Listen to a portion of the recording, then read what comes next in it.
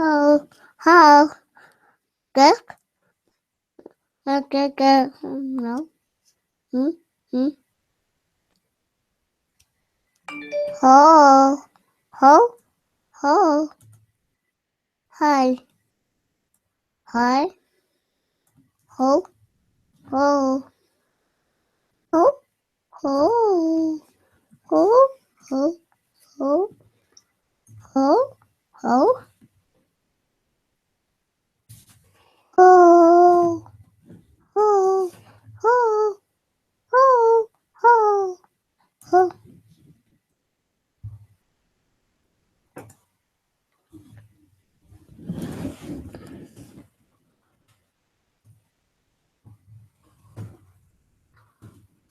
Hi, hi.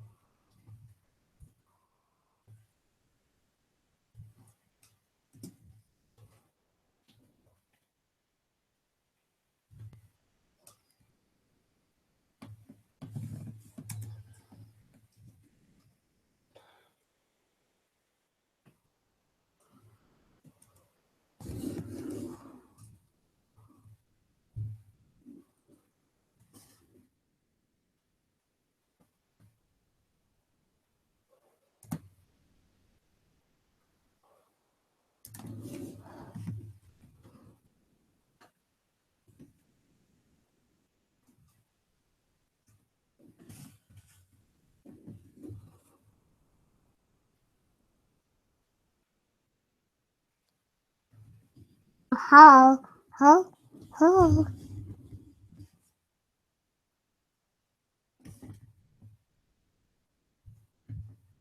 Hey, hey, hey.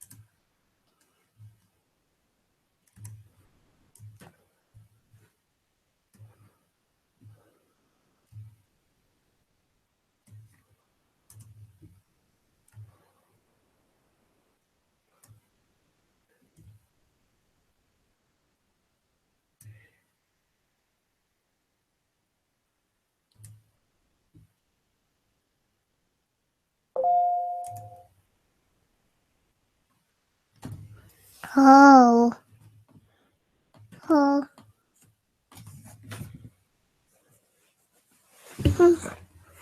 Hey, we ready? Here, you want to stay here? You want to stay here and watch? Here, let me get out.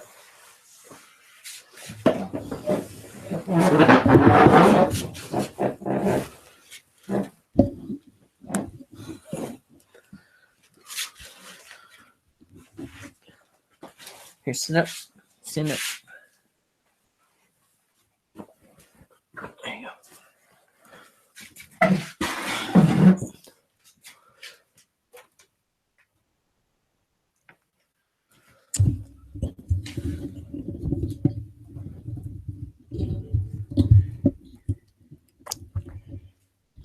Hey, talk into here. Hmm? Take this out.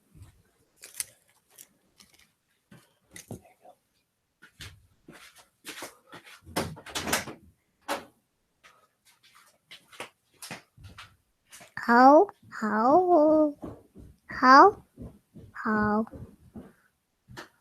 how, how, how, how, how, how, how. Hello. Hello. Hi.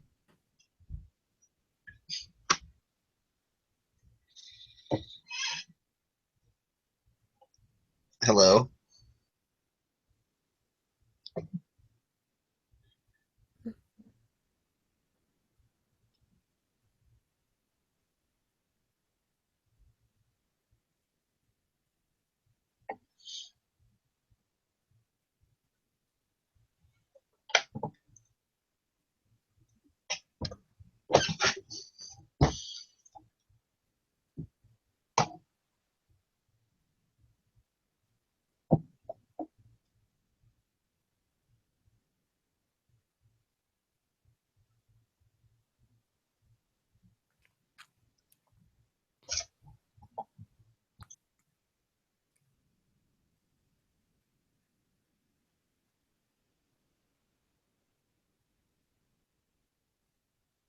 How?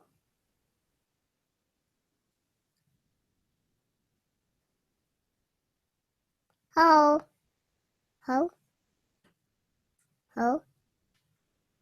How? How? What? They're not talking? Talk. Oh, talk. He went away. How? How? How? How? Where are they? Oh, sorry. Where'd they go?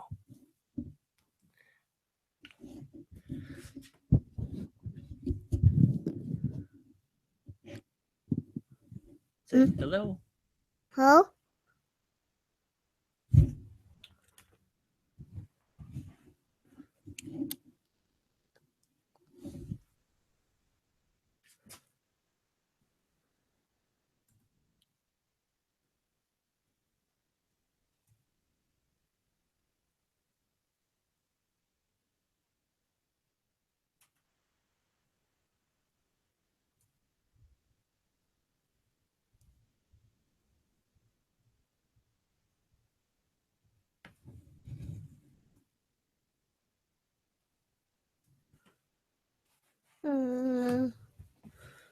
Hello.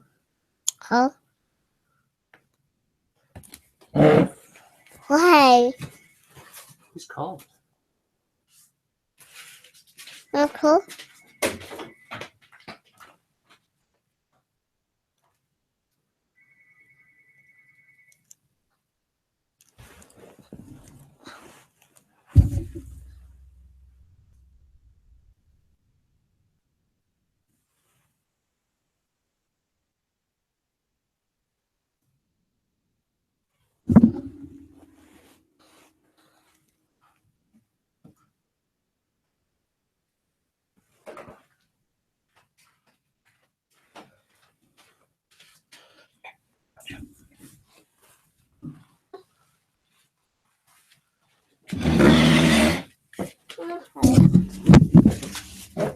Say hi.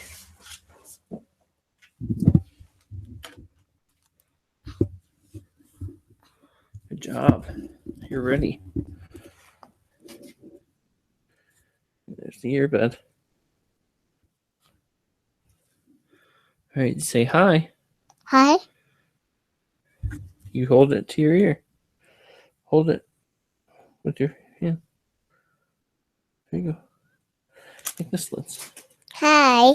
I am doing a big call. hold it to your ear like this. Move your let go, like this.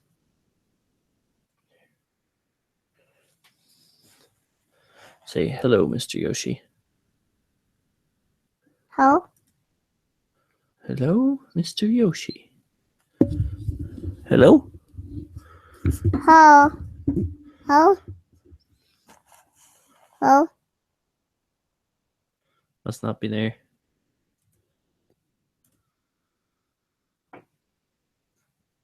No, talk. Talk. I don't know why he's not talking. Oh. I can see his computer or some sort of monitor with a white keyboard. And he's got a lot of posters, some sort of belt on the wall. I don't know what he's doing.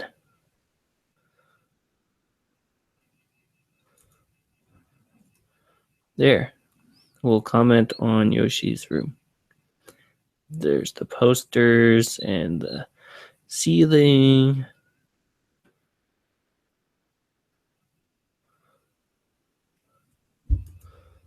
Let's share the screen. Share. There, it does that. I want to do this. There. Now people can see what we're seeing. So, what do you see?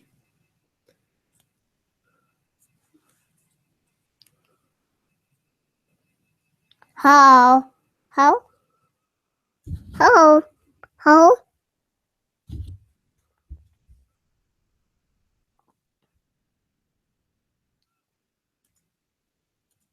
There he is.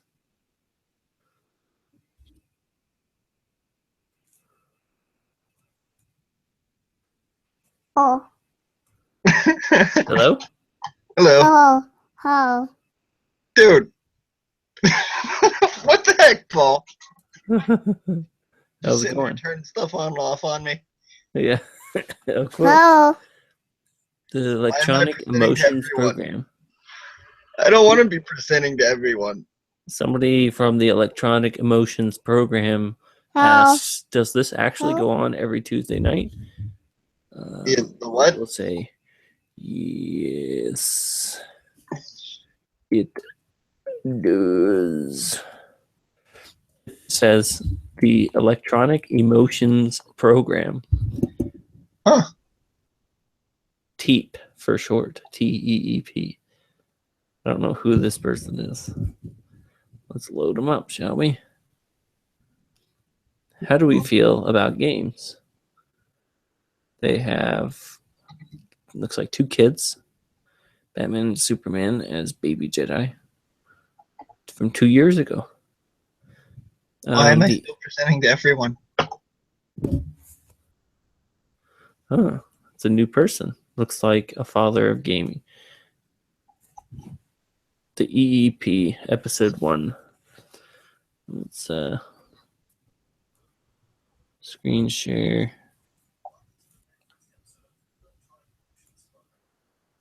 Does this mean?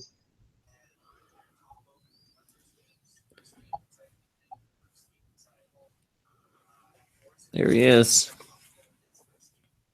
Dr. Pepper and a cat. Gotta love that. Yep. Dig my cats. Come here, kitty. Come here. Come here. 1, 2, 3. First, quickly thrown together 1, episode where I 2, briefly 3. touch on some of my first games. Hi.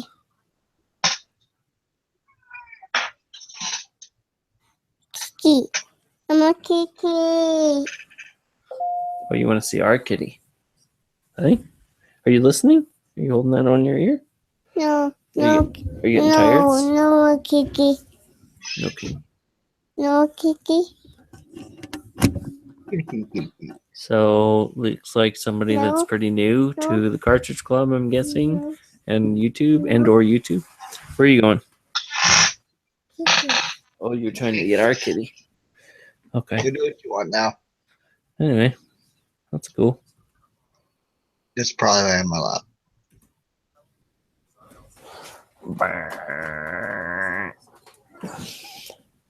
Hey, Paul. How's it going? Good. I should stop this video. That's cool though. Eep. We'll call you Eep. Oh. Baby's going upstairs. So anyway, I gotta get back to bath time routine, but I wanted to at least set this up and have her sit in on it. I thought that was pretty funny. All right. But I'll be back probably later. But we're watching Downton Abbey tonight. I know you're jealous. Downton Abbey and the Chicago Cubs. He just puts ... So anyway, I should get going. But yeah, it's good to see you for a second. I'll be back. Bye. And I'm going to mute my mic.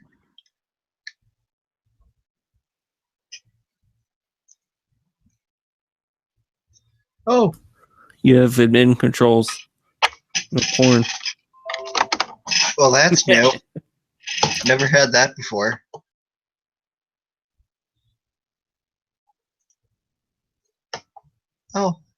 Oh, I see how that works. Neat.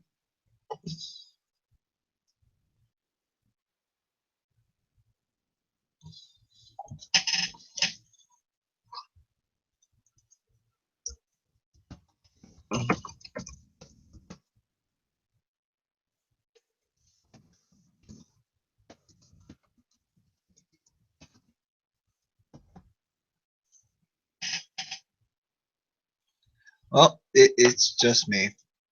And I just have a cat. And you can't see the cat.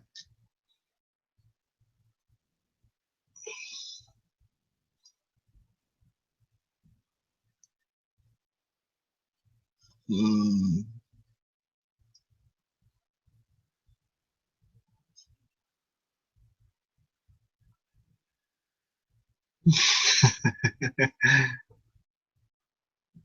Well, I could scare everyone off. But let's not do that, shall we? Just put that away. I've tried that enough times for today.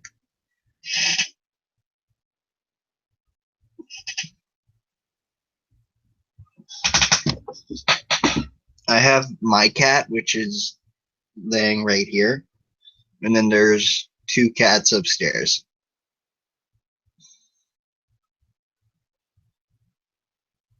One of which is her brother. The other one is like a tiny little cat that just kind of, yeah, I don't want to go into how that thing got here. But kitties are cool.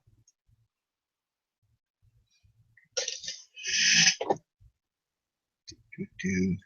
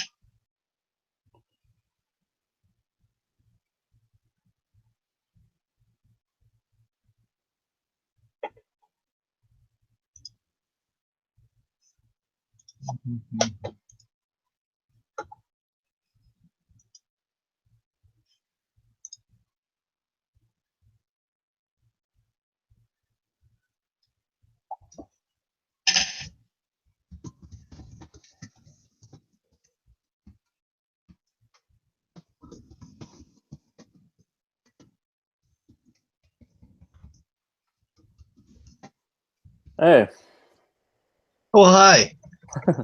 ta-da. Anyway, we should probably put on the lower thirds. So Have those? yeah, just go to the now for the billionth Hangout 2 Vlogs tutorial. I swear there's one every episode. Just go to Hangout Toolbar, go to the Oh yeah, I little remember person now. icon. I remember now. Just so anyone new can tell who's who.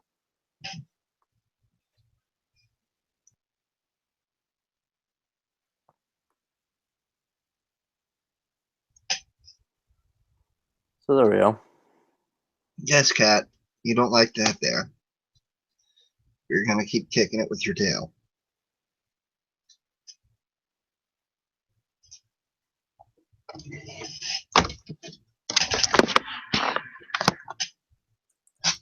This cat.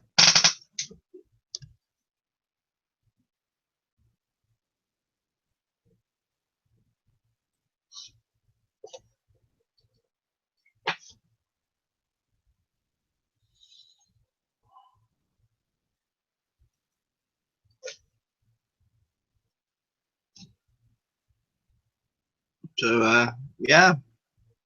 Yeah, I was typing, so just awkward silence in stereo now. It's great. Fantastic. 10 out of 10. Oh, Hello. I has hey, cat. hey, MJ Retro, also known as Camera Not Found. Hey, what's up? I actually got a new webcam. I'm trying to figure out how the hell to turn the damn thing on. Oh, wait. I think I got it. Ready? No camera found. Why did it not turn on?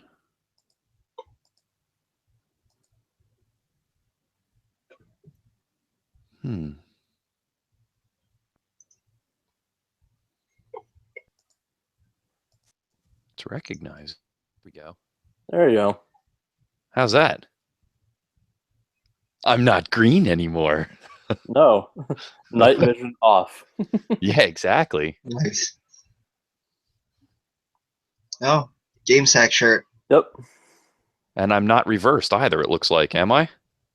That's only for you. Yeah, no, but I'm just because the other camera actually was at points like it flip-flopped sometimes. I'm getting a little bit of lag on your video, but that could just be me. I have my Xbox One on like an idiot, so I'm turning that off. It seems pretty decent on my end. Yeah. Oh, probably a good idea to give me control as well. Yeah, because I'm probably gonna like disappear Sadly, it's stupid within far the away. hour. Yeah. Yoshi, you'd be proud of me. Hmm? You would be proud of me tonight. Oh? Did you see my Twitter post? Nope. I did a ROM chip swap on a Contra that had a rotted board. I swapped it into a Ooh. skater die, and it works perfectly. Nice. And then now, just like literally 10 minutes ago, I fixed a PS1 screen, one of the PS1s that has the screen built in. Mm-hmm. I fixed the screen. The transformer had broken loose on it for the backlight, and so I resoldered down the pad, and boom, fired right back up. Yep. Some things are very easy. Yeah, Other I know. things will make you scratch your head like hell. I tend to get the ones that make you scratch your head like hell. Yeah, other Like things would a make you Sega throw them CD. away. Like a Sega CD that I've recapped. I put a new fuse in it. I've replaced 7805. I still get nothing. Really? So now I get to do creative stuff like take a Genesis apart and take all the parts out of the Sega CD and rig it so that the Genesis is sitting under the Sega CD board, which has the other board like dangling off to the side and the CD attachment dangling off to the side, so I can power the thing up on my desk and see if I can figure out why it doesn't work. Which isn't going to be fun because there's probably some dead vias. How are you running? Yeah, Are you running? Is it a CD2 or a CD1? CD1. Ugh, those ones are miserable. Mm-hmm. They've A lot got, of dead traces. Yeah, they got power issues. They got laser issues. They got door drive issues. Well, the power. I'm stuck with power drive issues. I'd say that Sega CD Model 1 is levels of like it's the same as like a Turbo Duo or a PC Engine Duo or a Game Gear, as in like if you find it and it still works, that's cool. Send it to someone to get recapped. Because it's better you do it now than wait till it doesn't work. Because if you wait till it doesn't work, it's going to be absolute hell to make the thing work again. Yeah. My brother's CD1, the drive door stopped working, and he literally just threw it away. Oh man, This was years ago. Drive problems are a lot easier to fix, at least to me, depending on what they are. Like something like that means the belt probably broke. Yeah. That's not that bad to get in there and fix. It's a pain in the ass to get to, but it's not hard to fix. When it's stuff like it won't power on after you've replaced a bunch of stuff and fixed a bunch of things, then it's annoying. Very annoying, because I'm already like 2.5, 3 hours into the thing, and I'm like, do I keep going? It gets expensive from this part on because it's all experimental stuff where it's like I inject voltage into a board to see if it'll turn on at all and all sorts of crazy crap like that. So I can roll out the one board and see if it's the sub board or the main board. I electrocuted myself tonight working on that PS1 screen because the transformer was disconnected. I was holding it in place while I powered it on to see what was going on in there, and I guess the two transformer posts were live and open because they weren't attached to the board, and I took it directly in my hand. How many volts was it? It was plugged in. It's what is that screen? That's got to be 7.5 volt DC. What was it, primary or secondary side? It was primary is the side that goes into the wall. Secondary is the side that's coming out of the wall, or the other side of the transformer. Oh, the other side of the transformer. Okay, then you should be fine. It might just sting a little bit. Oh yeah. No, actually the wife was watching TV and she said the TV and the speakers kind of juddered in here. Oh, I've electrocuted myself, don't worry. 120 volts mains across you.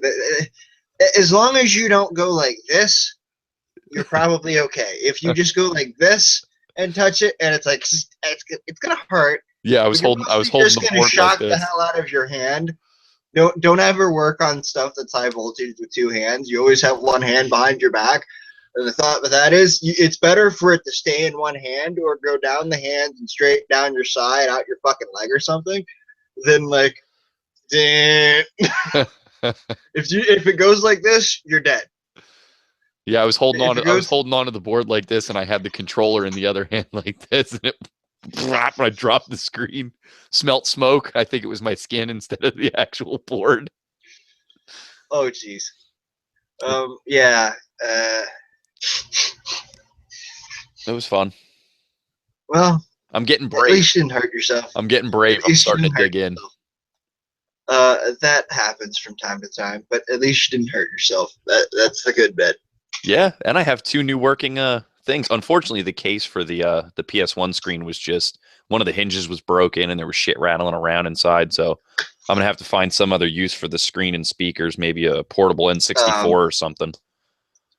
I was gonna say I can find a use for that screen and those speakers, and it has to do with the Game Gear and making a desktop arcade cabinet or a desktop Game Gear console thing. I guess you probably could. I mean, it's already got an LED. It's already got an LCD screen in it, right? So you can I'm just using a board I have that has no LCD, but the rest of it still works. All the digital stuff's okay. Yeah. So basically, all it is essentially is you're replacing the stock screen with the PS1 screen. You're just remotely mounting it, right? Not quite. You'd have to install the Game Gear TV mod. Okay. And it's only going to show in like the middle at the inner sides of the screen.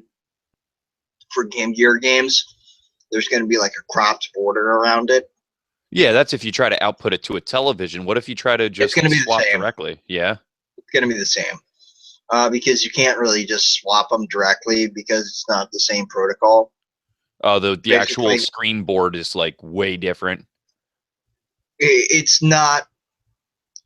It was easier for the people to tap into the signals that were on the board and re-encode video their own way with their own logic, than to reverse engineer the logic of the screen and try and figure out what the hell the engineers did there and make a similar screen.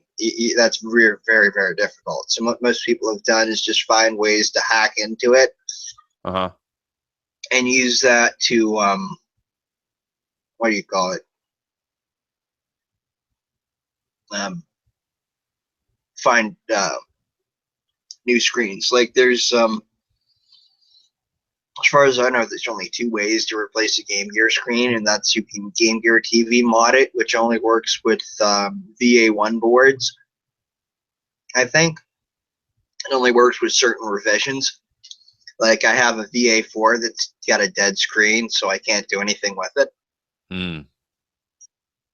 And it doesn't work with that because we don't have a schematic to tell us where the signals are. Yeah, actually, I was just about to ask that. There's no direct pin out for like Chroma, Luma, and Sync. Nope. That's shit. That's why you need the Game Gear TV board, which is not easy to solder in, I wouldn't think, because you're soldering to a bunch of SMD resistors Yeah. in caps. Tiny, and tiny, one's via, or you can solder it to some IC pins, but that's not recommended. But Shitty. yeah, really tiny stuff. I want to consoleize Game Gear so bad. Yeah, Damn it. I'm looking into them, but I believe that's called a master system. Yeah, but yeah, see, that's the other thing. How come you can't there was a guy putting them in master systems. see? That's the thing. Why can't you Oh, use the master base converter for the Genesis? And there's no way to run like pin out from the Game Gear into the master gear converter? I don't know. They I don't know probably if don't it's do it reversible. because those are both more desirable than Game Gears.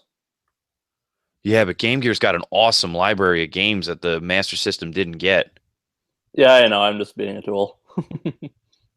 There's Yeah. at least like 20 or 30 games on that system that you can't find anywhere else. Dude, I actually like the Game Gear. I like it quite a bit. I just don't like the fact that everyone I've ever seen has to have new capacitors.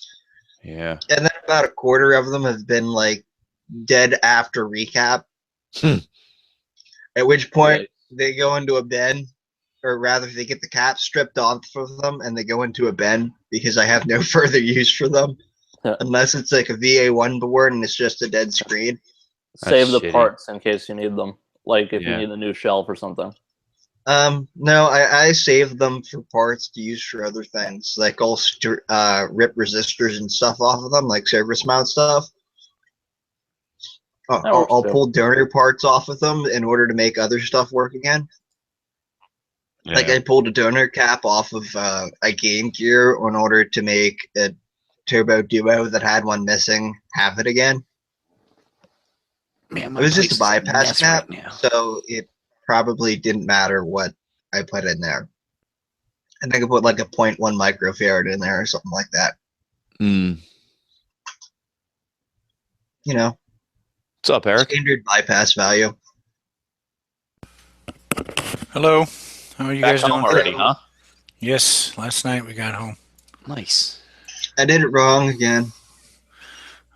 Is this sure, 4 or yeah. 5? This is number 4. Okay, yeah. Well, your initial equations looked good. I don't know. I'll look at it. I don't know what the heck I keep doing wrong, but it's kind of frustrating.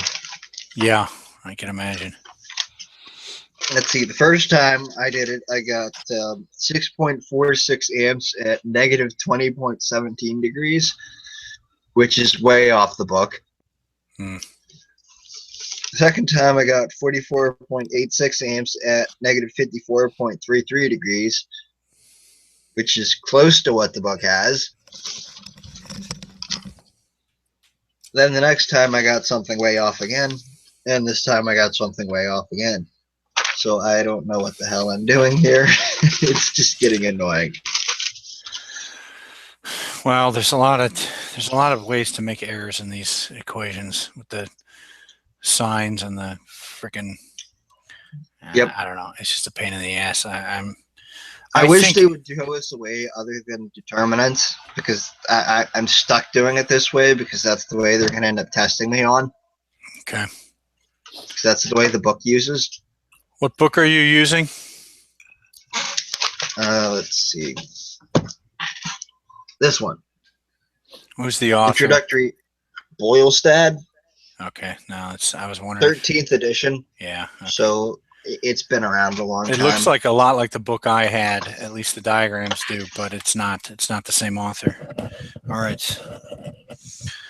Well, I don't know. I don't know the method that you're using. I'm not real strong in linear algebra, so I don't. Yeah. You're set up 4 quadrants of equations. What is that? What do they represent? 3 equations. I have no idea. Here's the problem with it.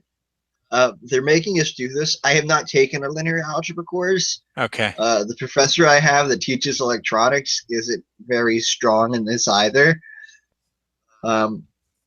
And he's basically teaching it this way because the book makes him. Okay. So. Okay. Yeah. I look, your last attempt, your initial equations are right. Okay.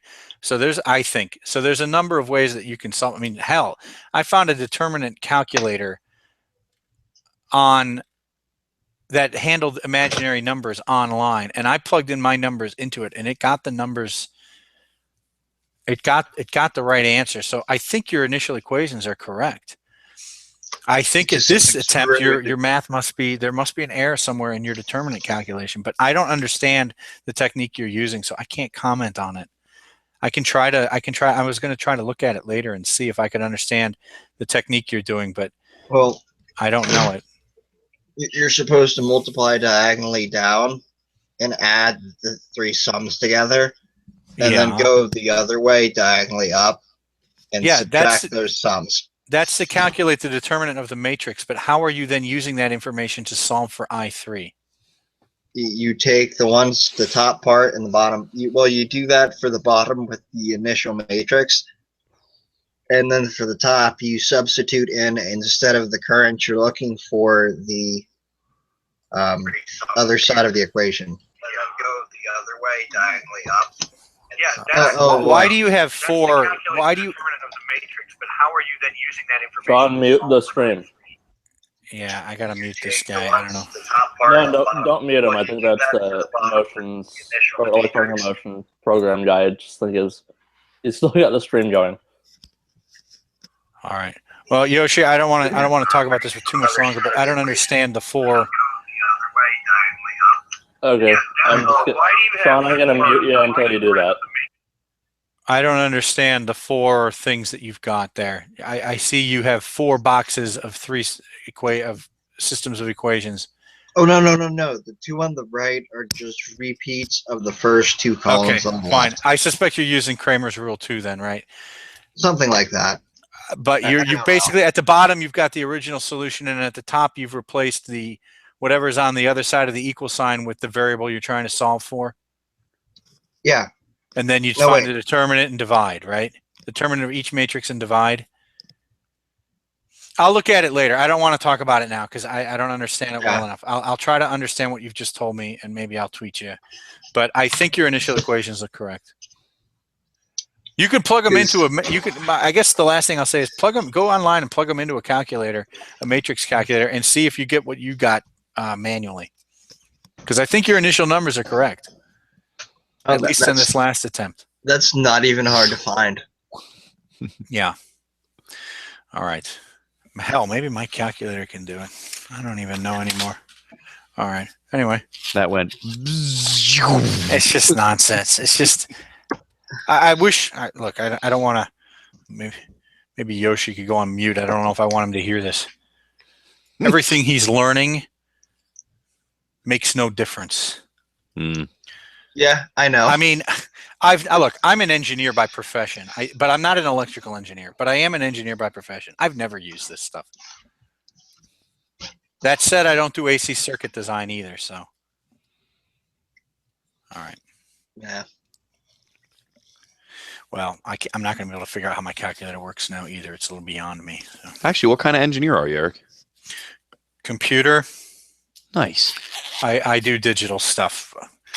In fact, I got out of analog stuff because of all the math that Yoshi's dealing with. With computers, it's easy. It's Boolean algebra and 1s and 0s.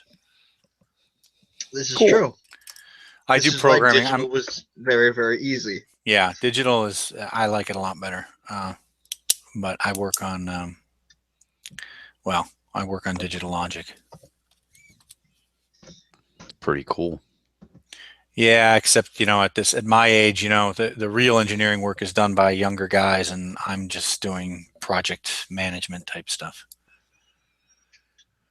Not all bad. No, I get to do some engineering still.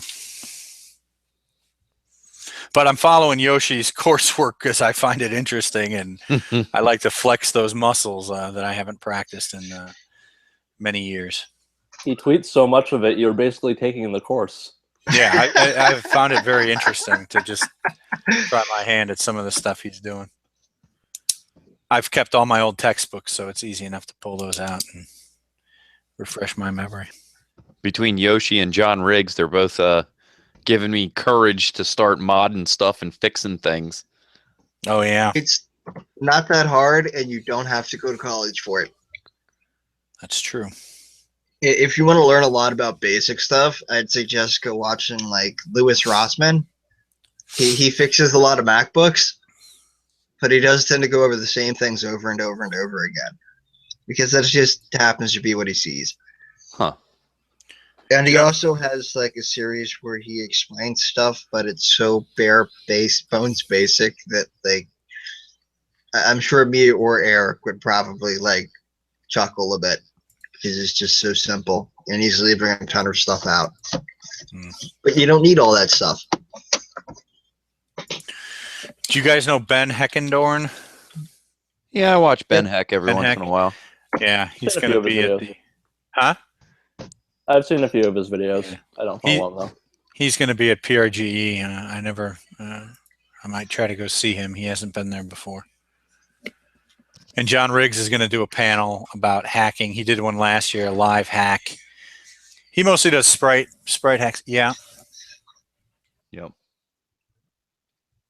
But I actually I went into Back to the Future, the NES Back to the Future ROM, and hacked it to slow the music down. And I was going to send it along to John, but there's a couple of bugs in it still, which I don't feel like solving, so I'm probably not going to do anything with it. But I don't know if you guys know, the Back to the Future ROM, the music in it is actually Power of Love by Huey Lewis. Yeah. Just sped up really fast. Yeah. I have a hack where I slowed it down to about the right speed. But it slows all the sound effects down. I did a ROM chip swap on a Contra tonight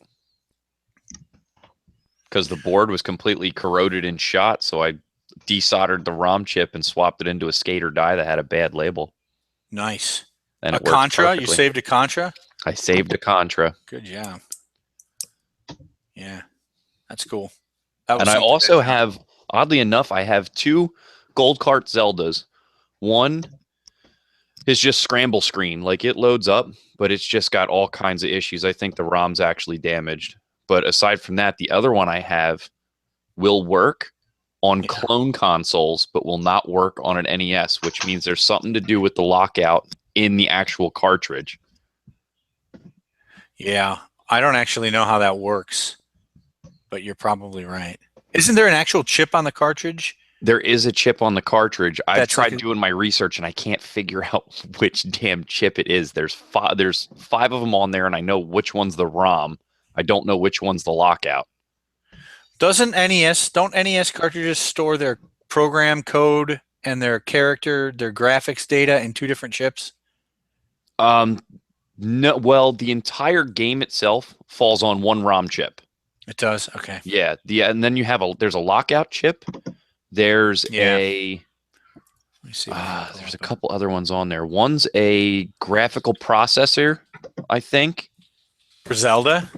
For all chips, because all of them have 3 large ones on there.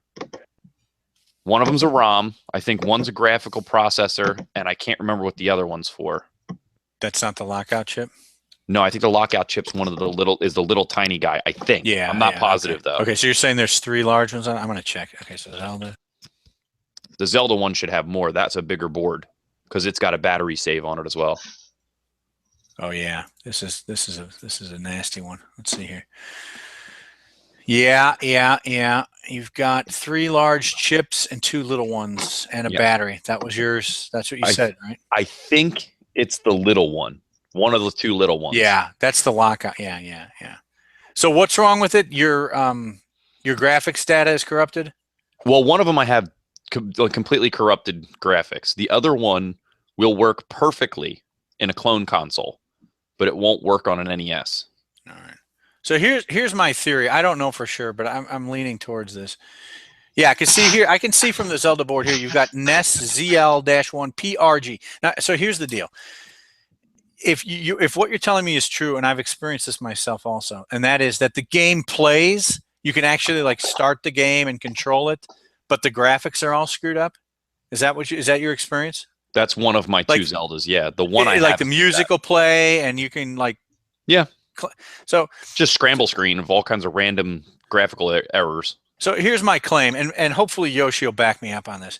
It is not normal if you had all of the data in a single ROM chip that only the data for the graphics parts would be corrupted and that the program code would be fine.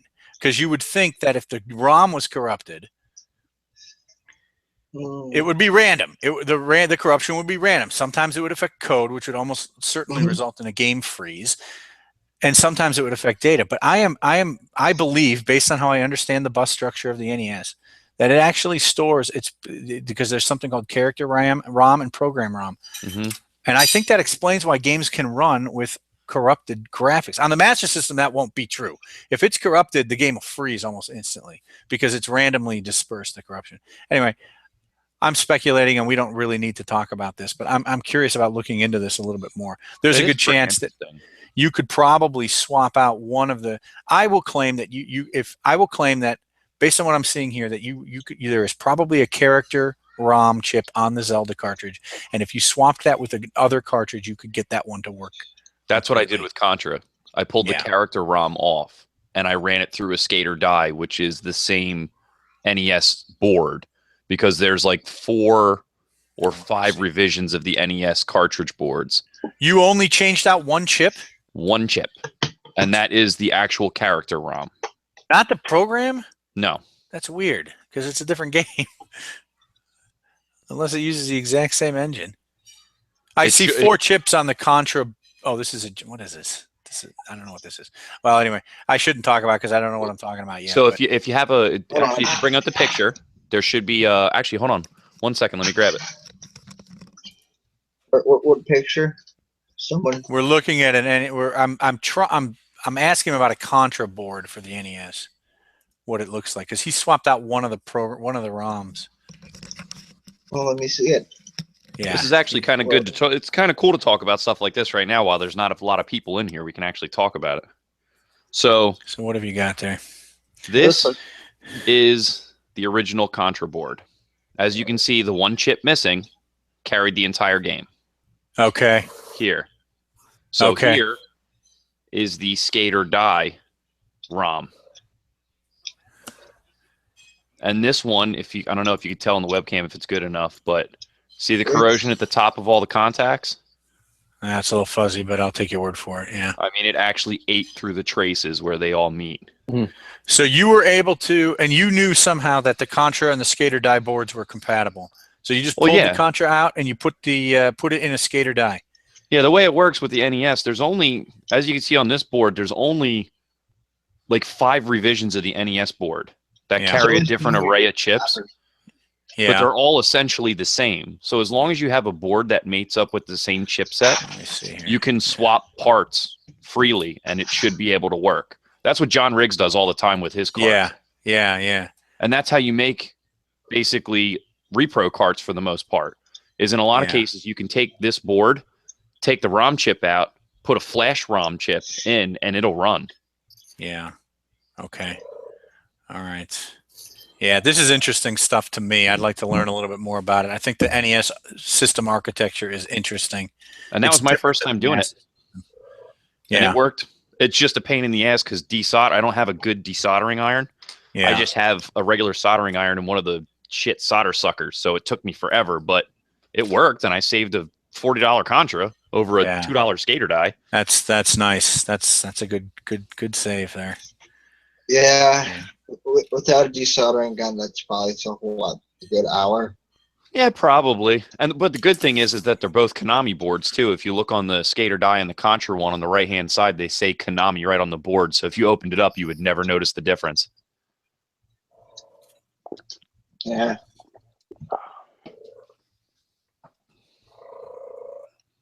Hi guys, I must Hey, Musty. cat. how's it going? Whoops. Hey, Musty. I'm going to turn my camera off, but I'm going to still be here. And I'm still trying to find a like high def picture of the Contra board for NES. So I think I might try that with the Zelda that's having the lockout issues. I might just try pulling the ROM off and swapping it into a compatible board. There's a bunch of games that have battery save on there, like I think Bases Loaded 2 and a couple other like sports games that run seasons. So it should be the same board if I'm not mistaken. I should be able to just pull a ROM chip off and swap it out and save a Zelda too. Possible. Okay, the lockout chip's the little guy on the far left of the board. It's got Nintendo branded on it. Yeah. The other two are just let's see, what does it say here? 74HC161N, I believe, and a 74HC32N.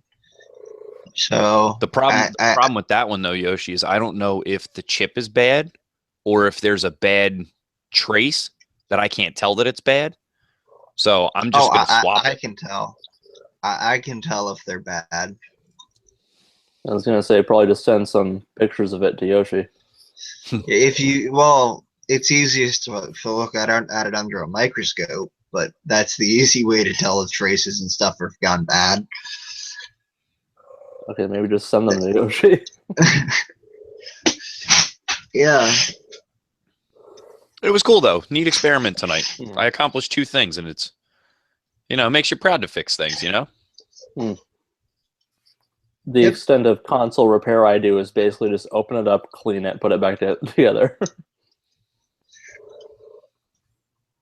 Yeah. Which is what you have to do most of the time. That's basically most problems. I had Yep. Yeah. I have the same problem as you, Yoshi, with a PS3 that I've mentioned before, where every single thing on the console works except for the lens for the Blu-ray drive. Yep. Even the DVD and CD laser works. Dude, I can play PS1 games. I have like an expensive HDMI PS1. Yeah, it's a PS1 that plays Netflix. And whatever digital games I have on it, courtesy of my brother who let me use his account. Yeah, but here's the thing. It didn't work at all when I got it. So I was really worried. But the odd thing was, what made it work was I opened up the hard drive slot, took it out, and I dusted it, put the hard drive back in, and the console worked. What? You probably had a loose connector somewhere in there. And Maybe. it just so happened to be on the hard drive. So you reconnected it, and then it's like, hey, look, it's magic. Yeah. Which is what I'm hoping happens with the Sega CD. Musty, your cat is very, very loud purring. Yeah, she is. Hey, Sean. I'm just trying to get some sound here. It is now. working. We can hear you. I has cat too. Sound. Yes, I can hear you. We can hear you. Yep. I wish can the you hear us is the question. Hold up. I wish the USB cable on my damn webcam was longer. It's like 1.5 feet. I'm like 1,000,000 miles away over here.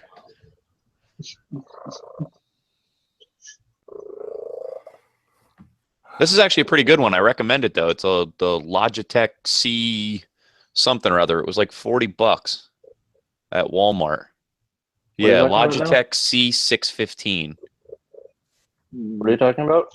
The webcam I I hear got. people talking about the 920 Okay. all the time. That's like the business one. Yeah, this one's not bad. I mean, it does HD, and I took a couple videos in HD, and the clarity is actually pretty decent. It does 1080.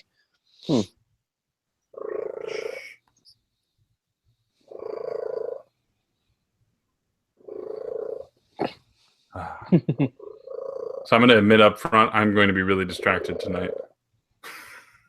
By your Playing cat or the game? No, this. Yeah, that's why I said or the game. Oh, Who's that? Cubs game. Oh, I did get a stack of PC games. Where's the crickets I don't noise? feel like Yeah. going to get 'em. Where's the crickets noise?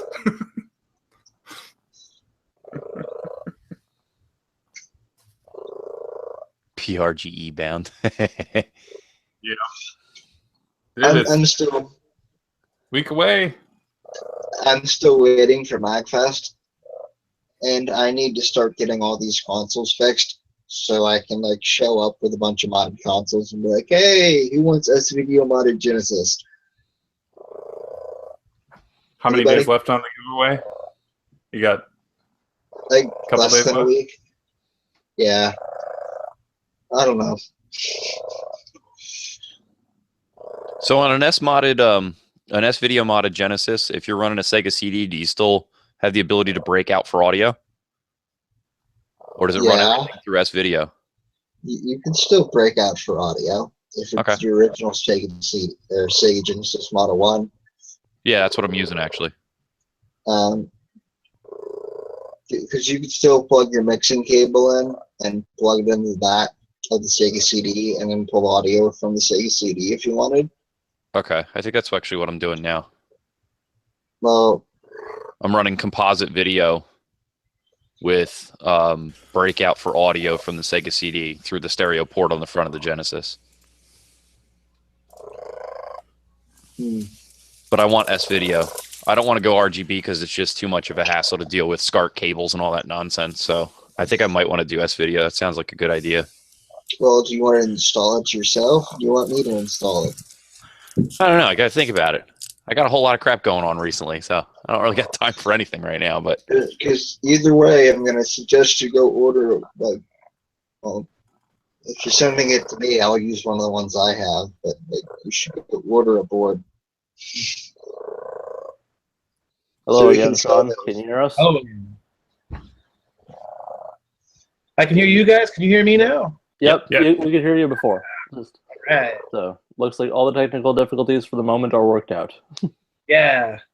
Only I have no idea what you guys are talking about, so I got nothing. Well, yeah. Yeah, I basically just turned my camera off and ate during that math and mod talk. I didn't have anything to contribute. That's a good idea. Maybe I should do that. Yeah. This is mean math. This is not fun math. Until for like 3 years from now when it does become fun math because I've already done it a ton. And then I won't care anymore. I wasn't trying to give you an opportunity to talk more about math there, Yoshi.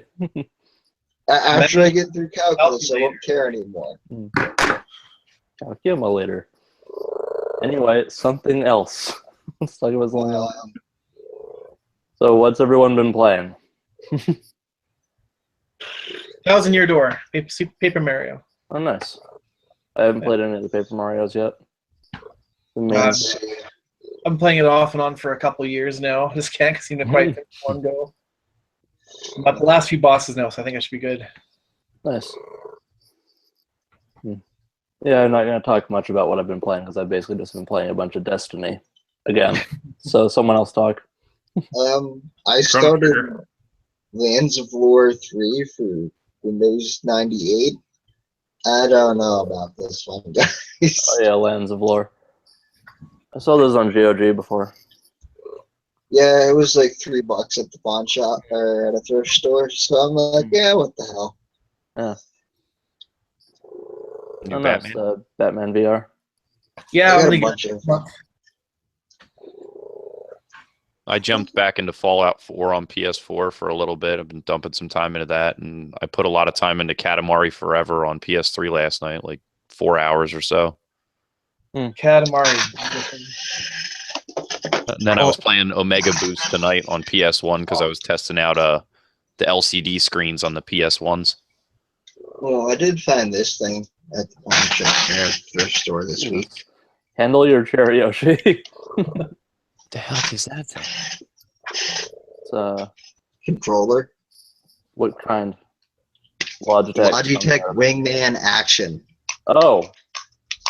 Yeah, those things that I just consider invisible in thrift stores now. Just because there are too many of them. Really? Or at least I used to see them a lot. I actually haven't recently. Well, look, I don't see Yeah. much of this stuff near me that often. Yeah, it So, was a PC controller, right? Yep. And I needed one of these, so I bought it. Nice. Now I can actually play PC games. I wonder if it works. I still say if you're looking for a controller to do retro gaming through emulation, you just want a good D-pad and the basic setup, look for a Logitech Precision. It has no analog sticks and has a great D-pad. And you usually find them for $1 at thrift stores. I'm going to mute my audio and see if this will play Tell How. Okay. Oh, Mega Boost. That's a game I need for my PlayStation. I remember playing a demo for it, and it was great. I just never did pick up the game. Omega Boost? Yeah. I've Omega heard of Boost it, but I've is never awesome. seen it. Well, I just checked it up. Lukey Games has it for $25. I mean, that's not too bad. The intro for it is one of the best, and it plays a lot like Panzer Dragoon. It's a really fun game. The intro is like a good 15-minute long legit movie, and it's great. The people who made Gran Turismo made it, right? Polyphonic. I do believe so, yeah. Yeah, I thought back then, they made other games in Gran Turismo. I came across this controller in my storage room today when I was cleaning stuff. The Destroyer. It's awesome. It's like brand new. I hooked it up to the PC, and it actually still works. I think I had something similar to that. That's one of those ones you can put like the little analog stick type thing or joystick Yeah, you type screw it thing in the top, middle. yeah. Yeah, I remember having a controller like that. I don't know if it was the Destroyer though. It's got motion sensing. It definitely wasn't that one. That, or I just didn't care enough to know that. Yeah, I plugged it into the computer at Windows 7, and it downloaded the driver like instantly. It was working perfectly fine in like 6 seconds. Anyone picking up The Last Guardian now that it's finally coming out? Is it coming comes out? Maybe. Best Buy has a little card saying October 13th. That's like this. I wonder how Wait, many no, cards they've thrown away it with got release delayed. dates for The Last Guardian on it. Last Guardian got delayed, I thought, it was Yeah. supposed to come out October 13th. It got pushed back to Yeah. December, I thought. Oh, good. That's less money I have to spend this month. I Yeah. bought the Tomb Raider game today, and I collect Star Wars stuff, and there's been a lot of books coming out recently, so I'm glad I don't have to spend money on Last Guardian right now. because I have to buy The Last Guardian. I mean, it's this long, I might as well get it now. Yeah. Like, before they just take them all off the shelf and refuse to sell more copies of it. Like, they sell 10 copies, like no one gets any more. You have to buy it digitally for $100. Well, that's the way things are going, right? Yep. So digitally, they get better sales than physical. Well, If they also people- no use sales, right? Yeah.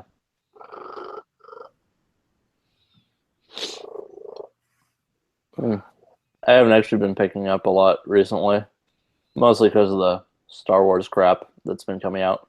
Too much of it. I just got a new job, and there's some new money coming in, and it's like, how's it going? Yeah, actually, I can show my one pickup, and it's a semi-practical and ridiculous pickup. And yes, it follows the theme of the previous comments. So I will present myself and show the stupidest and most practical Star Wars thing I own now.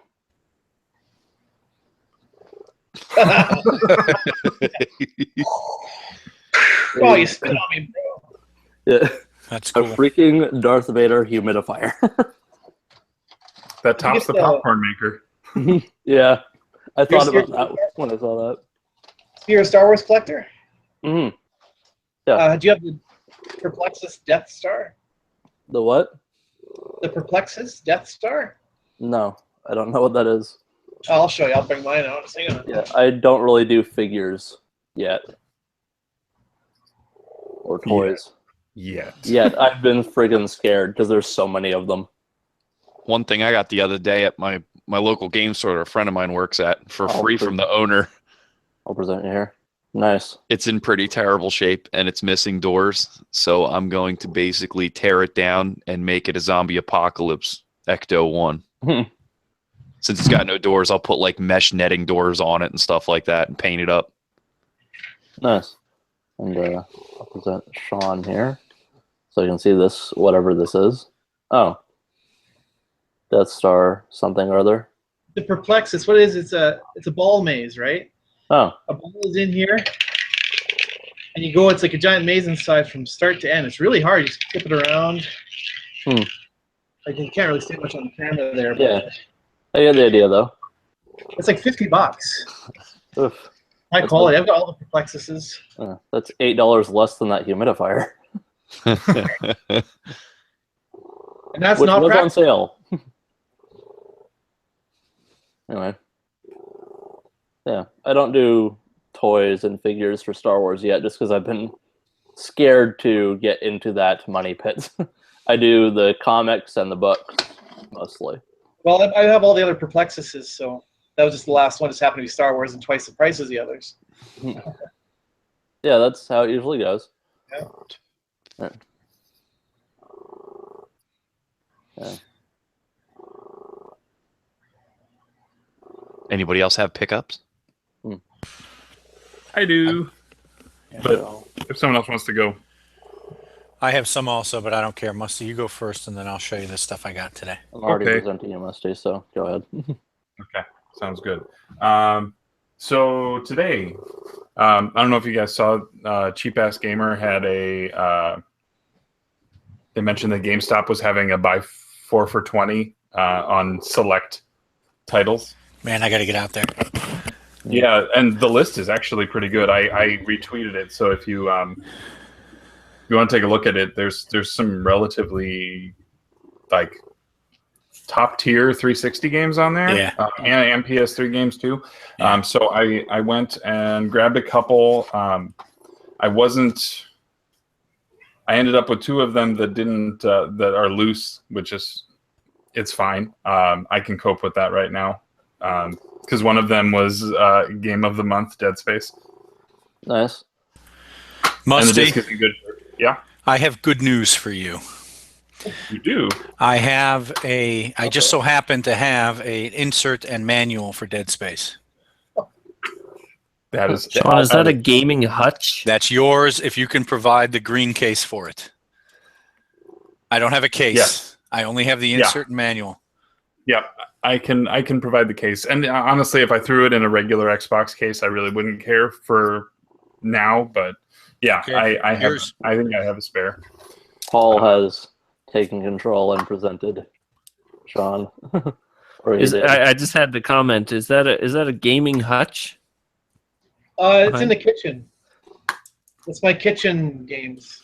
Kitchen that's full of games. That's awesome. Yeah. Kitchen games. I like that. Can we get a panorama or like turn the camera or something? Nice. That's awesome. You got The Last of Us on there.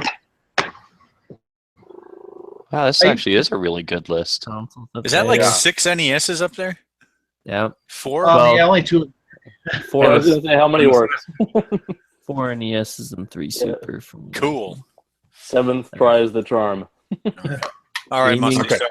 Yeah, there we go. So next up on the 4 for $20 is Sorry, I was getting bored, Musty. I mean, yeah, I get it. I get it. So you're gonna present me now? Yeah, you're presented. there you are. Now you're so yeah. presented. Dead Space 2. Nice. Both discs. Where's Musty? Not to stop you again, I just want to say for the club in general, if anyone doesn't have Dead Space yet and they have a 360, it's like under $2 on Xbox Live right now. All right, don't talk too Oh, many together. sports without me there. All right, Fitnet. Sports. Continue on with your pickups, Musty. Okay. All right, see you guys in a bit. That's it. Just came in to ruin the flow. Wow. So all right. Yeah. So then, copy, a loose copy, but it is Dark Souls 2. Oh, okay. Game of the Month. So Oh, is that an Game old of the one? Old game of the month? Yeah. it's episode 9. I went back and listened to it because now that I The one time we attempted to do a new release game for the game of the month Oh, did not go well. sorry, I don't there's have a lot of I mean there was a lot of Demon Souls talk on that podcast too, and I don't have a PS3, but now I have this, and we'll figure out the rest. And then so then the last one I brought up, I pulled it, and it was on the shelf, and it was it looked to be what was going to be a complete copy, and then I brought it up to him, and he actually, instead of giving me a normal copy of Last of Us, he gave me this one.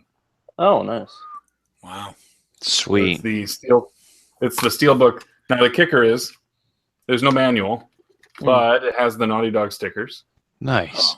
You always find a And manual. the nice interior cover art behind it. Yeah, the inside's got. Let's do that way. Got kind of the. You can sort of see it. Yeah, there's a lot of reflection on that, but Yeah. Get the idea, though. yeah. So that was the steelbook. the kicker is there's DLC in here, but the DLC expired in June. So if it was used, It's probably just multiplayer stuff anyway. yeah, it's the Sights probably. and Sounds DLC pack, which had the soundtrack. Yeah. If it's not Left Behind, then, or whatever that DLC was called, then it's multiplayer. This is the soundtrack, a theme, and PSN avatars. Don't have PSN, but I was trying to find a fourth game, and I was like, well, I'm going to play this at some point.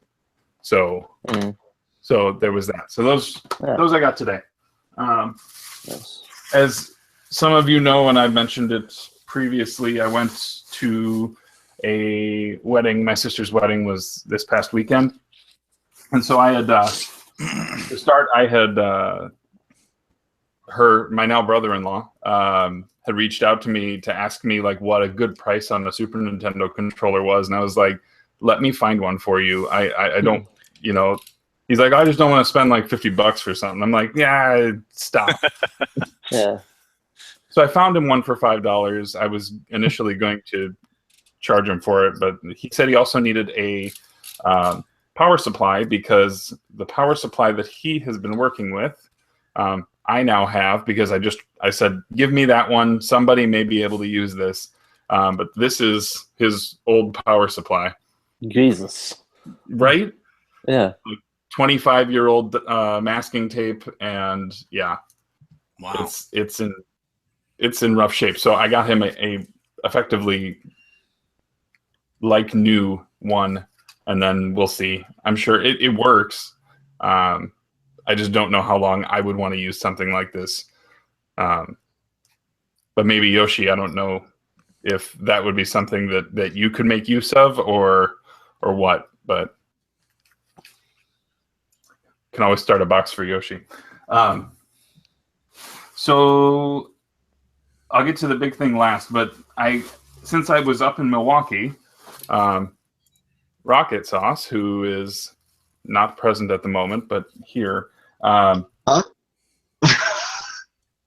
he came down to the hotel I was staying at because I had a game that I was going to send his way, and then he had some stuff that he decided to let me have. So these may be things that you've seen before, but I think he showed this off. Nice. This case, he had found not one but two cordless headsets for the original Xbox, and this copy of Beautiful Joe. Nice. Which means I can now trade away my PS2 version. But Dante's in the But Dante. Let's see. Then I also hit a Goodwill on the way home and got me a copy of Connect Adventures, since I'm now tasking myself with finding Connect games again. Connect hype. Yes. And so then weirdest story of the weekend was at the rehearsal dinner. I was chatting with one of the other groomsmen, happened to be now my brother-in-law's actual brother, and we were talking games. I think I was in among my people at that moment. But we were talking about Super Nintendo games, and I mentioned, oh, here's a game that I'm looking for. I've been looking for this game. He's like, I think I have it.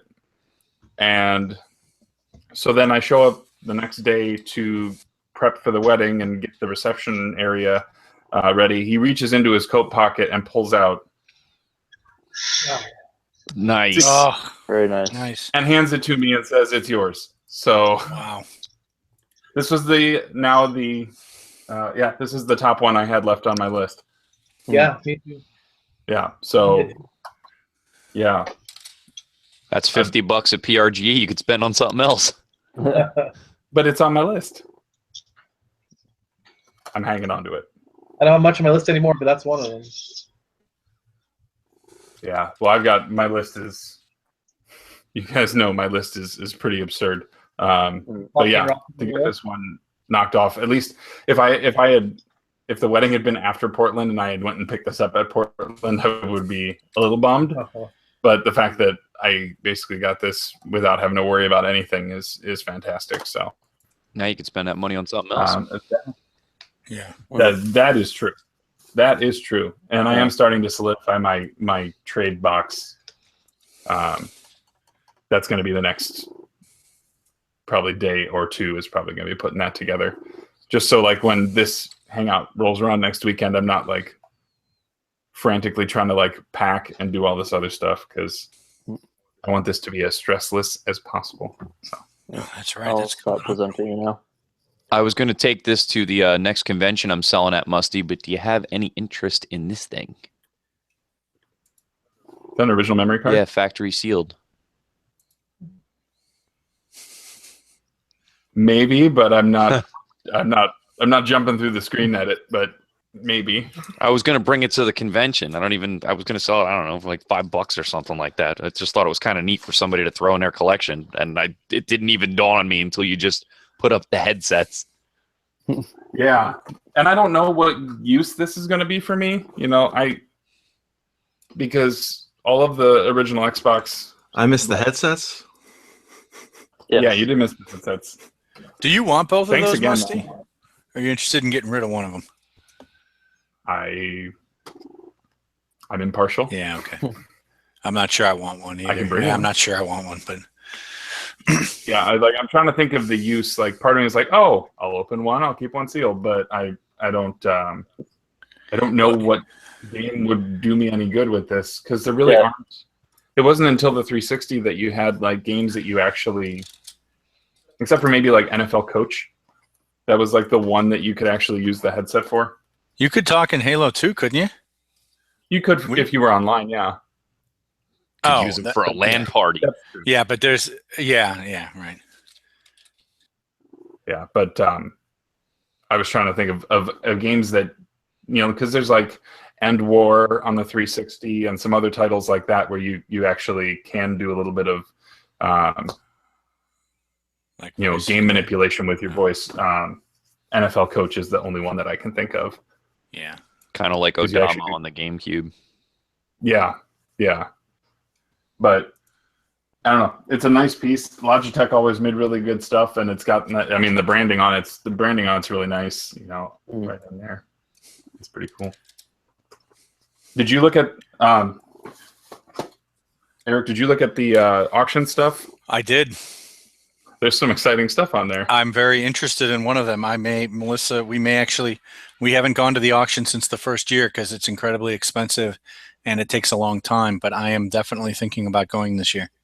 I know which item you're going after. I have a pretty good feeling I know what item you're going after. Oh yeah. I know. Look, I mean, last year or 2 years ago, I never would have gone for something like this, but for some reason, I'm very interested this year. Yeah. And I'm trying to figure out how I want to do that. I actually contacted the guy who sold the one last time 2 years ago. Pat, the NES punk, ended up getting it, but I happened to know the guy who was selling it, and I contacted him, and asked him what it went for, which is normally, since I didn't go, I have no idea what it went for. But the price didn't seem too bad, so I got to decide if I want to blow a significant portion of my budget buying it. We'll see. Yeah. I am excited about it, though. I might actually go and bid on it. I'll be right back. Need to grab my computer adapter. What is it? Yeah, sorry. Yeah, so it is We're a being cryptic. it is a Sega Master System demo kiosk. Awesome. It has slots for 16 games and the buttons, and in it has ports for 2 controllers and the light gun. And I just so happen to have a nice little 13-inch CRT that would sit on top of it perfectly. And so I'm thinking, and I have to have some of those cartridges. I thought I would buy some of the cartridges that I don't have and populate it out with the cartridges labels that are there. I doubt it has any other labels that come with it, but yeah, I mean, my brothers and I, we used to, we had a Master System growing up. That's what we had. And so we used to go to a local store and play on a kiosk just like that. I'm going to pull up a picture of it. So it's Yeah. like So you the guys can NES M82 unit, I guess? I don't know. I don't know what the M82 is, but The M82 is the one that sits behind Pat in all of his videos that holds like 10 NES cards. yeah, and it's yeah. a yeah. brick kind of like this. Yeah, it's gigantic. It doesn't actually. I think the one you're describing has windows where you can see the cartridges in it. Yeah, it's like a big brick about yay big. I don't know if you see my picture down there, me in there, but it's like about yay big, and it holds like 10 cards, Yeah, and it's you hit just the like button to switch between There's kind of deal. There you go. There's a She's picture got of it. So yeah, I'm definitely now for the rest of you going to PRGE. This thing is a piece of junk, and you do not want to bid on it at all. I might fly out to PRG just for that. I'm kidding, of course, but I'm not here to stoke interest in this thing because I want to buy it. Don't worry, Eric. You can Yeah, find me that's- not buying it. I'll That just cheer you on and intimidate people. Yeah, They have 4 I controller honestly ports. have no. There might be maybe 2 or 3 guys in the entire thing that might be interested in this, but the auction surprised me when we went. You can have me and Musty like walk around like people like before the auction, be like, that Master System thing looks like crap or something Yeah. like that, and try to scare people off of it. There you go. It had 4 controller ports, and it also has slots for the cards too. Yeah, Yep. yeah. You can mix and match cards or cartridges. It's definitely a collectible item, but he says it works. If it doesn't, I know a guy. I was talking about Yoshi. I don't know. Is he even on? Did he drop? Yeah, you left. Maybe he says it works. I think it might be kind of neat to have. I just have to decide: do I want to give up on a bunch of my budget to buy it? So, and that thing too. I'm really interested. That thing seemed really cool too. But that I know that's going to go for over.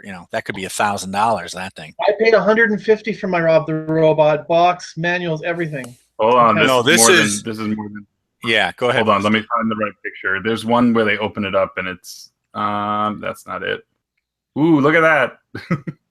This is a one of the earliest boxed releases. It's like the Oh, it's a New York City system. That's right. It's a New York City system boxed release. It's one of the initial 5,000 release. Yeah. And I'm betting it goes for over $1,000. It's number 71,000 of 100. 100,000. Yeah. Where is that? There it is. That's the picture. Wow, it even comes with the game cartridge boxes. Yeah, Yeah. I had that set like that, but probably not one of the early ones. The early one had just it was just Rob on the cover of it, and Yeah, it had that's- nothing else on it, right? Yep, that's like mine. That's why I just bought mine for the Rob, but Yeah, that's the original cover for it. my box is more beat up, but that's my box. Really? You might have an original one then. Might have an original. Let me go up. And then the thing I'm looking at is this guy. The Duke? The I know the launch team Green Duke. Yeah. Hmm. Yeah. There's some other interesting stuff in here, but So you're gonna go? Then are you gonna go to the I'm auction thinking then? about it. Yeah. It was Maybe it we'll was maybe we'll go. We should go. It was either that or the concert. And I think you know if. Oh yeah, then there's this guy. Yeah, that was interesting. I looked at that earlier today. A box Miracle Piano, and it has. Yeah, that looks like an original one, Sean. Yeah, is it? It looks like it. Yeah, let me stop screen sharing mine. Wow. Yeah, that's a looks Super awful. Nintendo though Miracle Piano, not an NES Miracle Piano. But it's got There's, like, it has no the ad NES. no ad for Super Mario Brothers or anything on here. That Well, that was before Super Mario was Yeah, exactly. a pack-in. I Very cool. that is most certainly. I got it for $150 from a guy in town. I just wanted to rob from it. Wow. Yeah. Good deal. That's crazy. Like last year I got it. Good deal. That's really cool. Well, I'm from Saskatchewan. What do people know? It's amazing how things travel. I mean, that's a Is it big, like giant box of stuff that came from New York City at some point and made it all the way up to Saskatchewan, Canada. Well, is there a number I should look at or something to know if it is or not? Or I mean, if it's got a low serial number, that would be probably one of the main indicators, right? would it be on the box of the machine itself? It'd be probably on the machine. Oh, one of these up here is that one. Yeah, just gotta figure out which one it is. It says 1. Yeah. It's Oh, unit yeah. number 6. Oh man. Oh boy. Come to find out it was Howard Lincoln's. That's probably not it. I miscalculated. 2966 8947 3301 2589. No, that seems very low. Yeah, let me Yeah, I look don't know at how to what figure out. Let me For look what? at what this one's number is because they do have the actual serial number shown. Well, that wouldn't be from that one. This looks fairly fresh. It could be this one. I don't know.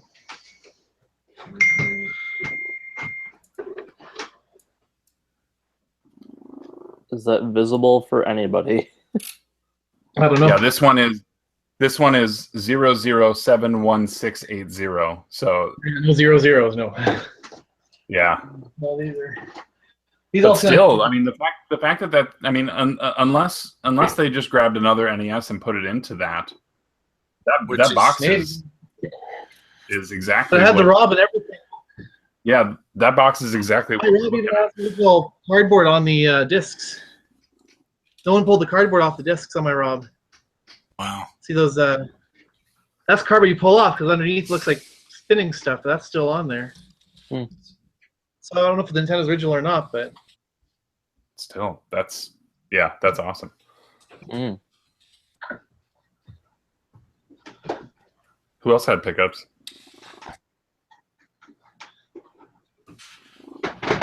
You guys want to see what I grabbed today? Yeah. This just came today, so this is just a little bit of minor stuff. That's the only reason I'm showing it. So Amazon had a sale, so I grabbed. Can you see that? Star Ocean, the new Star Ocean. Star Is it- Ocean Glare. Yeah, is it, well, more like Star Ocean Collector. Is anybody? So I heard, I don't know that this game got real good reviews, but I have all the other, I think, the other Star Ocean games. So I thought I would grab this one too because it was Amazon. I kept getting tweets from Cheap Ass Gamer like every day that Amazon had this game, and it kept going down like $1 each day. Mhm. And so finally, when it went down to like 23, I grabbed it. So it arrived today. And then while I was out in Chicago, I was thrifting, and we went to a game store out there, and they had this game, which I knew about. I had no interest in it, and it was new, but it was damaged. And so when I got back, I just checked Amazon and decided to throw this in at the same time, and it is Blue Dragon Plus for the Nintendo DS, Nice. which. It's not a big deal, but it kind of put it in my mind. And since I was ordering Star Ocean, I thought I'd throw this in too because it was only $20 or something. So It's a harder Just to got find those. DS game. Huh? Harder to find DS game. You know what? I've never seen it, and when they had it on Amazon, brand new for 20, I'm like, well, I'll just grab it. And there's another one. There's another Blue Dragon DS game that's really expensive that I'll probably never get. But Was that it, Eric? Was that all? That's it. Just those two today. Oh, there will be more to come. Yeah, there'll be more later. Rocket, do you have pickups? Yes, I do. Give me 1 second. Actually, I forgot one thing. I'll be right back. Eric, I think that is the more expensive one out of the two. Blue Dragon Plus? I thought it was the other one. No, regular Blue Dragon's the cheap one. It's like $8 to $10. Blue Dragon Plus is the more expensive one. I believe. Isn't there a third one for the DS? I mean, you're talking about the 360 game, right? There's one for the 360. And then there's two for the Nintendo DS. I thought. Yeah, there are two for DS. Oh yeah, Awakened Shadow is the more expensive one. That's one. That one I thought was much more. How much?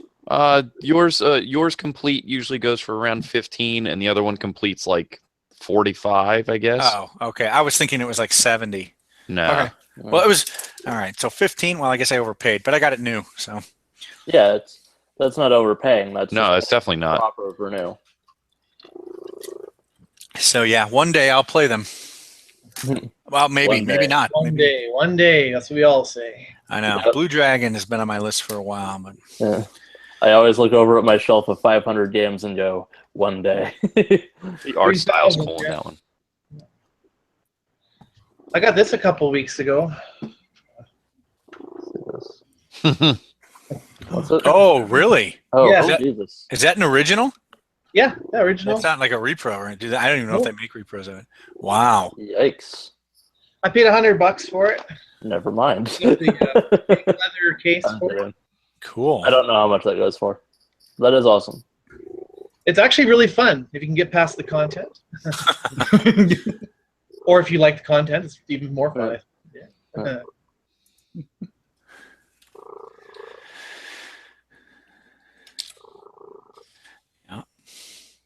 That fits in on the. I don't know if you guys saw my video I put out today, but those pickups I had from a couple weeks ago finally showed up. So on the theme of dirty games. I'll have to check it out. Yeah, actually, I watched a video today. I'm getting rid of Playboy myself, but on PS2. I picked it up for Xbox, the Playboy game. I was going to say the only thing dirtier than the Playboy game is the PS2 version of Playboy. Why is that dirty? What about the PS2 version? Because of the graphical clarity. Oh. What about the man game or the guy game? That's The one's got child pornography in it? You mean that? Yeah, hey, I don't know. I played that with some friends. We all got arrested. Yeah. There's a 17-year-old in it. Yeah, if you play it long enough, you got to get to like it's like the last video. Yeah, that's what you gotta do then, right? No. Oh, you don't want to get arrested? I was 17 once. Doesn't that count for anything? Yeah. Hey, all they said was they can't sell it anymore. I'm not condoning anything. Plus she's like 35 now anyway. Yeah. Hey. That's right. That game came out like 20 years ago. So it was illegal then, but now it's gotta be fun, right? Yeah. Just do some math, right? They were talking math earlier. So. Yeah, so I'm presenting you, Rocket. You got your pickups? Yep. All right. Well, I'm sure Musty told you that we had a quick meetup. I didn't. You didn't? Oh. I didn't say what. I just said that, yeah, you drove down. Yeah. Thank you for doing that, by the way. Yeah, Musty was about 25 minutes away from me. Sorry it took so long, but I just kept took a little bit longer than I estimated, so. That is fine. We were getting the room packed up anyway, so I was occupied. So we had a quick exchange, and it saved me on some shipping, so I was more than happy to get to drive down and meet up with Musty really quick. But he gave me Destroy All Humans 2 for the original Xbox. Nice. Complete. So very happy about that one. And then my buddy Mike, I worked out a deal with him too because he's kind of gotten back into bowling, and he needed a bowling bag for the longest time, he goes, "Hey, I know you hit up thrift stores all the time. So if you hit up, if you find a decent bowling bag, let me know, and whatever, maybe we'll work it out. I'll pay you back or whatever." And push comes to shove, I found a bowling bag that had like a $6 tag on it, but on the other side, I had a $5 tag that had a yellow tag on it. And then Sundays at Goodwill, the yellow tags are half off, so I flipped it around when I went to the register, so it was $2.50 for this bowling bag that came with a bowling ball, and he traded me because he knew I wanted it. I was disappointed because I thought it was going to be the greatest hits version, and the reason I want the greatest hits version, I'll explain in a second, but I got another copy of Super Smash Bros. Melee. Now, I own this one, but this is the not for resale version. It came bundled with it. But the reason I want the greatest hits version is because the mod 20XX that you can put on any regular GameCube memory card comes with way more features. It works more with that version. It's like version 1.01. And that's the main reason I want it, because you can do like widescreen mode and whatnot. So, I mean, revision. Yeah, I'm sure I can trade this for that version too, anyways, at one point in time. So I'll just hold on to it so I can find maybe making a trade for the greatest hits version, because I have this version, not for resale version, but the actual launch copy of Super Smash Bros. Melee. So I'll just put that aside for now. But someone's probably looking for that variant. Yeah, I mean, what I paid for it, he was more than happy. He hates the game, so yeah. So he's like, yeah, I don't care. He knows it's worth some money, but he's like, I don't care. That bowling bag was more valuable to him than a copy of Smash Brothers. And then on Friday, I saw on Cheap Ass Gamer. I've been waiting for this. My price that I like to pay for new games, but this was $16 at Best Buy.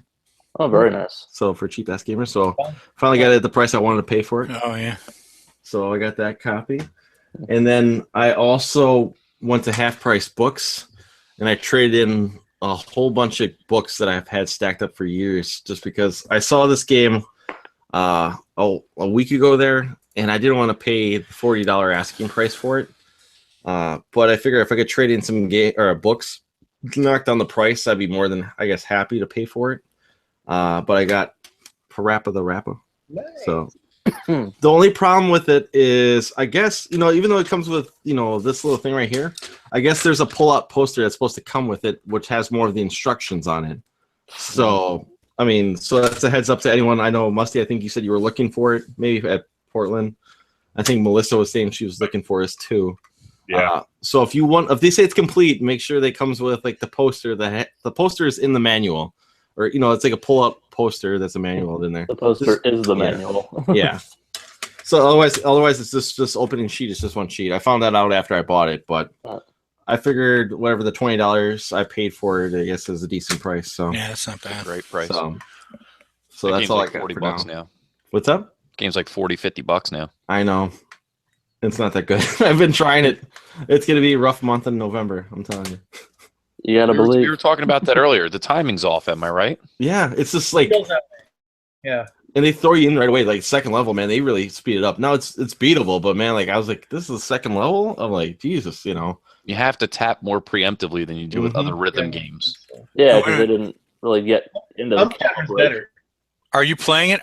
Are you playing it on a CRT? Mm-hmm. Okay. Yeah. Never mind. It's just really quick. I mean, it really comes up. There's like no warning, like your turn. It's just like they say their line, and then it's like immediately, it's like just boom, right into like repeating exactly what they did. So, I play it on a CRT too, Eric, and there's just something about that game because it was very early in the rhythm games that like the sync wasn't quite right. So when you see the notes drop down that you're supposed to hit, they don't quite line up with when you got to hit it, like on other rhythm games that are more recent. Okay. Not just that, they also want you to do some freestyling. I'm not sure what they mean by that, and no one can ever explain, but there's people that can do it really well. And after you beat the game once, then you can get to that cool level. Like, you may have never seen cool level. You have to beat the game at least once first, and then when you're freestyling, it'll let you go to cool mode. It's weird. Well, I had to turn it down to easy right away because like I couldn't beat the first level on normal. So it was just I play it for the story and the songs. It wasn't very forgiving, that normal mode. So What does half price books pay you on books? I'm actually curious because we don't have them in New Jersey. Depends. It really depends because like last time I went there, it was really good, and this time was kind of crappy. This time it was like they're paying me pennies, and I know I have one book that I actually even pulled back because I was expecting to get a lot more for it, because it's a first print of Henry Rollins' like diary when he was in Black Flag. It's called Get in the Van, and that normally sells like on Amazon for like $50 to $100. And I thought I was gonna get something decent for it, and they're like $10, and I was like, no, that's gonna be I'm gonna pull that one back, and then I'll if anything I'll sell that one myself, to get at least get more than $10 for the book. So What is it? Mostly like 50 cents a quarter, $1 kind of deal. yeah, it's like sometimes you can get like a couple bucks for them. Sometimes you can get like I had one book that got me 4. I had another book that got me 6, and then some of them were just 50 cents. Yeah. I had some kid books from when I was a kid that I'm never gonna touch again. So That's just cool. I wish we had something like that out by me. they're not always the best. Sometimes they're great. Sometimes they're bad. So When they throw those coupons around, their game sales become far more palatable. mm-hmm. Yeah, that's what I'm talking about. I got tons of books over here that I've read through, quite a few times, and I don't have any outlet other than to just sell them on eBay, and that's a hassle for books. It really is. Mm-hmm. Mm-hmm. You get what, Unless $1 it's like, or 2 out of them, If you got like RPG guidebooks and stuff, those tend to be there's a good market for those on eBay. But Or Super Nintendo strategy guides too. I actually have I just went through my guides, and I have a stack literally about this big of guides that I'm getting rid of. It's probably 40 guides at least, 40 to 50 guides. Any N64 guides in there? Yeah, actually, War Gods, I think, and a bunch of random stuff. Shadow Hearts for PS2, like some good ones. Final Fantasy 7, 8, 9, 10, 12. Well, 7 probably get you something. Maybe 8 too. Might get you something for strategy guys. Yeah, I sold a 7 last year for $30, I think, 25 or 30. Mm-hmm. Actually, I just remembered, NJ Retro, we gotta organize that trade for that Transformers game on N64 if you still have it. Yeah, actually, I do. Yeah, I don't have like anything really valuable, but I've got a bunch of common stuff. Maybe there's some stuff that you could sell easier than the Transformers one, and I can just send you those or something. Yeah, or I can just actually pay you. That would probably be cheaper, having only one person having to pay the shipping. All right, yeah, either way. It's no big deal. Whatever works. Figure something out. What you should do is ship it to like the Q Dogs to Portland, and then hand that over to Dean for the Portland Retro Gaming Expo, and then that way you can save on shipping because then have Dean hand it to you. Yeah, except I'm not going to Portland. I know. Well, I'm just saying it'd be right. I don't know. Is it cheaper to ship in Canada? No. I'm just saying because the ship to Canada is awful. So yeah, but Canada Post sucks whether it's receiving something from the U.S. or doing within Canada. So, do you guys have maybe like a FedEx or UPS up there that's cheap? Yeah, maybe. I think it might be around the same cost, but I can always check. Wouldn't be any cheaper. Yeah, for a single N64 cartridge, it probably wouldn't be that bad. $5, 7. I don't know, actually. I'd probably have to figure it out, but it could probably go first class mail. And first class mail on stuff like that is usually like $3 in the US, so it's probably like $8 to Canada. Yeah. Lukey Games isn't too expensive when they ship from Florida. It used to be free. Yeah, but we can border crossing. do that in like Twitter DMs or something. Yeah, hit me up on Twitter. Yeah. I got to get you some pictures, actually, Ryan. Yeah, like I said, I didn't also have any time to calculate prices at all this week too, so I'll try to do it this week sometime. It's a good stack though. It's half of what you need. Yeah, I know. They'll do a good damage for me, basically, make my life a lot easier. So hopefully I can put together, because I was gonna try to put together my my list this week too for Portland. So yeah.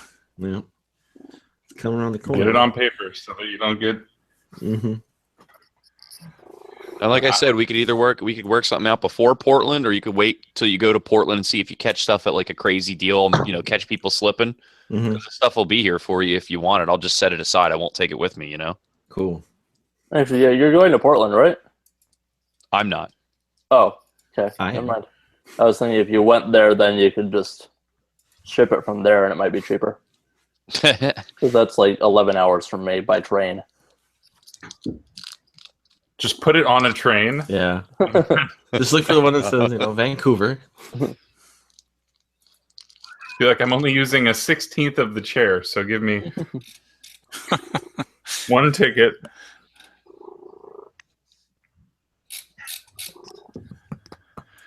All right. So was the other things that was cool about the auction? I saw the Master System thing you guys were talking about, and Yeah. the Duke, the green CT. Yeah, that green Duke looks pretty awesome. But I wish there was more branding on it that actually said it was a launch. Like, it's just something that you never see. Is that the only? So they made that color, that clear color. I have one like that, a green one, and I have a blue one for the S controller. Yeah. They never did that for the Dukes, though, right? No, they didn't. That is those are for there were the translucent green launch boxes that have the gem on the top that says, launch Xbox, Launch, yeah. I made this or something like that. One of those made it to the auction, I thought. If it wasn't last year, it was a previous year. I'm pretty certain I've seen those launch edition Xboxes at the auction. Yeah, that's awfully close to home where they were made, so that kind of stuff pops up out that way all the time. Yeah. Mm-hmm. Yeah, I wonder what There's that some controller. interesting stuff. I mean, some of the signage and stuff is cool, but I mean, someone local has to buy that. Like, I'm not. Yeah. I couldn't imagine trying to ship like that World of Nintendo sign or what that World of Nintendo sign is going to go for. It's amazing. It's so disheartening because when we went the first year, we barely got time to raise our number before the price had escalated way higher than we wanted. I mean, these things go for hundreds of dollars. I don't know what that Duke thing's going to go for, but it can wipe you out pretty quick. So yeah, and that's why I'm not trying to hype myself too much on it. It's like if there was absolutely nobody bidding on it and I could get it for double digits, maybe less than, I don't know. Yeah, I don't even know what the number is because I tried looking on eBay and there's none. There's nothing there. Yeah. I would expect, I don't know. I don't think anything went for under 100 when we were there. Okay. Unfortunately, yeah. It's the stuff at the auction is so unusual and hard to come by. They do have this thing, I don't know if it's in there. They do have these things called these mystery boxes where people will donate. And you bid on this mystery box, you have no idea what's in it. And some of them, when we went the 1 year, I think there were 3 total. 2 of them were pretty good, and the third one sucked. I felt bad for the guy who bought it because it was a bunch of crap. But so that's an option. You could always bid on a mystery box. Are there just not listed the mystery boxes, or they had them listed for last year's, but they're not. There's nothing listed on there yet. Okay. Maybe they don't have them then. I don't know. We could take the mystery feedback. We could take the mystery box, or we could take the boat. With the mystery box, it could even be a boat. okay, the box. What is that, Simpsons or something? That's Family Guy. Family Guy. That's right, Family Guy. Okay. Take the boat, or we could take the mystery box. It could even be a boat. It could even be a boat. Speaking of the mystery box, Duke's got it now. Yeah. Yeah, he does. Good to know it made it to the States. There was some good stuff. I think Bill and Joe took out of there. Wasn't there like a Zelda game? Yeah, Spirit Tracks, like Spirit Tracks or something. Yeah, not bad. Not bad. Jason, just to make sure you're NJ Retro 1 on Twitter, right? Yep. Okay, just making sure I'm following you. This is the right thing I'm sending this to.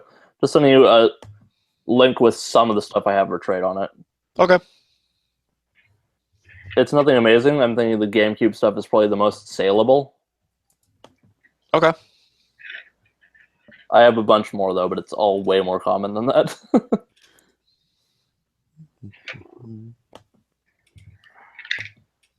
Like, if I send you a couple games, it probably wouldn't be that bad.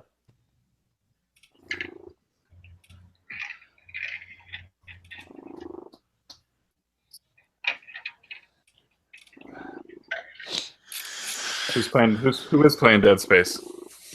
Who is still planning on playing Dead Space? I'm on chapter 10 right now. I just finished chapter 10. I think there's only 12 chapters, I think, in the game. Sounds right. I think there's 12. I've only played the first one again. I played it before. I mean to get back to it though. I forgot how awful the regenerators are in that game. That's just a nightmare. Do not even bother fighting the regenerators. You will just lose ammo and health. That's all you will do. Don't ignore Dead Space Extraction. That's actually a really good one in the series. Is that the first person or the light gun game? Yeah. Yeah, the on rails, but it's actually really good. It Probably comes, For Wii, or comes it free if you comes buy with, the limited edition for the PS3. yeah. Yeah. Is that a code or is it like on the disc? It's on the disc. on disc. Cool. But it's also on Wii as well. So Yeah. Yeah. I know. I was just basically clarifying that for anyone else that didn't know one way or the other. There's an animated movie too for Dead Space. There's two. Yeah, It's there's a couple. supposed to be a pre. Downfall and Aftermath. Yeah, Yeah, and there's a couple books too, which I meant to order but I didn't. I haven't had a time to share my comments on the forums, but like, I like the second game better than the first one, even though That's the first a one's really common good. opinion. But like, you know, they take very much the Link approach to Isaac. Is it Isaac? Isaac. Clarke? Yeah, Isaac Clarke. Because he doesn't say anything. They're just like, Isaac, you need to do this. Oh, you know, they always like talk, and eventually he talks for himself in the second game, which I thought was better. With Jack and Daxter. But I do not like the third Dead Space game. It grows on you. It's not good at first, but it grows. I guess I just don't like the customization of the weapons That's and not everything. thought. That's Yeah. the worst part, yeah. Yeah, These it takes story out all the improvements. survival horror elements. Yeah, and I mean, it was cool. There's elements that are cool if you're doing like co-op with a friend. Like, I was just sitting down with my friend Tony. We were playing it, and there's like a couple times it happens where your partner's seeing something else, like, you know, having a hallucination or something like that. So you have to fight like whatever off the, I don't know, was it the Deadites or something like that? Not the Deadites, whatever the Necromorphs. Necromorphs. Yeah. You have to fight them off while he's like having like you know, his own battle going on in his head, but you don't see it. He's seeing something on his own screen basically, and he's trying to get through it. I thought that was pretty neat and creative. It happened a couple times. Kane and Lynch did that too on the first game, where player 2 saw different things than player 1. Mm-hmm. Player 2 was just killing regular people, but it looked like from his perspective he was killing cops and Mhm. stuff. That was cool. Yeah, gotta love those good ideas in bad games. It's just, I think it's not as scary, and that's the problem I think Yeah. too with Dead Space 3. Yeah, it's like more of just a bro shooter, Mhm. and it's got the customization with the weapons, so it takes out basically all the challenge of the inventory and ammo management. All more open world too. I still need to get that game. I do want to play it. It is good. I don't see any more coming, so Yeah, probably not. They're making the next. VR. They're making one of the next Star Wars games. I'm looking forward to seeing what that is. Visceral. This is the VR one. No. yeah. No, that's just Battlefront in Yeah. addition to the Battlefront. I hope there is, like, I'm sure there will be at Portland, that you can try out the PlayStation VR. I do want to try it out because There is it's on Sunday from 2 to 5. There's a VR lounge. okay. I just want to try it out.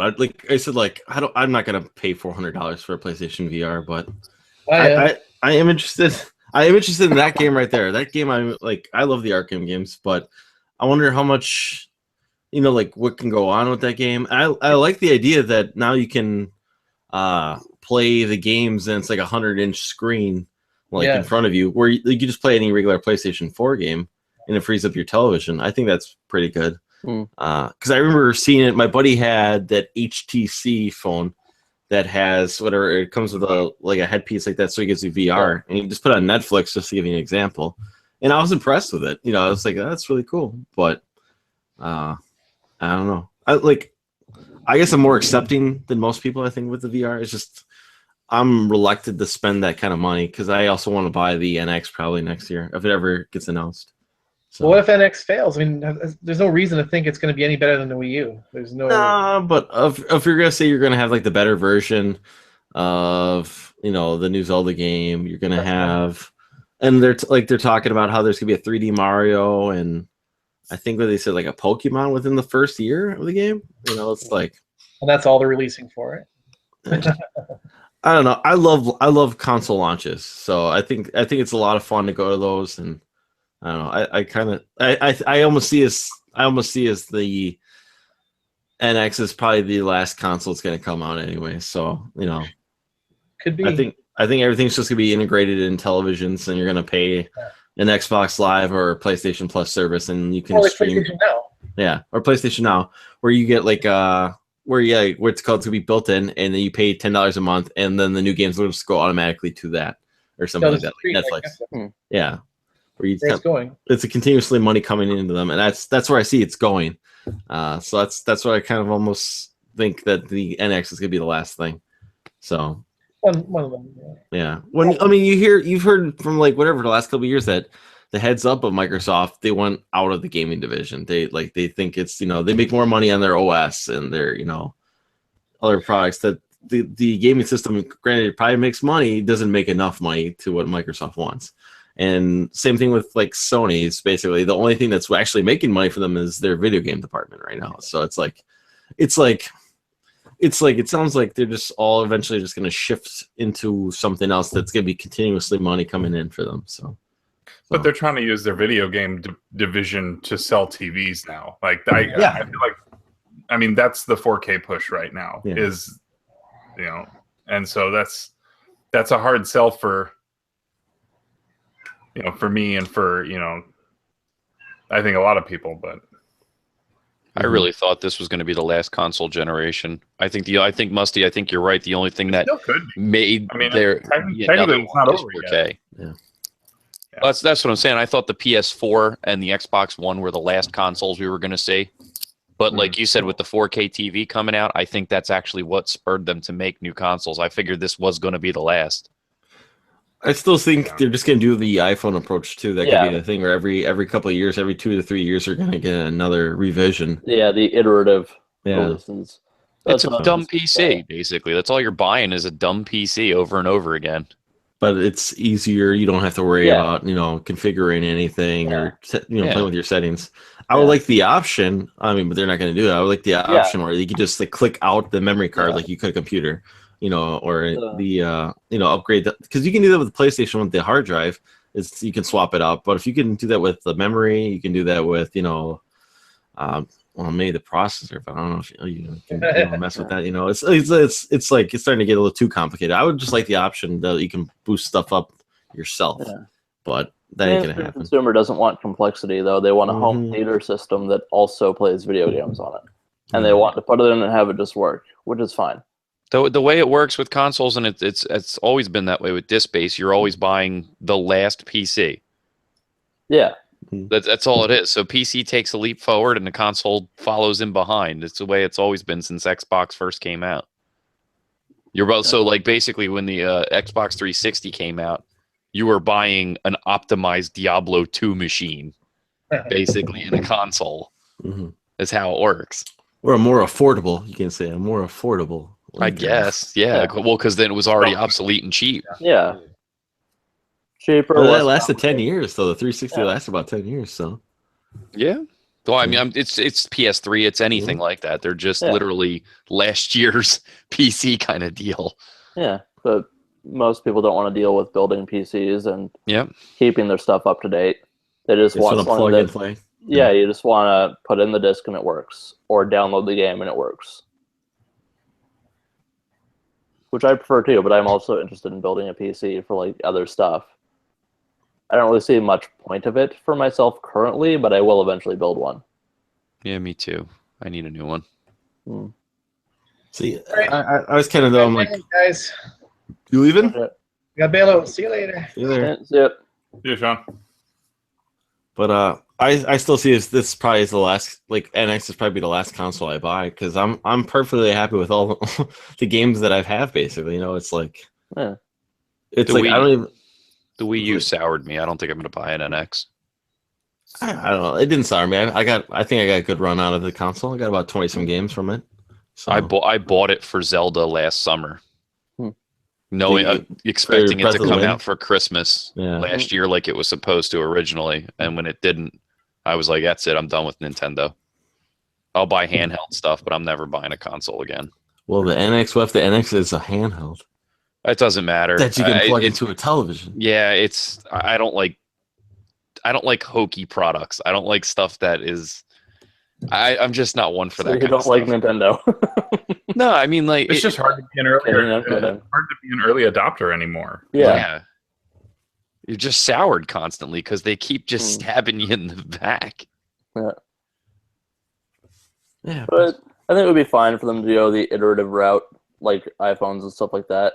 That way it basically solves the backwards compatibility problem for the most part. Because it's basically just iterations on the same console and same software.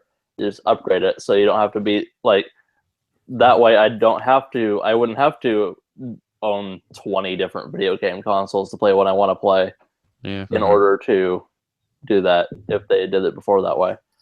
What I think they need to do if they are going to take the actual model is they need to do the same thing that phones do and subsidize with, even if you use your gold membership or you use your PS Plus, use that and say if you pay for that 2 years or you do this 2 years for us, we'll cut the cost of the console down to $200, and then that way next year if you want to upgrade, it's $200. They send you a coupon or something like that, or you can print off a coupon and then when you go to register, Sign up basically for like a 2-year plan of Xbox Live, and that subsidizes the price like they do with phones. Yeah, they tried to do that with the 360 before, but I don't think people were ready to do that yet, so it didn't really work. Plus, well, that's right. There was that 360 that had the 4 gigabyte hard drive and a Kinect. I think they picked the wrong one to push that on. And Ryan, you were talking about the cross-platform with the NX. The PSP and the Vita already did it. I know, but they didn't do it well. No, they just didn't market it well. Yeah. They did it very well. It actually works great. It's just they didn't market it very well. I mean, I've been impressed by how the Vita looks, but as for the game library, I'm not impressed. So it's like plus the other thing that sours me too about that is like the memory card that you have to buy that Sony one, and it's absolutely insane how expensive it still is. So yeah, that's the only thing that killed them is marketing and the stupid memory cards. Yeah, or lack thereof marketing. Exactly. Well, yeah, exactly. But I mean, if you playing PS4 games on the Vita, it looks fantastic. I've seen it. My buddy's got it because he's like always trying to sell me on the Vita. I'm like, yeah, it's great, but I'm like, not for me, I guess, right now. Or even playing PS3 on the PSP, it looks great. And, my buddy, a guy I went to grade school. His mom was still the rep for Sony PlayStation here in Wisconsin. And I ran into her. I was in line to play Smash Brothers at Best Buy because they were doing the E3 experience there.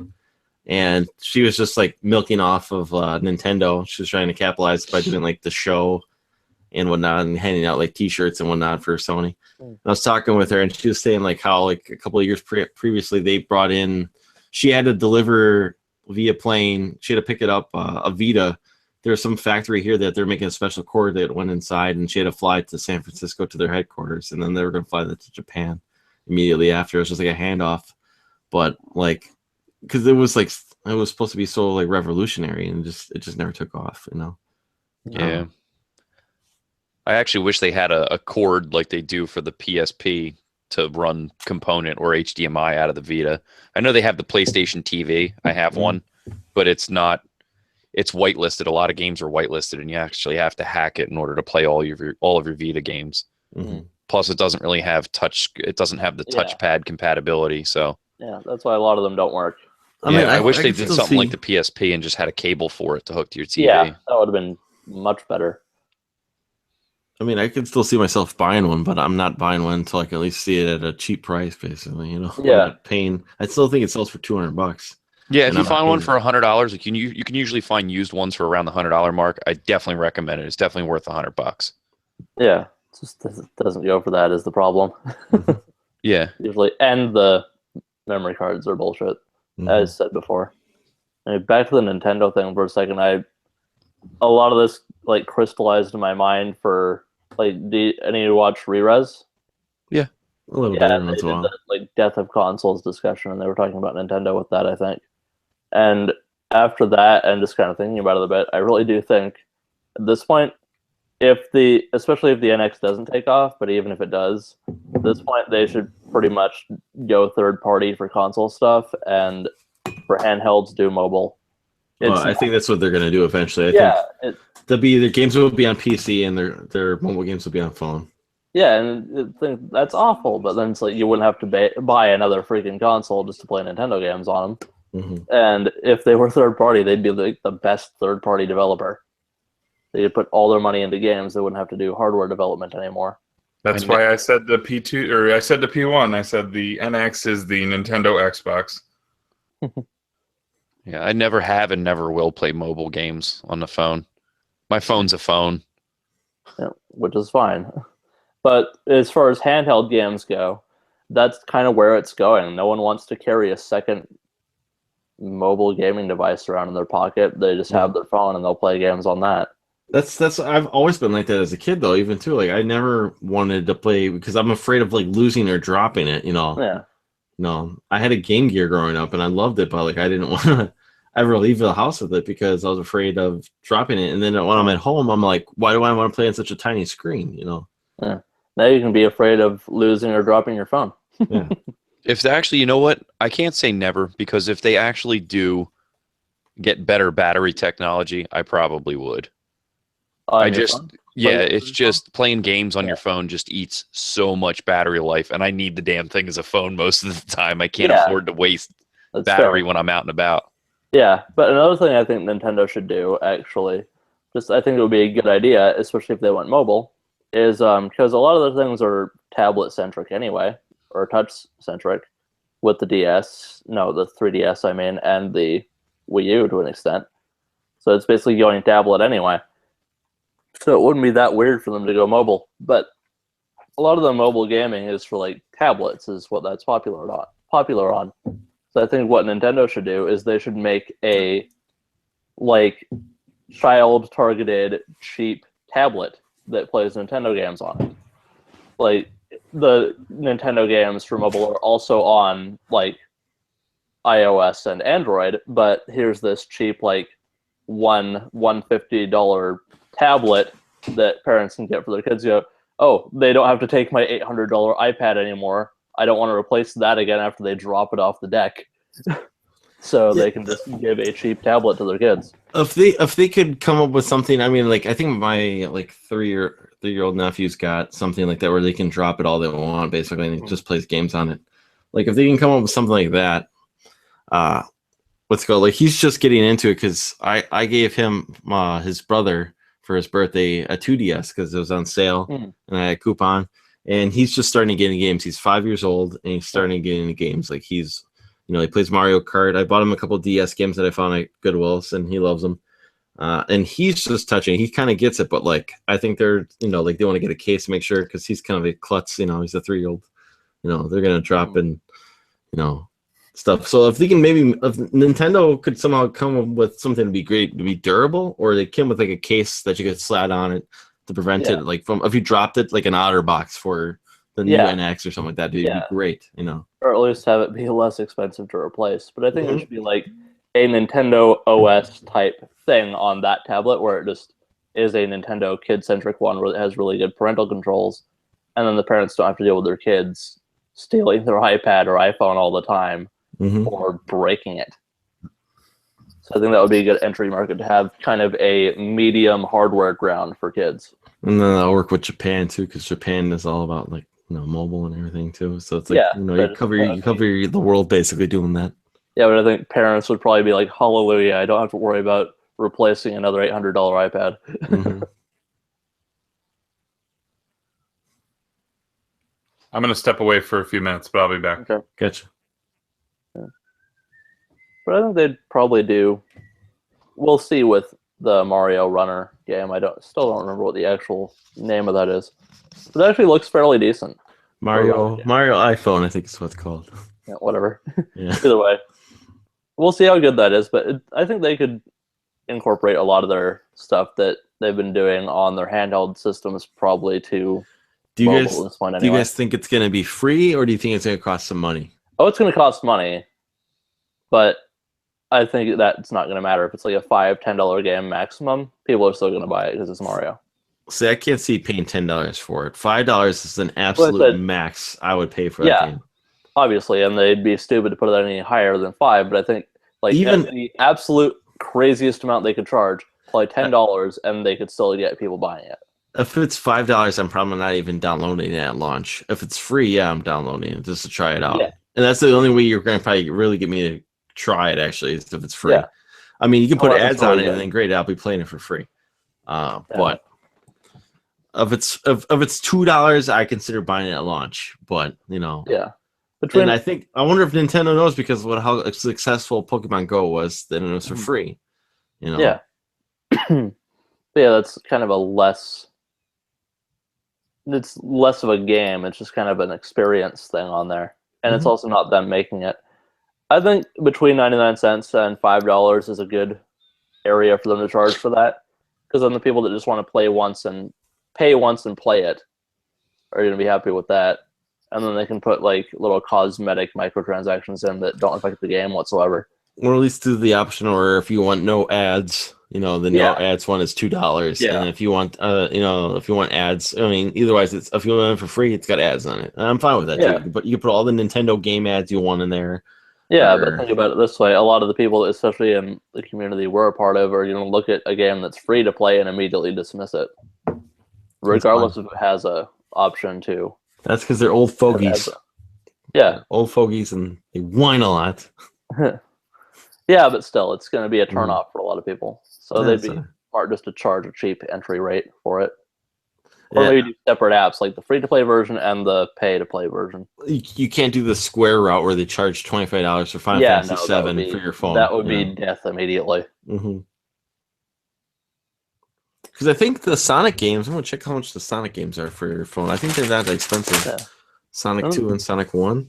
Yeah, another hardware thing they could do just to have some sort of hardware presence is they could make controllers for mobile devices. And people would buy the Nintendo controllers to play the Nintendo games on it. Well, I heard that actually the controls are really good for the Sonic games for the guy who's making the new Sonic Mania. Yeah, knew what he was doing. Yeah, he knew what he was doing even for the tablet and everything. So, I mean, I was thinking about downloading and just playing it for the plane ride over there just to try it out, Because I have some credits. Okay, it's $2.99 for the Sonic game, Sonic 1 and Sonic 2. So... That's not bad. I would try that. And they have Sonic CD also. So I would try it just to try it out. Crazy Taxi doesn't work as well. I mean, it plays great, but the controls kind of suck for it. I need the Dreamcast controller in my hands to play that game. Despite all the people who complain about the Dreamcast controller. I actually like it. I love it. I don't see why people hate it so much. If it's the cord reason, it's a stupid reason. The cord is silly, but it's not a reason to hate the controller. No. I don't hate the controller itself. I'm annoyed with the implementation of first-person games with the controls. That was the same problem with the PSP too. I just think it's with the one analog stick. Yeah, the one analog stick. That's just the piss off with it. But that's not the controller's fault. It's the design of the entire console and the game's fault. It was still early on analog. Yeah, it is. Yeah, but the button layout is on your, people who love the Super Nintendo controller, and that button layout is the same, and they will complain about the Dreamcast one, because there's one little analog stick above it. The D-pad's great, the 4-button layout is fine, and the shoulder buttons are fine. There's nothing wrong with it. The triggers are nice. Yeah, the triggers are great. Yeah, the triggers are awesome. It's basically a proto Xbox controller. But, yeah, it's more so that just it made playing first-person shooters on it really annoying because you have to use the face buttons too. How many first-person controller? I know Soldier of Fortune. I'm trying to think of what Rainbow Six, Kiss Psycho Circus, Unreal Tournament. Isn't Kiss Psycho Circus a pinball game? No, that's Kiss Pinball. Okay. I remember seeing it, and I remember because it came out alongside that CD, but I never played it. Yeah, I had the same annoyance with that as I do with the PSP and first-person games or games with camera controls whatsoever. Yeah, I don't blame the GameCube so much for that. It just made it really impractical for first-person games. Because Code Veronica played great on it. Crazy Taxi was amazing for it. Yeah. I don't really have a lot of love for the Dreamcast, mostly because I've never been able to find any games for the damn thing. I've been rocking the same 5 games since I got it. Hey, I own about 5 games and I have about 30 burnt. So Yeah, I just don't want to do that. yeah. I'll drown myself in burnt discs and I'll end up playing. Well, my theories before that is because they're not burnt on the games don't come on regular like whatever CDs, so they're thinner. So if there's a scratch, you want to get the scratches buffed out, it will wipe the information off the disc, making it useless. And I've had places where I got banned from a place in Racine, not far from where Musty was staying, because I returned a Dreamcast game when I asked them to not buff the game, and they buffed it anyways, and I returned it because it didn't work, and they banned me from the store because they said I was too picky. So, yeah, no. I don't go to the place. I haven't been there like 5 years. Here I dropped $200 at this guy's store over like 2 weeks buying games from this guy because his prices are great. And I tell my buddies about it, and like they like going there because his prices are great for a video game store. They're pretty good. I don't care because I thought the guy was a knob, and I knew. I guess there was a local guy around here who was a repair guy who used to work for him, but he got fired because the guy yelled at him or something like that. Some customer returned a 360 console that was broken, and he asked to look at it. And he goes, "No, you're fired." So like I said, like the guy said, his prices are great, but he's kind of the interesting person, to do it. And I just won't go back there. I'm just saying, like, back to the Dreamcast is because like I asked him to not burn the wipe. They do the buffer. They're like, "Well, we do it for all our CD games." I'm like, "Could you please not do it? It ruins the disc." And they're like, "No. It doesn't do that." I'm like, "Okay." And they're like, "Well, you can return if it doesn't work." So I returned it, and they're like, "We don't want you back here. You're too picky." So I'm still very bitter about this place. I'm still very bitter because understandably, yeah. And screw that guy. Yeah, because I even didn't even ask for my money back. I just said, "Can I just exchange it for something that works or something here?" And they said no. So I just play a lot of Gunbird 2 on my Dreamcast. I played so much MVC2 on there. Is there a Wii version of that, or is that just the first Gunbird? If it is on the Wii, it's on Virtual Console. No, I mean like a physical. Yeah, there's a physical. No. It's like a bundle where there's a couple of them in there. There's an arcade. There's the arcade. The shooters pack, whatever the heck it's called, but it's not. No, Gunbird's actually Gunbird hasn't been replayed. Gunblade. Yeah, Gunbird hasn't been remade on anything. Yeah, I was just thinking of Gunblade. Never mind. Yeah, LA Machine Guns and Gunblade. Yeah. LA. That was the coolest memory card too. Gunblade, New York. The Dreamcast had the coolest memory card. I loved it. I thought it was great. I love that, like, for playing Resident Evil, it's got your little life bar telling you your damage, so you didn't have to pause the screen to see where you're at. I still get annoyed when people make Dreamcast 2 comments like, shut up and go play your Xbox. You've gotten 3 of these things. So, Eric, when did you get your Saturn? Because I made that joke on, was it Sunday about that? Yeah, I was just busting your chops. I got my Saturn in, like, 2000. Okay. It's like... that wasn't a shot at, well, I guess it's considered a shot at Saturn, but seriously, I knew 2 people, but I found them years down the road, not like at launch. Like they bought them eventually, maybe like on clearance or something. No, yeah, I know. But your comment was nobody owned one. Yeah. I did. Well, I own one. At launch? I had one. No, but you didn't say at launch. Your comment was only nobody owned one. It was meant to be for at launch, that's why it's easily forgettable. I didn't realize. I know it was worded wrong, and it's via text you can get messed up. I got it for that Christmas. Believe 95? Yeah. Really? Wow. My brother bought it for me. Nice. Believe me, as a Sega fanboy, I wanted it, but knowing myself as a kid, I wasn't gonna get the console right away. So it's like I had to, I guess I had a hope for it to last more than 1 year, being around. So it's like, might be. So that's what I was saying. Like, I got the Genesis, I think, in 92. It's like, so the Genesis was already around for it came out 89. So yeah, 4 or 5 years. Saturn didn't last more than 3 years. I think I didn't want the Saturn. I wanted a PlayStation, and my brother bought me the Saturn because he had a Genesis and a Sega CD. Mm-hmm. So he bought me the Saturn, and none of my friends wanted to come over and play it. because everybody was excited about the PlayStation 1, and then when the N64 dropped, everybody was playing that. Yeah. So I got discouraged. I had Virtua Fighter 2, I had That's a good one. Virtua Cop, I had Daytona USA, I had Knights, I had World Series Baseball, and Die Hard Arcade, and Shining the Holy Ark. And it was like I only asked for Shining the Holy Ark because I was a huge fan of Shining in the Darkness on the Genesis. Yeah. And it was the sequel to it. Yeah. And so I had those like 7 games. And when nobody wanted to come over, eventually at like 90, I guess 8 or so, I brought it over to Funkoland to trade it in because I wanted an N64 like everyone else. They wouldn't take it. They wouldn't take it. Yeah. So I sold it. I should have never done this. I sold it to a guy in line at Funkoland because he's like, "Oh, I'll take it if they don't want it." And I sold all of what I had for $50. Wow. And now Shining the Holy Ark complete alone is like 120. Yeah. That's right. No, we all have stories like that. We all have stories like that. All right, guys, I got to go. I got to put my kids to bed. Right. See you in a week. See you in a week. And then it'll be PRGE time. All right. Have Good night, days guys. after that, too, yeah. Yep. Bye. See ya. Well, now I own a Saturn again and all the same exact games.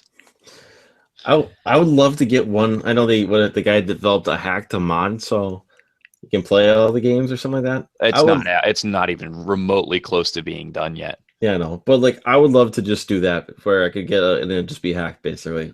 As long as it plays like it's supposed to.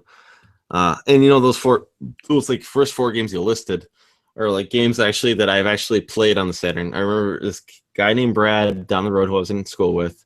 I think his brother bought one, so we played Virtual Cop and Virtual Fighter. And I didn't have Knights. I've never played Knights. I do want to play Knights. Very good. But what's it called? And this other guy, I'm thinking his name was Nick. He had Mega Man 8 before the Saturn, and I remember I was just like, that's the first time I ever played Mega Man 8 was on that. So that's like $200 now. That's $200 now. Yeah, yeah. But I remember he had that game, and I was like, those are like that and Virtual Cop are 2 games he owned, and I love playing Mega Man 8 over by his house. You have a Saturn now, right, Ryan? I don't. No, I never find them. At PRGE, if you wanted to get one, they usually run about $50 for a good working one in decent shape. And the best part about it is later on in the Saturn's life, they changed the pack-in, and the pack-in ended up being a 3-in-1 box that had Virtua Fighter 2, Virtua Cop, and Daytona USA on disc versions in one box. And it usually goes for $5. Okay, we'll have to take a look for that too. I just remember I do, like I said, I do want it for just like I guess like 5 games because I still am a Sega fanboy. It was just with the Saturn, it was just here today, gone tomorrow is what it was, you know. Same thing with the 32X was the same exact way, you know. The Panzer Dragoon 1 and 2 are really good. Shining the Holy Ark is a good one if you like dungeon crawlers. And then aside from that, I mean, like, there's Die Hard Arcade is solid, but it looks like shit. It's really hard to look at now. Like the graphics are just atrocious, but it's still fun. And the ending is dumb where I think you fight each other if you're doing 2-player. Yeah, yeah. But it's still a lot of fun to play. And Darius Gaiden is really good. That one. It's a shmup, side-scrolling shmup, and it's got like fish for bosses, robot fish. But that one's really solid. And there's a top-down Contra Legacy of War. That comes with 3D glasses. Well, you know, people always brag about the Saturn of Japan's games, but like I never hear people make lists about like the games in Japan that were so amazing. You know, there's a lot of really well. You have to be primarily what the Saturn's known for is it's a 2D powerhouse. It's stronger than the PlayStation 1 by a good margin when it comes to 2D graphics, and Japan actually utilized that a lot. We got mostly 3D garbage over here. They did a lot of 2D games over in Japan. And so a lot of shooters, if you're a big fan of shmups, there's a boatload of them over there. And 2D platformers, there's a lot of those over there too that we never got. I know I haven't seen my friend Ashley's Saturn collection, but from what I hear, it's close to what Will, you know, I know Will completed his Saturn collection, but hers is pretty much up there where she has, I think, almost all the pricey titles for it too and everything. Yeah, most of the U.S. libraries. I mean, honestly, I'm a huge Saturn fan myself. Most of the library's garbage. Mhm. The Saturn's got from the U.S. library about maybe 25 like really good, solid titles, and the Mhm. rest of it's just crap that's been replaced by something slightly better, or some in some cases the things that came before it were slightly better. And I always hear about what's called the one guy who does Goodwills and rummage sales. He finds like a Saturn every couple months or something at a Goodwill. And I'm always like, I'm always at Goodwills. I always see PS1s every once in a while, and that's about it. So for consoles. Have you ever seen Business 17 Yeah. on YouTube? Those guys are, I think, from Wisconsin. I think those guys. Business is up in I think he's near Buffalo. He's in New York. Oh. But he actually just found a Saturn lot. His last pickup video, I think, was a Saturn lot. He got a Saturn in like 50 games for like $200 off a guy. And like, if you watch his pickups video, he literally got like the 50 games that you don't want for Saturn. Mm-hmm. There was like 4 good ones in there, and the rest of it is, like I said, that fluff that nobody really wants. But still, to find 50 Saturn games and a Saturn for $200 is just insane. Mm-hmm. I know he like that Dean guy. I was just saying, he like I said, he finds one at Goodwill every like 2 or 3 months, and then he'll take it to the Kearney, who I always mention, and then the Kearney sells them for $50 basically, and I just don't want to pay $50 for it. So eventually, I hope to find one in the working condition, but I'm just in no particular rush because I'm trying to end two collections before I really want to dive into anything else. Yeah. Yeah, I've got mine, but I was wavering on keeping or getting rid of it, and I think I'm just going to hang on to it for now. But like, you know, I don't have a good feel for those must-haves, and you know, I don't know that beyond playing the games that came with the lot that I picked up, which actually, I mean, I got a relatively good deal, but considering what I've since sold off of the games, and I've made my money back like 3 times over. But it's just, it's not plugged in. It's sitting in the box, and I'm just going to kind of hang on to it for now. Are you sure those guys? I think this guy is from Wisconsin because I see him at the Midwest Gaming Classic all the time. I'm pretty sure they're from Wisconsin. That they always like. I've seen a couple of their videos, their pickup videos, because it's him and his friends that they drive down. They're from like upstate Wisconsin, I think is where they're from. Business? Yeah. I don't know. I'm almost positive he's from New York. I'm pretty damn sure he's from New York. I know they belong to what's called like Gamesters channel too, or he does, but I'm like, it's like all he does is pickup videos. I don't know. Yeah. Pickup videos are my least interested thing on YouTube, Honestly, I did unfollow Business not that long ago just because it was only pickup videos and I wasn't watching them. Nothing against him, I'm just not into it. No, it's just I rather almost learn about the games or something too, as opposed to look what I got, blah, blah, blah. It's just showing off, in my opinion. You show off. He's not too crazy show off about it though. That's why I watch his, just like I watch Scott's, Grimsy 42 and stuff like that, because they're I watch Nate from the Sprite Lovers and stuff. I like watching some pickup videos, but like certain ones like Casey the Game Nerd, I can't just watch it because it almost seems unreal. What he's getting? Yeah. Because it's always, he sits down and it's always, 180 game lot for like $200. And you're like, come on, really? And it may actually be true and it may actually be happening, but it's just so insanely ridiculous that it doesn't seem feasible. Yeah. I hear he's not great to work with either. I've had some friend of mine he was looking for Gigawing 2, and my friend had a copy of it and was, trying to work something out, and the guy was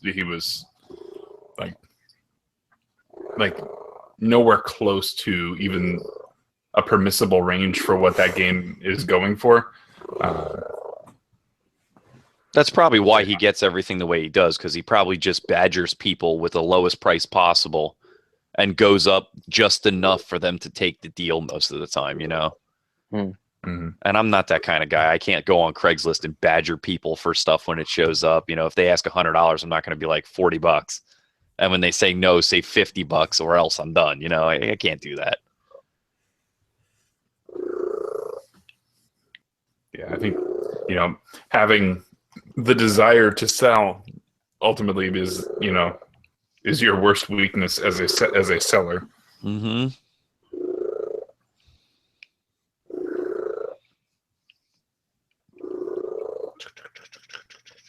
That's why, like, when I do the pickup videos that I do on mine, like, the reason I actually say what I bought stuff for most of the time, I try to at least, because that's the one pet peeve I do have about pickups videos, is everybody a lot of times just picks stuff up and doesn't mention anything about the deal they got. And sometimes that's the best part of watching a pickups video, is to hear, you know, you got a $20 game for $12. You got a $20 game for $8, you know? I struggle with that. I struggle with that sometimes, because it's like there will be times when I will allude to price, but like I don't like saying, you know, hey, this is exactly what I paid for it. I think it comes up actually extremely rarely. If it's really impressive, then it's worth bringing up. If it's like, Sure. It's a $5 game, I got it for $4. Who cares? You know, like the stuff that I find on the dollar table at my game shop. You know, that to me that's worth acknowledging. But it's like, you know, oh, I spent $40 on this $42 game. Like that's woo. You know, the reason I mentioned prices is for when people go out and they game hunt, to kind of give people a good judge of what you should be paying for stuff.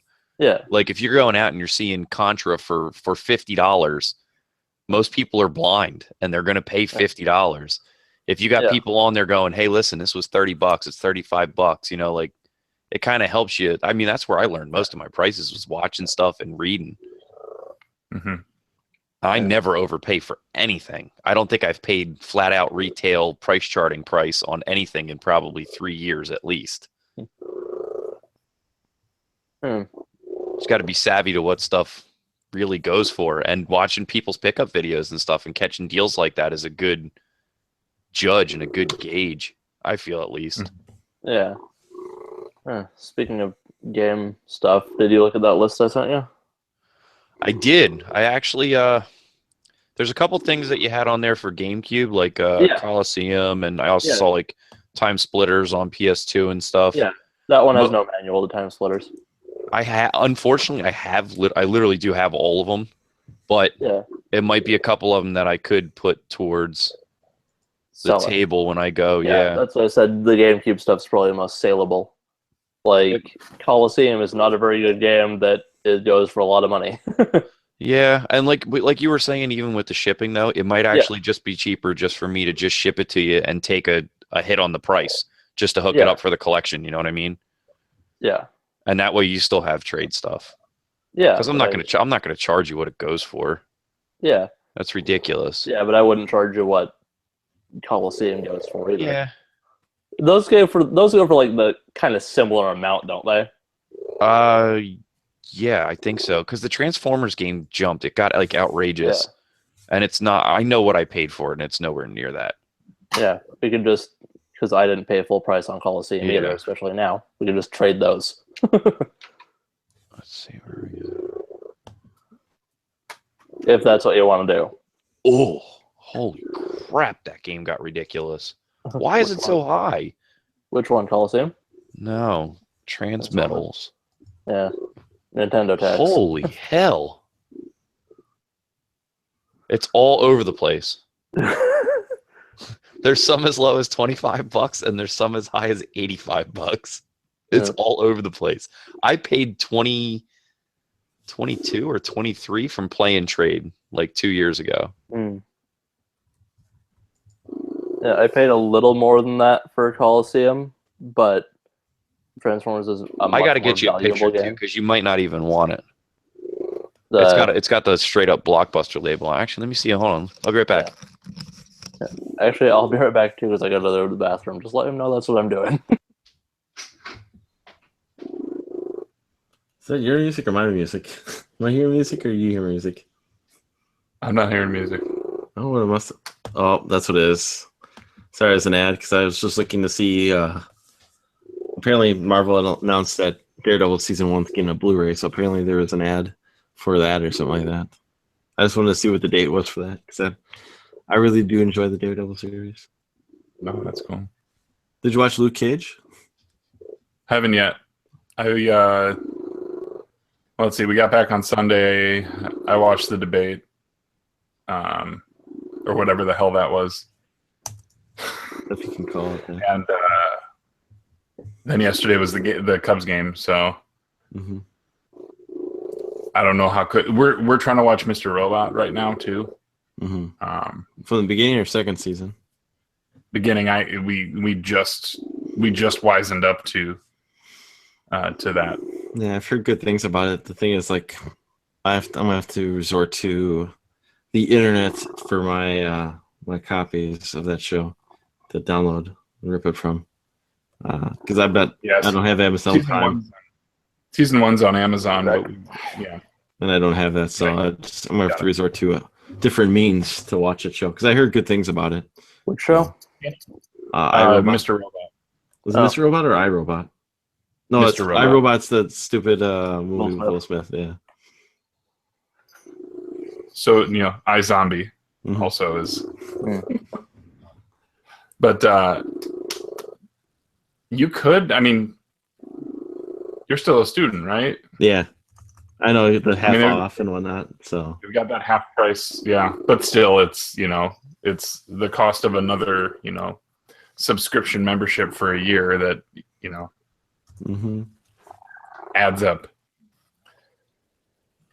Especially if you're only going to want it for that show and then watch it and shut it down like that. I actually just did that with a Battlestar Galactica. I finished that and I canceled the subscription immediately. There you go. I'd rather just, I guess, resort to other means of the internet, I guess, if that's the case. Unless it's put on Netflix.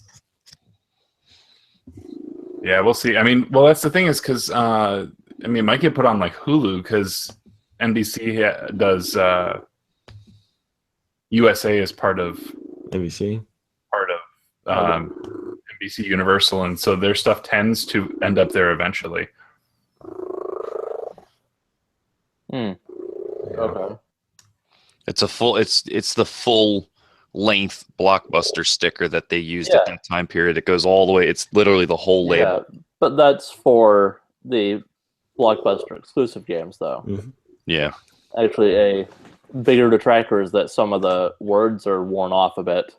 Of the Blockbuster label? Yeah. Because that's a label that they put on exclusive games. Yep. So that's not a big deal to me, though. Yeah, So, actually, it looks like... What it looks like is they're, like, if you look at back here, like, the shape of it, I think there was a sticker over top of the sticker. It works. That works. Makes sense. Seems exactly like something they'd do. So, Musty, what's the number one on the list for Portland right now? What's the top of your list? First, number one game you're looking for? I would like to get Gunstar Heroes. Oh, me too. I'd like to get Gunstar Heroes. That's the thing is, like, it's still individual lists to me. I don't have one, like, consensus, like it's like I'm looking at a draft board and I still have them broken down by position. But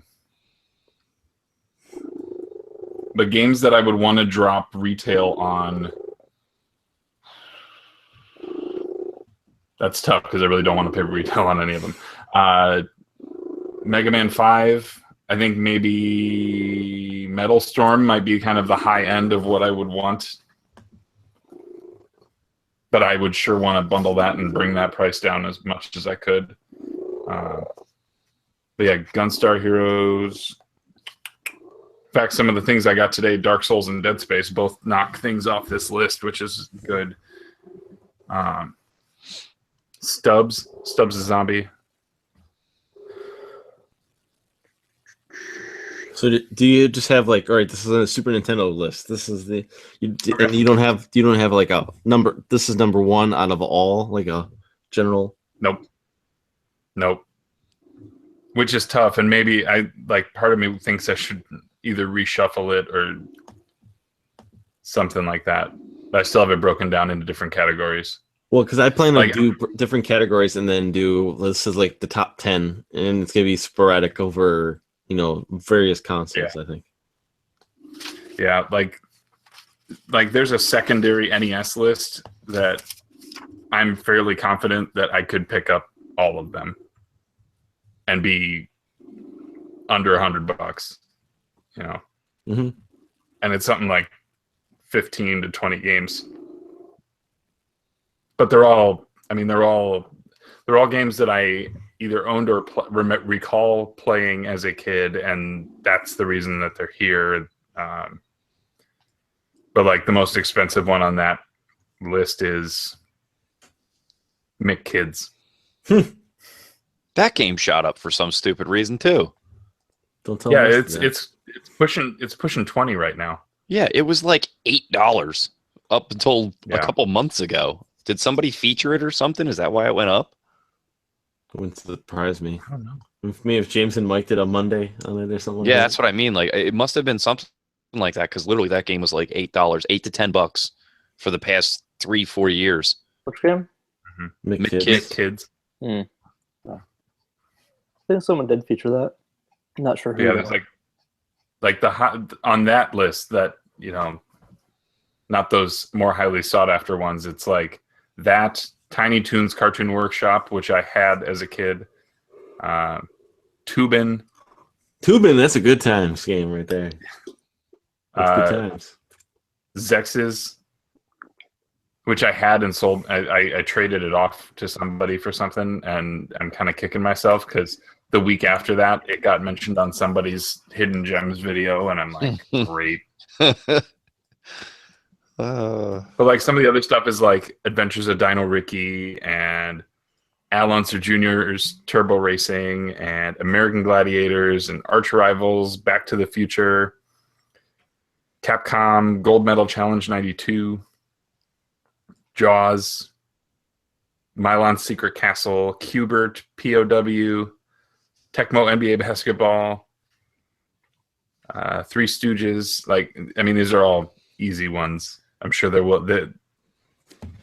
more than one table will have it. Why can't you guys come to my conventions? That's literally 3/4 of that list is the stuff I'm selling at South Jersey Geek Fest in a couple weeks. But you should live in the Midwest. Yeah, there you go. These are all Sunday buys, in my opinion, right? Like these are the ones where it's like, if I can't bundle it with other stuff to bring that price down for the bigger stuff, then these are the wait until they're going half price or something. Because I don't want the box. I don't care about that. I mean, maybe there's one or two of these that'd be kind of cool to have the box for, but Tecmo Basketball, because that's one of the ones I'm selling in a box. Tecmo Basketball I used to play a lot. Yeah. I think I had a game. I had played a full 12-minute quarter game, and I did not miss a shot the whole game, and I scored 100 points in the process. So I remember that one pretty vividly. Because Craig Hodges for the Bulls couldn't miss for some reason. But yeah, I've got a GameCube list, and I really, that's kind of low on my priority. I have a PS2 list, and I kind of just put some games. It's like I'd like to, if I can find it and it's cheap, then cool. But I don't really expect to come home with a bunch of PS2 stuff. And one of them that I put on there just because I think it's funny is the Friends game, the one with all the trivia. But I got Mr. Mosquito on there and Rez. I'd like to get Rez. But I think as long as it was in Klonoa too. Here's what's going to my convention from my NES collection. Oh my. Yeah, I just went through all of it and cleaned and priced all of them. Man, that's a lot of NES. I got one more box to do. And these are all unique. Every one is different. And I have one more box I got to do. Clearing it out. I see a Battletoads. No, that's not Battletoads. That one's I'm keeping. No, it's on the lower left, like halfway down that row. Is that Miracle? Is that the piano game? Yeah. Okay. It had the black and green-ish. But yeah, actually, there's Battletoads Double Dragon. It's not in here, though. I have it set aside. That's one of the ones that's going. But this is all the stuff that's like up to $30-ish. And then anything more than that's going into a case. Yeah, the only one that I have on my top list is Kicks. Oh, that's one that I'm looking for. I love Kicks. That's the only one that's under 40. Everything else is over $40. And if I can find someone at Portland who has an inexpensive repro of Samson, I will take it.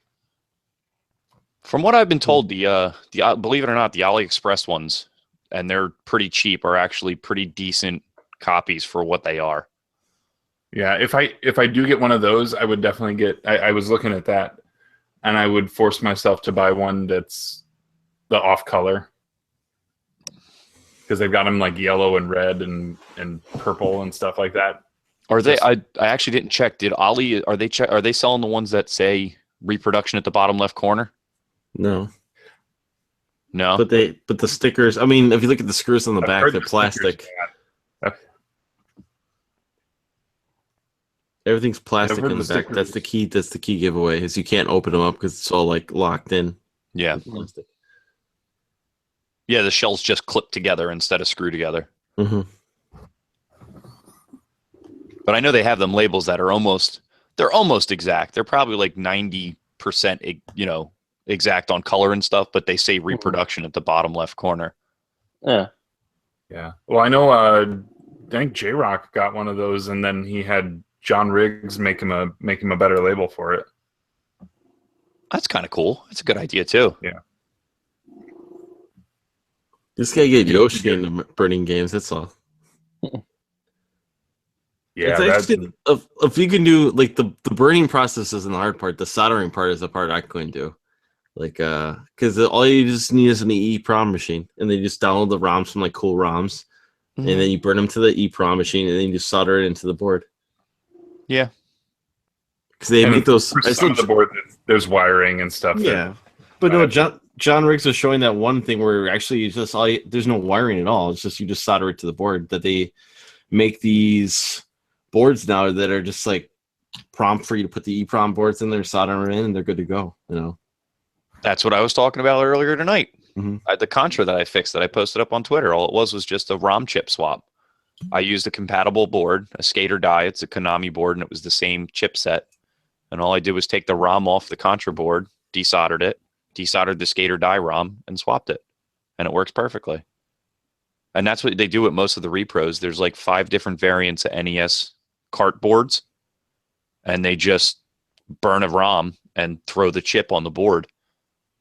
That's why they always need donor carts. Like, I think Cyber Stadium Base Wars is one of like the oddball ones. It's like variant 3 that works with like 20 different repros. And then there's some of them that work with 150 different kinds of repros.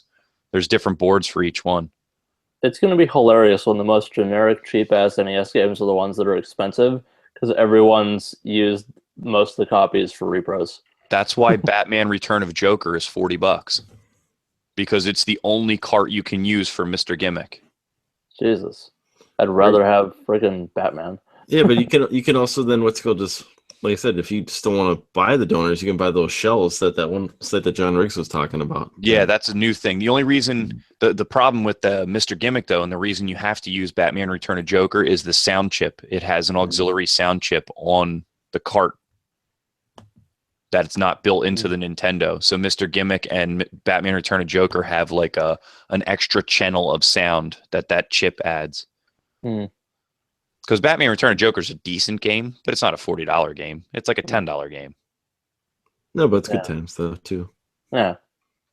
It's because of Mr. Gimmick that it's $40, and there's a couple carts that are like that too. That's annoying. Yep.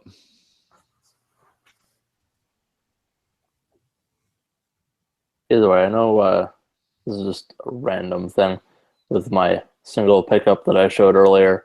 I know Rocket didn't see it. Jason, did you see it? Yeah. The one pickup I showed earlier? Mm-hmm. Okay, I guess I'll just show it for Rocket's benefit then. Just because it's such an oddity. It is so cool. It's so stupid. Ugh. Is it a dehumidifier? Or is it a coolness humidifier? Yep.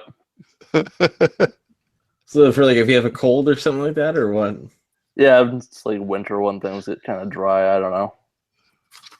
I didn't have a humidifier. Pull it back a little bit here so I can get a good look at the thing. Lift it up now. I can't see, so. Yeah, sorry. It's just because with the color, all I was seeing was like the Star Wars and like the steam coming out of his head. Yeah. Do you have sinus congestion? The Empire has you covered. Yeah. But let the Sith Lord, take care of your illness. Where'd you find that? At Kmart or something like that, or Target? Walmart. It was the last one. They had it on sale. There's an R2-D2 one as well. Yeah, Disney's getting as much money. They paid $1 billion for Star Wars. They're going to get as much money possible back for Star Wars. Yeah, that one's just funny. So.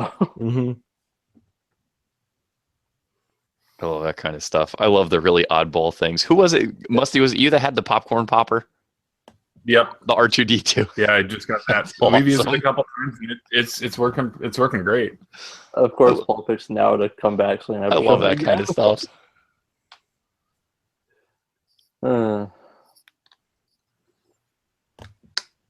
Hey, Paul.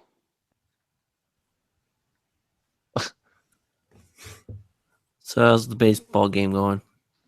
Top of the ninth. Yeah, they're losing. What's the score? 5-2, and the tying runs up at the plate right now. Oh, I should go turn that on. Oh, let's go triple play here. Okay, I guess I'll wait for him to come back again to show this, but whatever.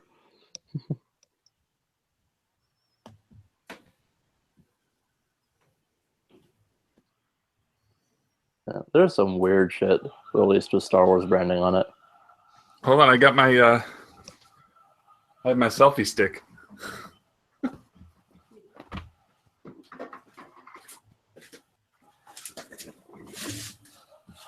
Oh god, that's hilarious.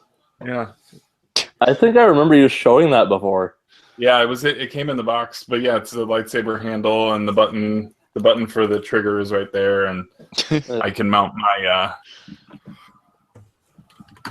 it came with a little mount for the camera, but I use this one that I can put on my tripod and just screw it in there. But yeah, it's awesome. It's pretty awesome. Hilarious. I love random crap like that. It's coming with me to Portland. Yeah. Just in case, Yeah. What's that, a week and a half away? I get on a bus next Wednesday. Oh, nice. And then I fly out on Thursday. Anyway, what transition to the selfie stick was something I showed. I just showed it because Rocket hadn't seen it, but then you came back, so I'm going to show it for you now. Paul, if you want to pay attention for 10 seconds. This is my one pickup. And he's not paying attention at all. Base hit, run. 2 runs or just 1? I'll just unpresent myself for the moment. Just 1 run or 2?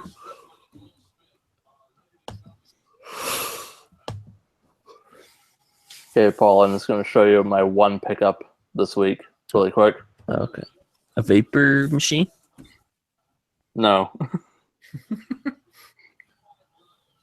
Impressive. Darth Vader humidifier. It's just so weird. Nice. Is it dry? I have a hard time believing it's dry out in BC.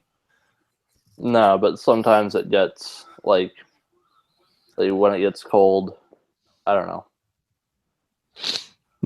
Sometimes I need a humidifier, but We I use don't have one. So We use a humidifier in my house when we're using the space heaters because the Yeah, space heaters dry out the yeah. room. Okay. That's why I got it. I forgot like the exact reasoning why I needed it, but that's exactly what happens. When Yeah. it gets really cold, you use the space heater and everything gets dry. Yeah, the electric heaters just suck the moisture right out of the air. Yeah. It's dry And here. in the off season, I can display it as a Darth Vader head for no reason at all. Does it light up at all? I don't know. I haven't taken it out to try it yet. Looks like they got a picture change. So is it 5? It's 5-3. Score tying runs at second, no outs. There you go. And they just pulled their closer off of the mound. Yeah. That's not good. Yes, it is good, Paul. It is good. No, I mean, or sorry, I guess it's not good for you. It's not a good sign for the team. Hey, have any of you guys ever played this? I have it digitally, but no. And I have Okay. the one I paid 99 cents for right here. Yeah. I'm considering, I'm looking at my trade pile, and like these 2 PlayStation RPGs I got, I'm not, I don't know when I will have the 50 hours to sink into these because it's not like a series that I know or care anything about. So I'm probably already made up my mind, but I thought I would ask and see if you guys knew anything about Legend of Dragoon or Wild Arms 2. They're both good. Okay. Well, I mean, somebody will want them. Yeah, For sure. they're definitely saleable. Yeah. And they go on sale on PlayStation Network all the time for $1. So if you wanted them again, you can get them that way easily. Yeah, that's. I think I got to turn down the game. That is a good point. Fuck, this is stupid then. I'm playing Mario World 1-1 again. Camera's not focusing on this stupid screen. Has anybody done the infinite lives trick yet? No. Because that's kind of how you win. Yeah, I've been trying to avoid looking things up. I just hit 3,000. No, not 3,000. That would be extremely pathetic. Wait a minute. Is that 30,400 on one life. 1-1 or is that 1-3? 1-1. That has the turtle at the stairs. I don't think it has a turtle at the stairs. I think you're thinking 3. Is it? I thought it was in World 3. No, it's in World 1. It's either 1-3 or it might be 1-3 then. The challenge is for World 1-1, so. Yeah, no, I'm just trying to think of which one has the Koopa at the stairs because that's how you do the infinite lives trick. You jump on the Koopa against the stair and it racks up infinite lives. Yeah, that's not it on this level. I can keep playing and see if I can find it. The oddest thing I'm taking to my convention for sale that I have. I don't know if you guys can hold on. Let me open the case. Huh. It is definitely an oddity. Isn't it weird? I'll present. I got this at a yard sale. I picked this up at a yard sale. It came with the Philips, obviously, in the box with like 4 or 5 other ones. These were the ones that would have been at like Sears or something like that. And it's an actual full version of the game. Oh, nice. It's just incredibly unusual. But that's my oddball thing that I'm taking to the convention. One of the things I'm getting rid of. Yeah. If you want to convince someone why not to buy your product, definitely show that. Yeah, for real. Incredibly terrible. It was so annoying with that challenge to find out that it was only on one life that you could There you go, do it, Musty. but it wasn't listed in the rules at all. Tying run scores. Did you just? Oh, you're like 30 seconds behind. Yeah, I'm on my phone. Yeah, I just saw that come in. Well, You do actually, I live skipped sports back 20 spoilers. seconds. Double right up the middle. Musty, you're right. It's 3-1. What? I just looked it up real quick. It's 3-1. You're right. It is 3-1. Okay. It's 3-1 where the turtle's standing in front of the staircase. At 5-5 now. You're really behind New Jersey. Yeah, it's 5-5. Huh. They just threw over. Shitty throw. Oh no, I was talking about the World 3 one. Mario. Yeah. Not Fine. sports ball. Sports ball scores. Sports ball. What's Melissa talking about? She said, "How about go to a bar so I can drink away the score?" Maybe she didn't see the score yet. What is the strategy for World 1-1 other than like getting the extra life after that pipe? World War One. World 1-1 the Duke of what is it, Ferdinand? Or he was assassinated. I don't know. Actually, I got to start playing through 1-1 to try to. I want to do that myself too. I don't know if it's more lucrative. Of 1-1. Yeah, I don't know if it's more lucrative to drop in the pipe or to stay out of the pipe in the beginning. Yeah, I've tried both. I got a higher score dropping down the pipe, but it depends on how fast you go, I think. Just because the final, like, counting down your time remaining. I can go play that now. I'm pretty good at Mario. Yeah, that's the beat my score challenge right now on the forums. What's the emulators getting?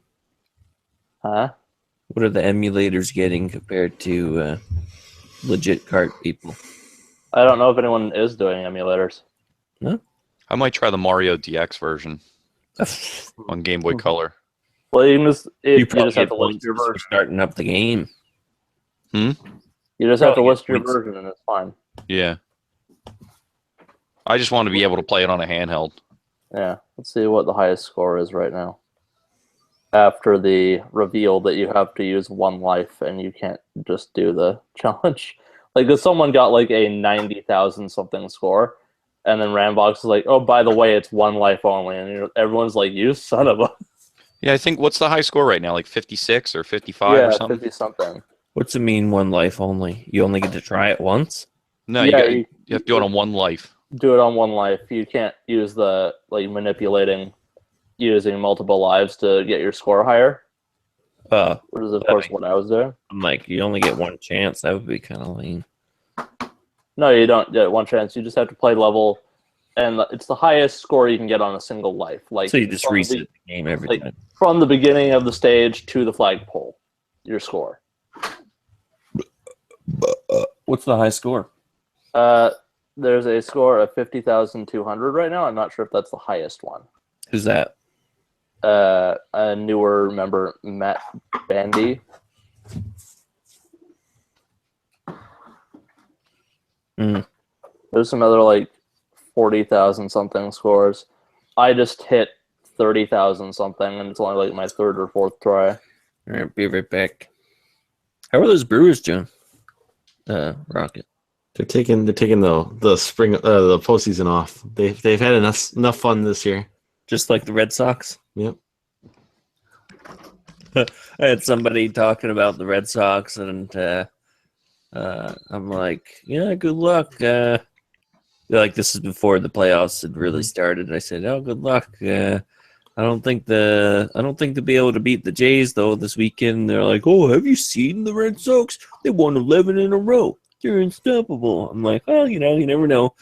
End of the season, well, Jays ended up taking that series and I was actually looking for my Giants shirt and Indians hat today before I came out. And then as they get into the playoffs, the Jays just swept the Rangers, and of course the Red Sox were swept. So I went back to that Facebook post. It was on somebody else's wall, so I had to look on somebody else's wall. And I went to that Facebook post, and I just tagged that person and posted a picture of a broom. I just let it at that, and other people were like, "LOL." Like, yeah, nobody cares about Canada anyway. I'm just like, and then I posted a picture of a bucket, and then I said, "For your tears." He's like so pissed off. He's like, "This is the Red Sox nation," or he was talking like first person, saying "we" and the team, blah blah blah. I'm like, are you a shareholder? Like, you partially own this team? Who's this "we" that you're talking about? He's like, "We is the Red Sox nation. If you knew anything about Sox baseball, you'd know what that is." I'm like, oh, okay, we got it. we got a diehard blue baller for the Red Sox. Though, so. More like the Red Sox. I don't And know then- anything about baseball. And then so I just thought it was funny to. I like watching sports, but I don't. It's nothing personal. It's a business. It's a franchise. It's entertainment, just like anything else. So when people get too attached to it, it's really easy to razz Buzz them the about balls. when they lose, when their team loses. So that's kind of fun. So all right, I'm gonna go get some Mario. Sounds like everybody's playing. Getting the Marios. And I just sucked again. I'm so lazy. I should have really just pulled the console over to where I'm sitting so I could restart it without having to get up. But I didn't do that, so now I'm just intentionally going to the next level and dying over and over until I run out of lives so I can restart the game. First run 25,750.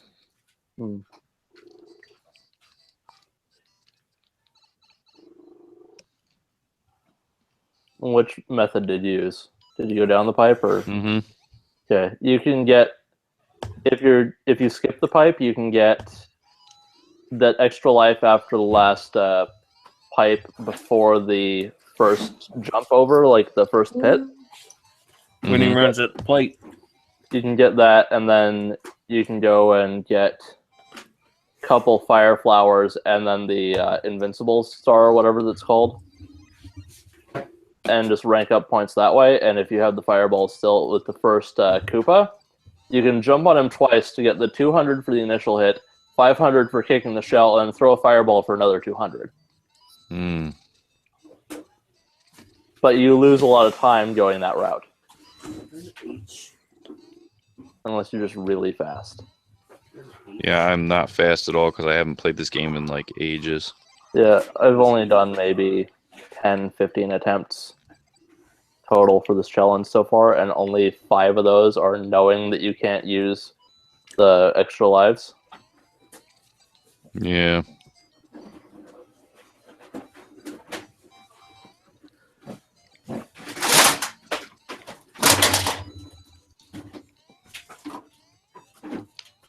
Oh man. This version's actually a terrible one to play too because the screen scrolls pretty badly.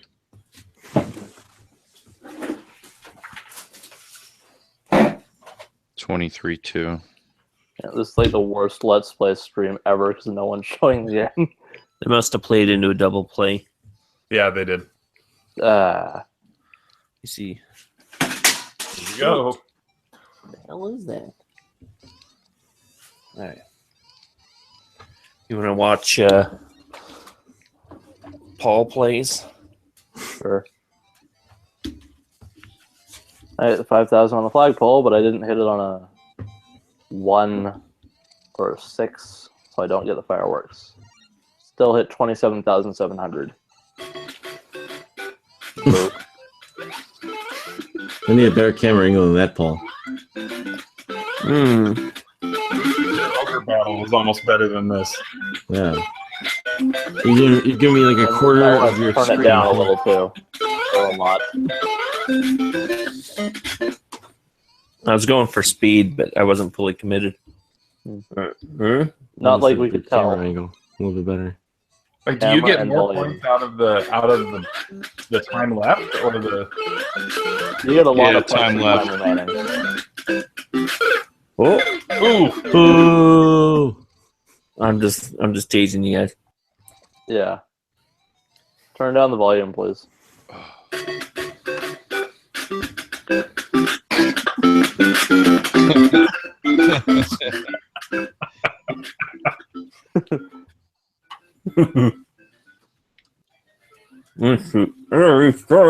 Start late. Why don't you This is get some Legos like Duke does? Fill a little Legos. tripod. There we go. Oh, there we go. Yeah, this version's okay. terrible to play for that. Got my nifty SP with the weird Batwing controller holder on the back. Okay, let's see what I got here. Failing getting the fireworks. 28,000. Has anybody ever seen this little contraption? Never. Oh. And it Except for actually the retracts. Huh. Ta-da! Kind of cool though. Yeah, it makes it more Yeah, comfortable to folks. hold. You get rid of the sharp corners at the bottom of the SP. Yeah, sharp corners. Yeah. Freaking dig into your NES palms. controller. Yeah, You exactly. guys are, this I- is throwing me off. I'm not holding it that way though. I'm holding it like just kind of hands on the side of the controller, away from the corners. You guys ever parkour Mario? Huh? What? Parkour. The YouTube video? Oh shit balls. They're just making Shitty joking about how balls. Mario just jumps on everything.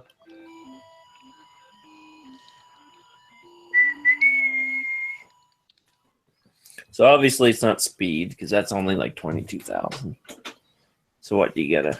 You gotta kind of do a combination of both. You gotta manage to hit Yeah. everything without missing a jump, and then also get a really good time. That's my problem. Is I miss jumps constantly. My timing's terrible. Yeah, and I always like hit the brick that I have to hit in order to jump up and destroy one of the blocks. Don't know why it said bricks there. I'm playing the game, so I'm not paying much attention to what I'm saying. And I messed up everything there. Stupid jumps. It's funny when you hear challenges like this, you're like, "Oh, that's easy," and then you go to do it, and you're like, "What? How's that even possible?" Yeah, it's like, okay, you just have to hit the multiple lives to manipulate it, and then it's like, oh, someone got 90,000. I feel sad. Somebody got 90,000. Yeah, that was when it was like we didn't know we had to use just one life run. But still, the high right now for one life is like 55 or 56,000. Yeah, 50 something.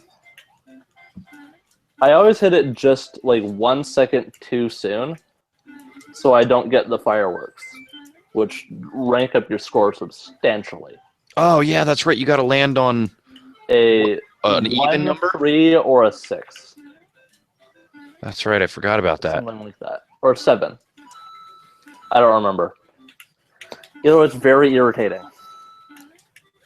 I think it's even numbers get you the fireworks, and odd numbers don't give you any. If I remember right, hearing from speed runs, like you want to land on a 3 because it gets you no fireworks at all. What? Never mind.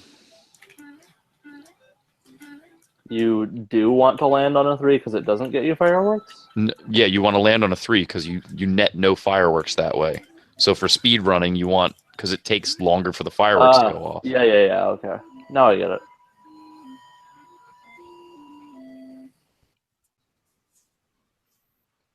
So there's certain levels where the guys will literally just like stop and wait a second and then jump. Yeah. 2 down. 2 what down? Yeah, Two outs in the we're ball. watching Musty. You don't have to say. You're in extra innings. I know, but I just want to make sure you guys know where I'm at so that you're not 30 seconds ahead of my celebration. Oh yeah, I'll tell you. Don't worry. I think I'm ahead of you. So if you see me smile, it's bad news for Musty. I don't watch We have a sports separate anymore. Cartridge Club Blue Jays chat on Twitter. It's pretty epic. We talk like the whole game. Let's go Indians. Where's the Yeah, Indian? I'm not inviting Oh, you wow. there. We invited Duke for the Orioles game. It was pretty funny. He's like, "Are you kidding me?" We're like, "Yeah, shut up. Go home." See if that gives me fireworks. It does not. So it's not even numbers. No. Yeah, So I then hit, it's specific numbers then. yeah, I hit on a 4, so it didn't give me anything. 27,900. That's not my highest score. I have to get the fireworks, otherwise I can't get any higher. I stopped watching sports like 5 years ago.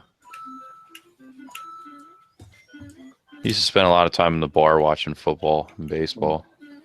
I don't remember when I stopped watching sports because I never started.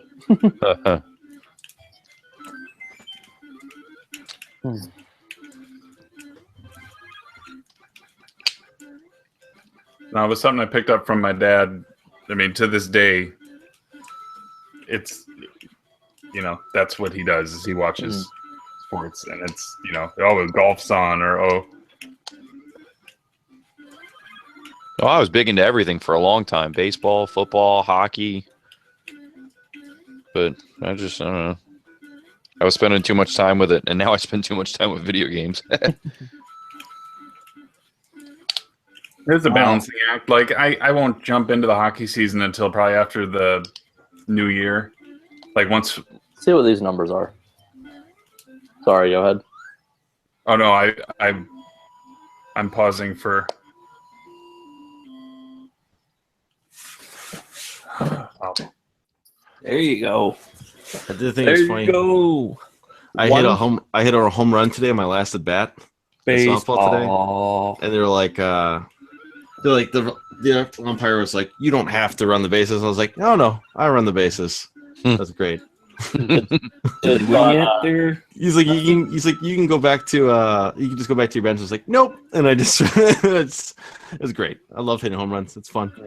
It's 1, 3, or 6. There we go. Fireworks. Did the Cubs win, or are they? Unfortunately, Yes, are they still at bat? I knew that already.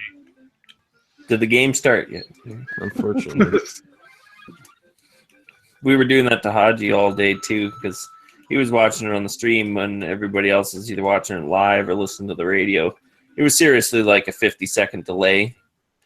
So we're like waiting, and then Mars finally chimes in. He's like, "Are you there yet, Hodge?" And he's like, "F yeah!" Like a minute after the game was over. And we're all like, "Yep, Jays win." I'm gonna go see if I can get some popcorn or some pretzels here, some snack. I'll be right back. Popcorn or pretzels? I need to get a beer so I can shake it up and spray it all over the place. I hit a 2. Damn it. Hitting that jump and landing on the exact second you want is really hard. Musty, do you go to conventions a lot? Shoot. This will be my first. I mean, I went to a Midwest Gaming Classic, but this will be my first big convention. When you go, I did like. Go to. This is a good. I did Cedar Rapids Comic Comic-Con, but that's not a gaming convention. I'm like, being that I sell a lot of the stuff at conventions. When you go and say you're buying NES cartridges, that's actually what I'm kind of curious about. If you look at price charting now, there's very few games that are under the $3, $4 mark. Is there a certain mark where every game is supposed to be a certain price when you're a buyer? Like, is there a bin of it has to be $2 games or $3 games? That's stuff that's under $5 usually. I mean, I think it comes down to average, right? Like, if I can pick up 4 games for $20, but like one of them is, an $8 or $9 game, then I consider that, it all kind of evens out. But are the days of $2 NES games, are they gone at conventions? Like, that's what I'm asking. Like, when you walk into a convention, do you expect to see $2 games? I don't know that I expect to see that. I've seen people say like, "Oh, here's the dollar bin" and stuff like that, but Yeah, the there's dollar some. bins that They're all really common. You'll already have them. Yeah. But but I those mean, are $1 or unless 2. they have so much overstock that they, like they've got 10 copies of something, then I could see their price being much lower. You're not going to get Castlevania for $2, but you'll No, get. I'm talking the games like Tiger Heli, To the Earth. I'm just scrolling through the list here, and these are Yeah, all you'll games get- that are $5 and under. You'll get crap games like that. Yeah. I like Tetris Kelly 2, Tecmo World Wrestling, Ninja Turtles 1, like stuff like that's all like $5 or so. Ninja Turtles is probably like $10 now. Yeah, Turtles is up in the $10 Just range, because I it's the think. Turtles game. I think it would be interesting to try and do a beat my score on Tiger Heli. That would be fun. I'm just trying to figure out what I'm pricing stuff at. I don't want to overprice the small stuff, but I don't want to give it away anymore because it's not easy to get anymore. Like I honestly think like if you did $3, like $3 is I think a pretty nice for those like common games. That's what I think it's priced them all at. Yeah, I think that's reasonable because then you've got the guy who comes in and he does pick out 4 of those common games and giving them doing 4 for 10 then for that guy who's taking then 4 of them out of your inventory is, that I think makes sense. Okay. The stuff like MLB and NFL, like the really common sports games, I put at $2. And then the more uncommon games like Kid Nicky and stuff like that are like $4 or $5, I put at like $4. But most of them I put all at $3 a piece. Like Top Gun and Tiger Heli and what black box titles do you have that you're getting rid of? I don't even know. I know Clue Clue Land and Ice Climber and I need Ice Climber. Well, I have to go wake my wife up for a second. And then She's sleeping just again? So she can know. Not making you a sandwich? What's the deal with that? It was funny because after that really, really long game last night, I went to bed and she's like, "Did they win?" I'm like, "Go to bed." I stayed up way too late last night, which is why I still have energy right now. I don't even know all the black box ones I'm getting rid of because they're all in alphabetical order instead of like together in a lump, so they're kind of spaced out. Well, I need Ice Climber. I need Clue Clue Land. I need. Well, everybody probably needs Stack Up. Yeah, I don't have Stack Up. Donkey Kong Junior Math? No. Donkey Kong Junior Math? Sure. I don't need Stacked Up. Volleyball? I got volleyball. No, Ian Ferguson was selling that at his table at Portland for like $5, $8. I actually have 2 Famicom converters too, a Gyromite and an Excite Bike.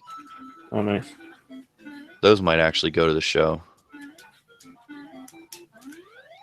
think they're still like part of me $30. Would like to find a Famicom. Like you could kind of like what you did, Like Paul, $10. Yeah, I mean, like that's the wild card for me right now. Is like I don't know. I didn't plan on buying it, but it was something in the back of my mind, in the future, and Yeah, totally. it was there for $10. I'm like, why not? Like if there's a cheap Master System, I may do it. But then that adds a whole list that then I games that you need to buy. I need to come home with a few games. All right, so I got over 30,000.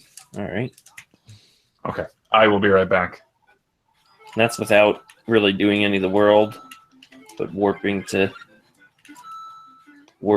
the tunnel, getting the coins.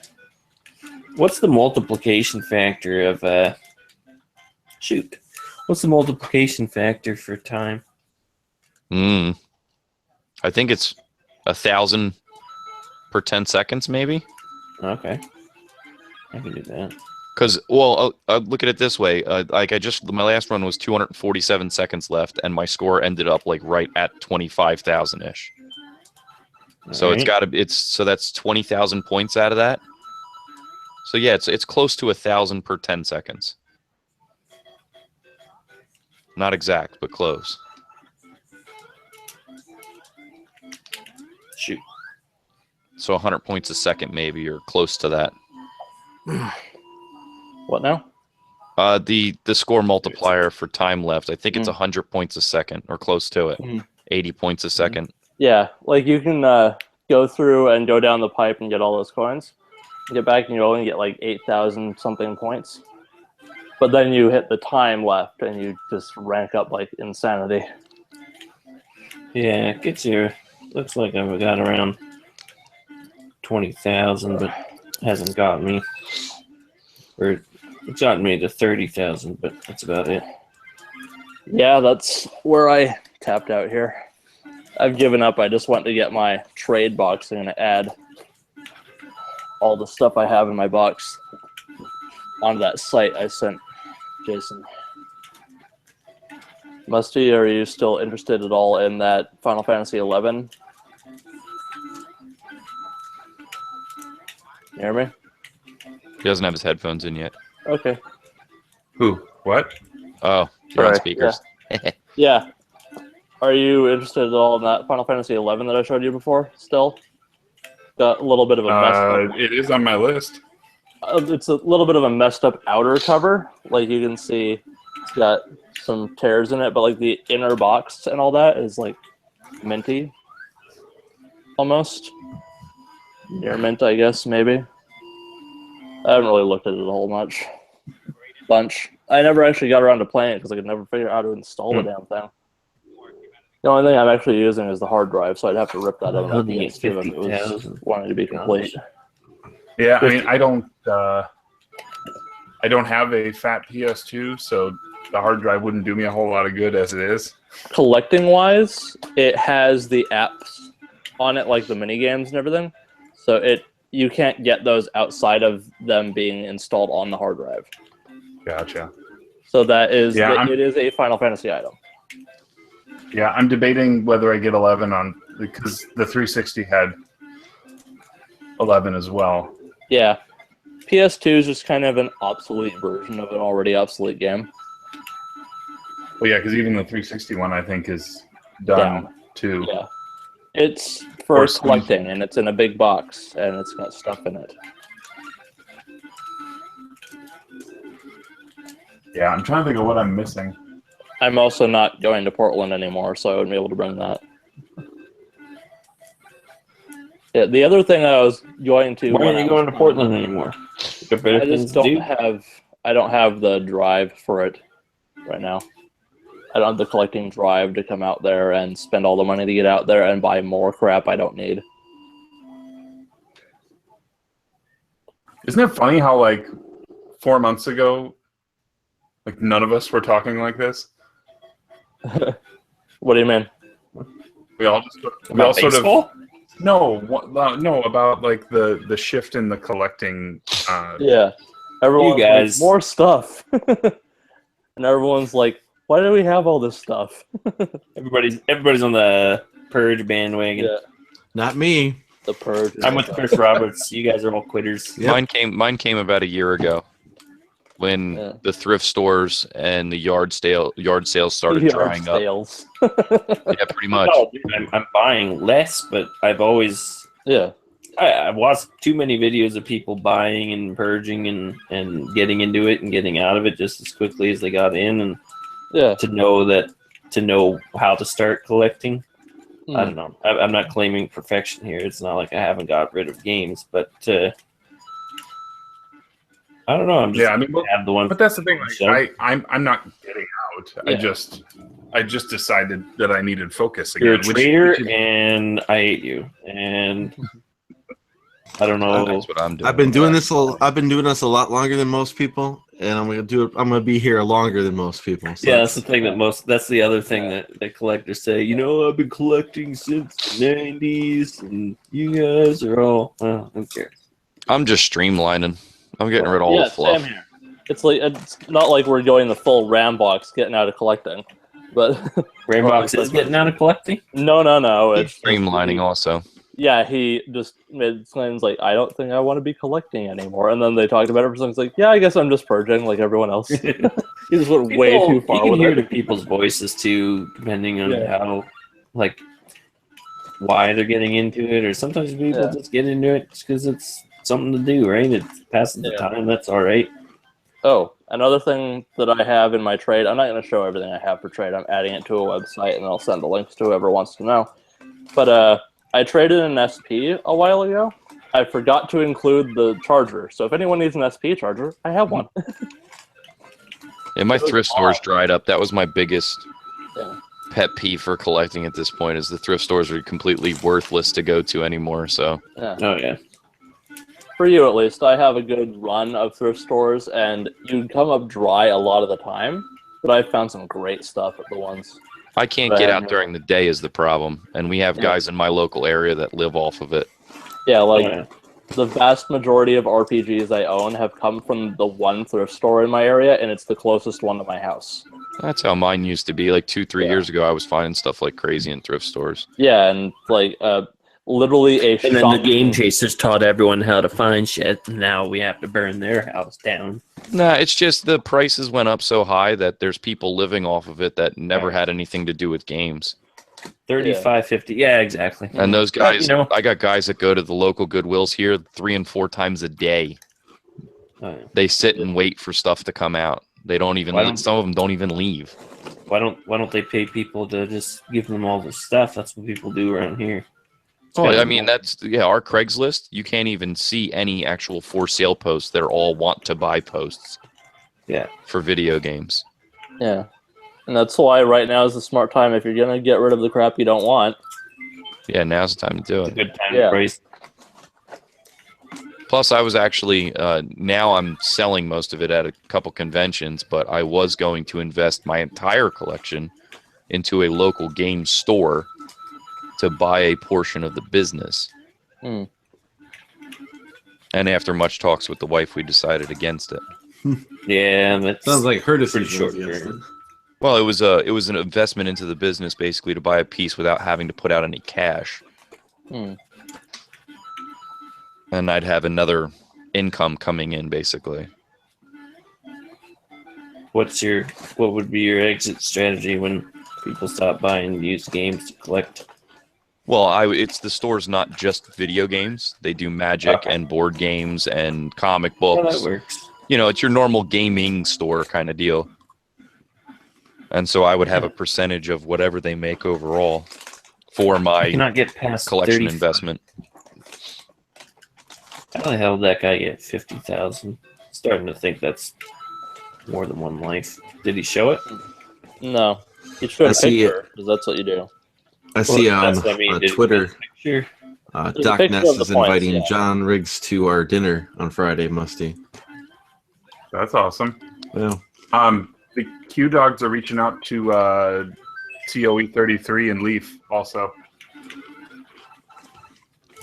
That'd be nice. I mean, it'd be nice to have that non. Because once the Saturday starts, That those was guys are cool. just they all have to be kind of on, right? It'd be nice to have a casual. Just, sorry. At least be able to be like, hey, I've seen your name before, like that kind of thing. Have you guys seen that? Well, it's new, but not really. Trick now where people can warp to the minus world if on their second playthrough with the vine trick. Do you see that one? The one with the vine. Yeah. So yeah, I've seen that one. I didn't discover anything, but like just the way that the worlds are mapped, I killed a Goomba, and it fell through the hole. I jumped up on the next layer, jumped high, and I got hit by that Goomba that was falling into the hole. It's pretty cool. Never done that before. It's funny. Is it funny? Is it? It is. Is it? I can't get over 35. Let's see some of these scores. I'm going to call BS on some of them. Cartridge. Because if I can't do it, but I'm the best club dot org. Oh, you're posting. Featured content. Wow, this is interactive. Is that what it is? Yep. Yeah. My score. Wow, it's got its own freaking thing and all. You guys have really changed this around. So far behind. I'm probably like 20 episodes behind on STC or whichever. What the hell? 93,000. That's before they confirmed that it's only on one life. That is at 48,000. That's again. If you scroll down, I saw some rumblings on Twitter about it only being one life. You can't use multiple So lives. 44,000. Basically, go to page 2, and then you have the legit scores. Yeah, they said Ramvox announced it on Fandango. Yeah. Player 2. One life. 44,050. That seems. I don't see where this page. I see this beat my score thing with the pictures. That's it. Yeah, that's it. But like, is there a forum? What do you mean the second page? There's only 6 photos. Scroll down to the bottom, and there should be a page 2. No. Let me see. I didn't click through that way, so.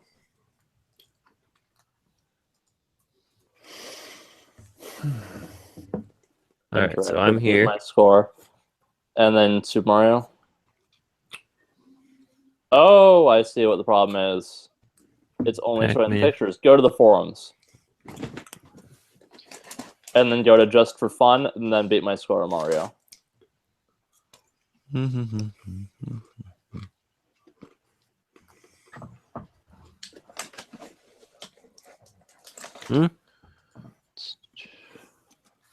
Just for fun.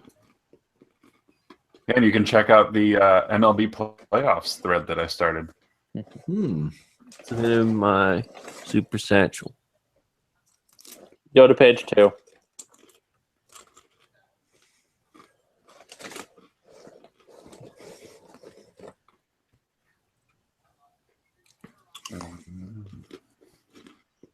I don't understand.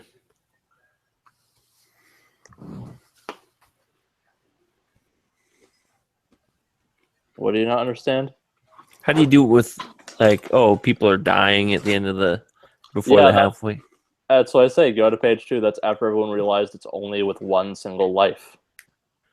So cartridge P2 said version with one life. I think I see the trick on how to get higher, but I'm not very good at it. Yeah. Oh, okay.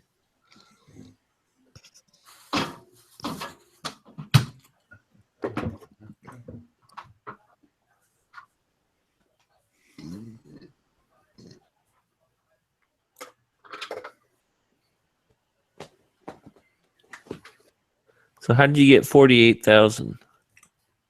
I repeat, go to page 2. You can tell by like the coin amount. If it's over 23 coins, it's probably a multi-life play. Mm.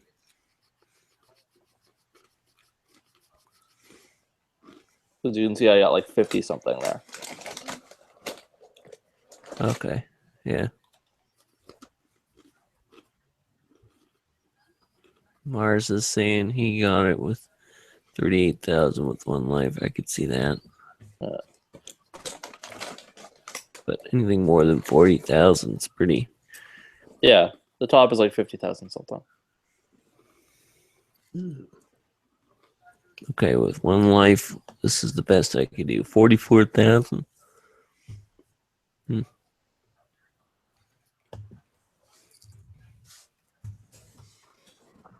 All right, guys, I got a question for you here.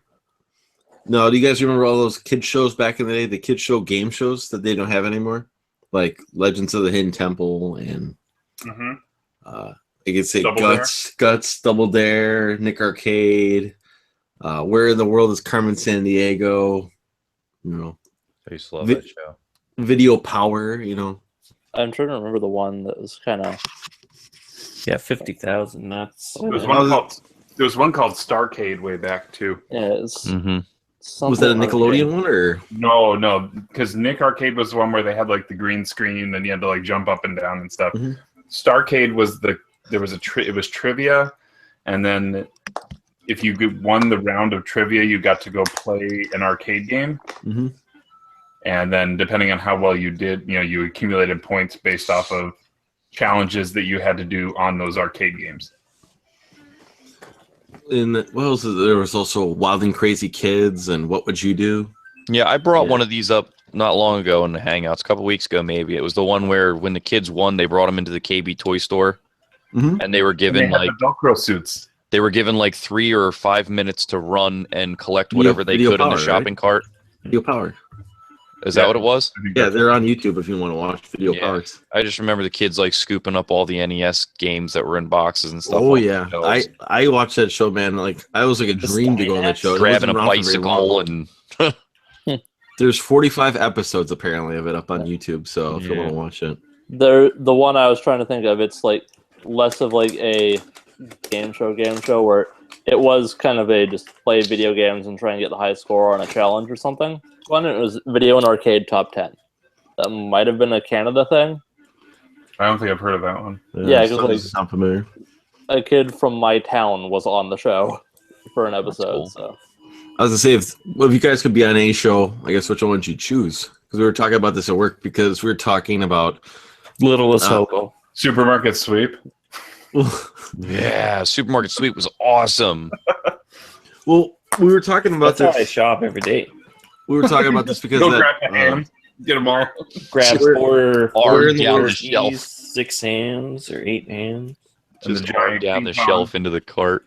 was that show inspired by that Married with Children episode where they had like a supermarket sweep with him, like the Bundys versus the Darcys? It was very much the same thing where the winner, whoever got the most food in the shopping cart at the end, like the grand total, won it all or won the money or something like that. Might have been the other way around. That's a I good show, don't, though. I don't see how more than like 30 something, like maybe 40 is possible. We were talking about that because Legends of the Hidden Temple is getting like, I think, a made-for-TV movie or something like that. Yeah, so the, it could be, the trailer just dropped. yeah, but it's made for, it's going straight to Nickelodeon. It's not in the theater, so it's, in my opinion, those movies aren't real, you know. So, but we were talking about it, you know, because we were talking about like how the Silver Snakes and like never ever made it to the finals ever. Like they're the unluckiest. If you were a Silver Snake, like they must have like, you know, grafted you as the loser squad or something like that. Was it the blue Barracudas. Barracudas? Red, like red jaguars, green monkeys, orange iguanas, silver snakes, purple parrots. Was there a salamander? I think it's the orange iguanas. Okay. But no, it was good times. I always like Guts though with the like what's it called Guts was awesome. the Kraken or something was it or the Crag. The Krang? That was great. The crag. Yeah, that's great. Yeah, it was a huge trophy. I wonder if on eBay if anyone saw any of that. I would bet you there's probably one out there. The aggro crag. That's what it was. Yeah.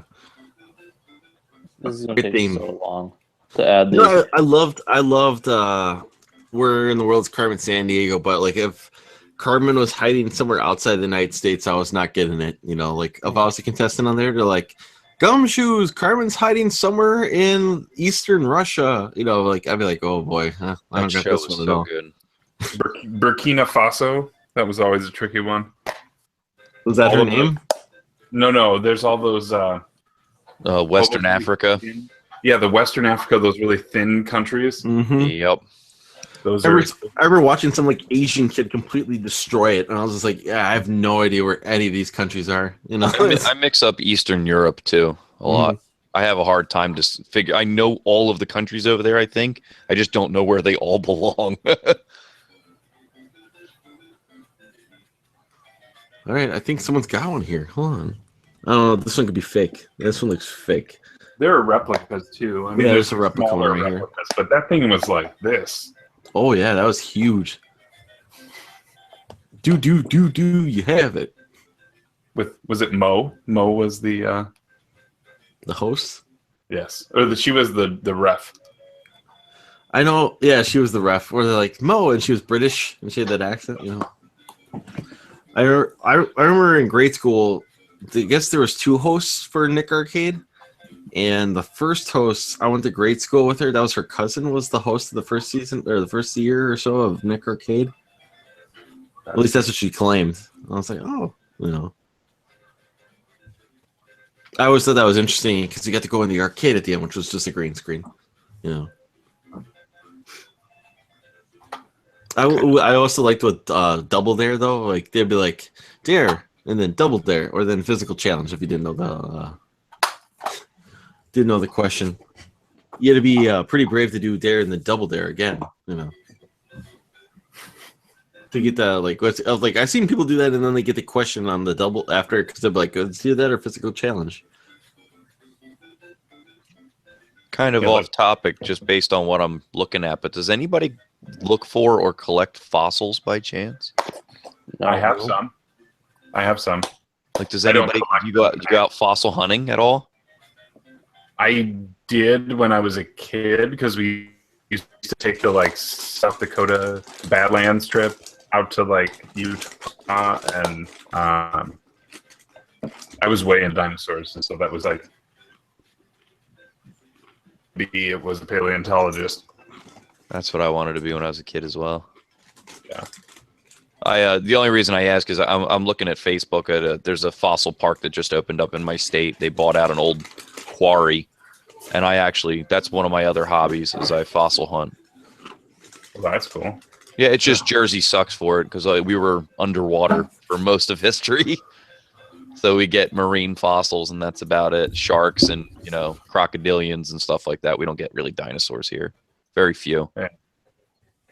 There's so a town near mine was in basically a coral reef, and so it's now named for it because there's just all of the rock has just lots and lots of sea life fossils in it, which is kind of cool.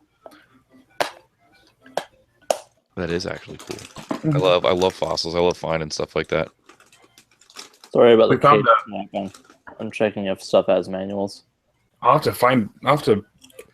Do I have that back home? I used to have this. I have a skull called an Oreodont, which is like a small, maybe about the size of a. It's like about the size of a pig, but it's more of like a horse-like creature. Oh, okay. From and I think the Miocene period probably. Probably. Later, yeah. I mean, it was like post Ice Age. Yeah. But they said that. But I found this. Yeah. So we found this skull. I can't remember if we bought it from like a roadside vendor or something, which we probably shouldn't have done. Because that sounds reputable. Yeah. Well, I mean, it was probably found in a national park, and that's probably very illegal. But it's a pretty cool skull. It's about 2 fists big, but it actually has a split down the middle, so you can open it up and like look on the inside, and you can see like where the brainstem would have come out, the skull, and all that. Yeah, I'll have to get some pictures of that. I just can't remember. I used to have it at work. I think I brought it home. I love stuff like that. Yeah, I go my other hobbies aside from video game stuff and collecting and all that jazz is I look for fossils and I look for Native American artifacts. I walk farm fields, private farm fields. Looking Arrowheads for and stuff. Yeah. Of these were from the Indian heads. You know where that's from? That's a bad impression of that quote. You know where that's from? Bad everything. I don't know what it's from, but it was just bad. Yeah. Napoleon Dynamite. Oh. Old guy's like, did we're from them Indian. He counts it out. It's like, that's like $1 an hour. That's when he's eating the egg salad sandwich. Yeah. You can't understand anything that dude says. Makes me laugh.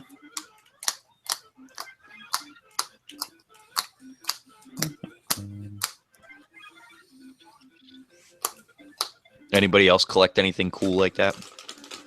No, just Star Wars stuff. That's cool stuff. Just Star Wars humidifiers. Yeah. All right. Let's see how we get here, buddies. I don't have a complete set of them yet. Yeah, I think anything's. I don't even know if 40,000 is possible. What was that, Musty? Really fast.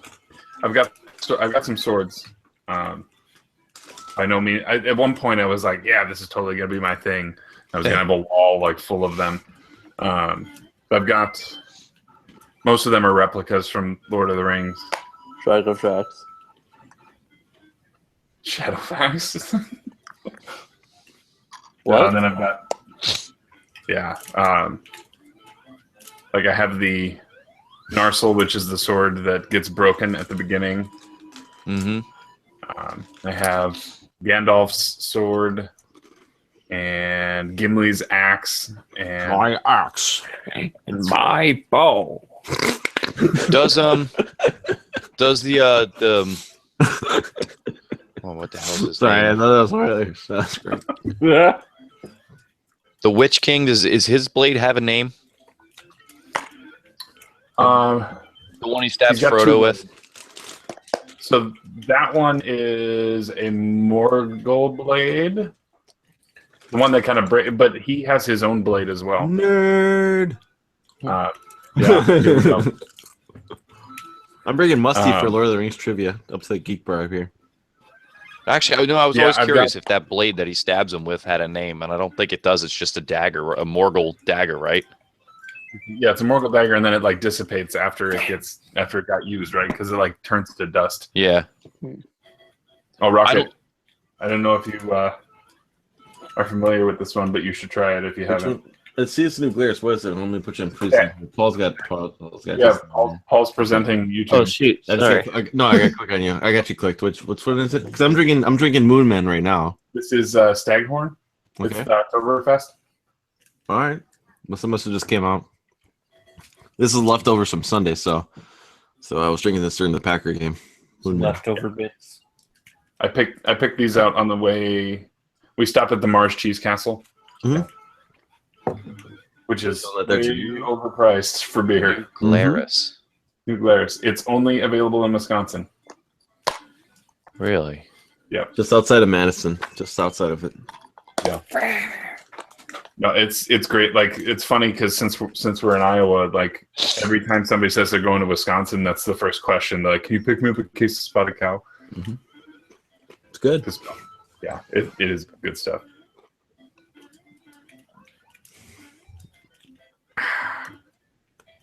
So many PS2 games I have to add to this damn list. Are you sure? What are you gonna do with all of them? What do you mean? Purge them? Yeah, I'm purging them. Yeah, I don't know. How dare I get rid of Hot Shots Golf 4? Yep. Hot Slots 4? Hot Shots Golf. Hot Slots Golf? Whoa. Getting a franchise going here. Whoa. Got some hot slots for us. Hold on, I'm going to take you guys on a little tour. Canadian Hot Slots 4? What? It's the greatest hits edition. I'm watching. This is impossible. I'll just present here. Somebody's got to do a video for it to be legit. All right, this is a tour here. 44,000. Nice. Nerd.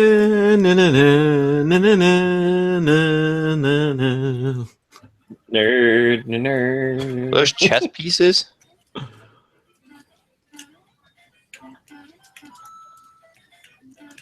Ask you a question, Musty. Belloc. Belloc. They look like chess pieces almost.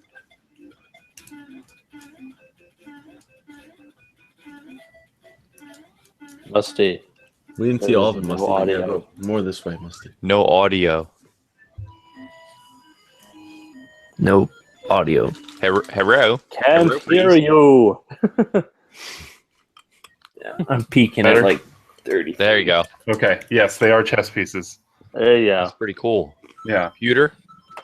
They look to be. But yeah, there's Nice. Gandalf and Aragorn in the king armor, and Frodo, and then we got one of the riders, and Saruman and Gollum. What's your opinion on the animated films, Musty? You mean these? The Bankin and and what is it? Rankin and Bass? Yes. I These absolutely love those movies. The Hobbit's probably my favorite. I still need to watch those. The Return of the King is weird because I saw that after I had seen. Yeah. Then there's this one. I have not watched this one yet. That one's good. There's a Blu-ray of that now. It's a good flick. It really is. And then, yeah, The Return of the King is weird. I think a little bit because that one I don't own. I remember seeing it years ago, but I haven't come across it since. I have the other two on DVD now. I also have them on VHS, but I can't find Return of the King.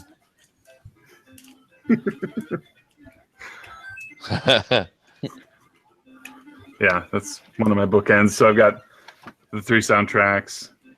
I had the cartoons. I've got the movies that I own, and I haven't bought the other misty mountains calling. Here's some Denny's playing cards, or not playing cards, the collectibles from the. I can't. Actually, I got this here on my phone here. I fall asleep every time I try to watch the Hobbit films now. I can't get through them. Yeah, these are from put you to the sleep a little. Return of the King soundtrack. They had a bunch of different cards that came with it. Oh, that's cool. And then this is a picture of me at Trilogy Day.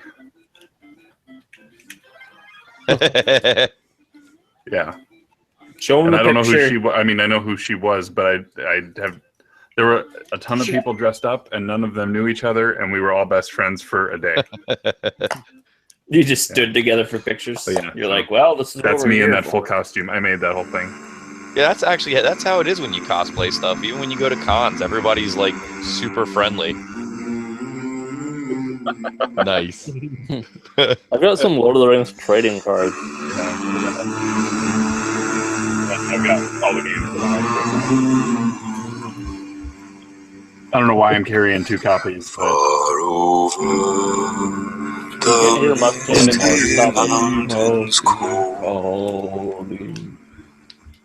Wow, a whole headset. That's awesome. yeah. It's numbered too. I had a Star Trek one. When you get that flag, you can play any more of that music. I'm actually not kidding. Man, that's loud. It is.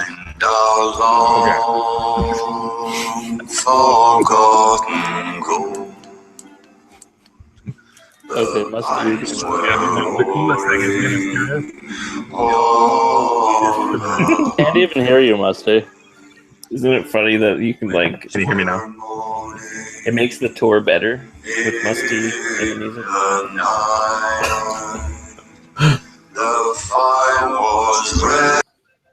I am muting that because we're gonna get flagged for it. I'm not kidding. Oh, that's very true. We don't want to flag for Paul. You can get flagged in Hangouts.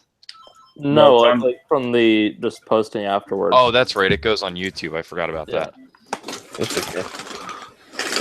He's gonna say remix at the end of it. That's all. Yeah.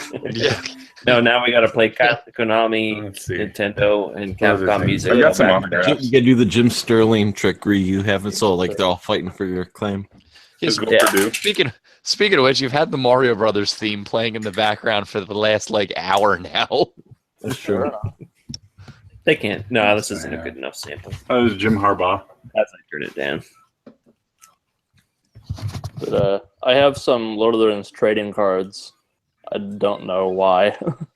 I think I have some Lord of the Rings Valentine's Day cards if you want them. Actually, That's odd. I but that's have cool. Lord of the Rings stuff around here. I just don't even know what I have. I think it's stored away. I Like have, those like, ones this that you hand little- out for grade school, like the I choose you ones. I have like this tiny like lore book. What are some of those Valentine's Day cards? Yeah, these are stamps. Mm. And then, yeah, these are double-sided. See if we can find it real quick. I'll be right back. They came with Return of the King. So they've got like nice full color.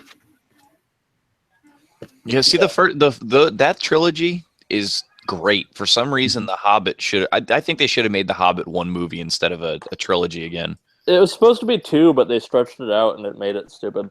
It made it so long and just boring. Not to mention they changed the plot altogether. Yeah. Sort of.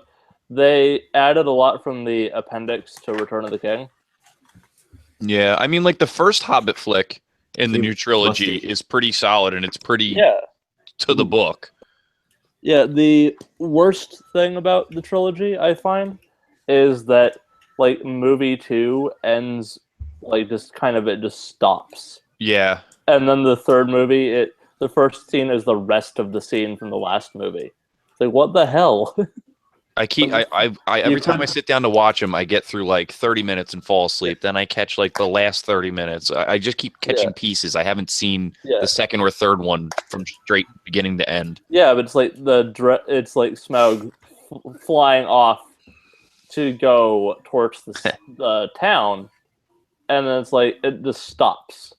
And then the third movie picks up, he's flying the rest of the way there, and he does that, and it takes like 5-10 minutes. Like, you couldn't put 10 more minutes on the last movie? Yeah. It was like a and he was perfect cutoff flying the whole right time. after that. What? He was flying in between the So, two movies. That's a Do long you guys way. remember this version of the book? Hold on. There we go. Wow. Yeah. What So the this heck? was the version that I isn't not the same copy, but this was the version I read in, I think, 3rd grade. And Who's that guy? my wife saw it at a book, like it was a book drive at her work, and she's like, she went and asked, and I told her, I'm like, I will give like 3 books if you go through this and bring it to me. But yeah, that's that album is pretty amazing. The copies that I read originally, I guess they were from the 70s. They were my brothers, because my brothers were both born in like 71 and 73. And so their copies were ones when they were young, and then I read them probably late 80s, I guess. I was like, maybe early 90s. I was like 10 maybe when I started reading them. 9 or 10. 1980. Oh, wait. No, that's not possible. It's not true. It's impossible. What's the last copyright date on it? Down here it says revised edition, 34th printing, January 1992. Yeah, it's possible. It'd be about right for when I was in. Yeah, actually, no. Okay. I was just thinking that it was an older version of it. It definitely looks odd. Yeah. How old are you, Musty? You saying 30, mid-30s? I'm going to be 35 this year. Yeah, so that would probably be about right, because I started reading mine, I guess, about the same time. Then I'm 30. I'm going to be 34 in a little bit. So I started when I was like 8, 9, 10, right around that age. So probably they had the one just before that, whatever one that was in like late 70s or early 80s. I just remember it being kind of shit brown color. Yeah, the oldest and kind of just most interesting copy of a Lord of the Rings book I have is a first printing of the Silmarillion. Oh, that's cool. Not a first printing, but first edition. Yeah, no, that's still pretty cool. Yeah, they printed a lot of them, so it's not very valuable, but it's pretty cool. I saw that in a thrift store. It was $1. It's not in that great of shape, but I'm like, that's a first edition Silmarillion. Okay, $1 will do. Yeah, I think people will have to start posting tours with like when Mars posted it with the light. But yeah, that was score. my like early 2000s when I could have been, getting myself into collecting old video games. I was collecting Lord of the Rings stuff and weapons and growing out my hair for the first time and, doing all that stuff. Yet I still was playing Cube, Xbox, PS2, and had all 3, but I was in a constant state of turning that stuff over into new stuff. I missed that whole generation. I was too busy partying and drinking. I missed that whole generation. Yeah, I did my fair share of having fun, but it was just I always had maybe between 6 and 10 games per system. Well, no, it was almost like I had 6 and 10 games, and then my local shop or GameStop would do a turn in these 2 and give us $10, and we'll give you this new one that's coming out. Yeah, I played a little bit of PS2 at friends' houses, because I remember playing a lot of Tokyo Extreme Racer Zero. I played the hell out of that game when it was out, so that must have been 2001, 2002. I don't know that I've ever played that. It's fun. Great race game. It's different. It's not like your typical race. It's somewhere between a Gran Turismo and a Burnout. It's like right in the middle somewhere where you got a lot of customization. The cars are fairly real looking, but you're racing against other cars by you drive up to them on the highway and you flash your high beams behind them. And you basically outrun each other on the highway. And depending on how much farther ahead of them you get, their life bar goes down, and then you collect money, and then you can customize your car and shit. Like an elimination style. Yeah. There's big roaming gangs of like 6 to 8 cars at a time, and you chase them down and knock them off a checklist, basically. There's nowhere on this game where you can get 20,000 points, even if you do like fireworks. Like, you are really salty about this. No, you are just king salt over there. I'm just challenging this challenge, and I think think it was people the with that best high challenge. score should be able to repeat it. So I didn't think it was the They best should, challenge personally for a game, for a high score game. Unlike Pac-Man, I understand what he's doing. He's trying to change it up, It's interesting. but it's basically you have to be really good at like a trick into the game, basically. You know. Yeah, it gives you a long time to learn the tricks, and it's just interesting because if you had never thought about doing that, it gives you an opportunity to try that out. And maybe score hunting in Mario is something you really like doing, and you never thought about it before. Man, like there's only really one place you can go down in the warp pipe, get all the coins, but then you miss out on all the there is fire flowers and stars. Yeah, and you can get an extra life, which is useless other than for getting 1,000 points. Well, that's what I mean. Yeah, you can get the extra life and go into the pipe. You guys know how to do that, right? No. Well, that's my secret. No, but you can get it and without going past the pipe. And if you it's just I was too lazy to try and figure that out. So that I did try. I've done that, but my best scores is just from getting all the perks and continuing running through the level. But my best score comes from you going get down the pipe 20,000? and just finishing it really fast. Where do you get 20,000 points from thin air? Because it's either time or 1,000 points from a coin box, or 1,000 points from a star. So, Paul, would you get flagged if we hummed the Misty Mountain song? Nah. No, because that's a cover. No, it's a cover. That's a cover. But you'd have to give. They'd have to get credit for it because it's their music. Isn't it then Token gets the credit for it? Because like I think the lyrics are in the book, right? Lyrics are in the book, but the music is the music is not. Basically, YouTube owns your channel. Just give them money. Because that's all they want. Actually, technically, YouTube does own your channel, I think. Actually, technically, Google owns it. Google owns the world. Pretty well. Google The owns internet, Google. at least. Facebook, Google, and... Google owns the World Wide Web. And just wait till they have an AI, and then they will own the world. And then it's terminated. You mean their Google Maps cars? Just taking photos for directions. We just need Google. We just need Google Baltar. I just finished Battlestar Galactica, and that ending was really dumb. Yeah, they're almost to the point now where, I mean, because you can download the Street View app and basically take your own 360 pictures, and they'll stitch it all together for you. But you got to know that they're just going to take those and GPS it into where it needs to be. The hell? I also collect these when I see them. I almost have all of them. I'm only missing a handful. Furbies? Those are awesome. The Eyewitness books from when we were young. I love these things. Young. Yeah. Yeah, those are pretty cool. They teach you a lot in a pretty quick fashion. I remember the shark one. That was probably my favorite. I have that one. I pick them up when I see them at thrift stores because they're usually like, you can maybe be able to see the price on this one up in the corner there. 95 cents.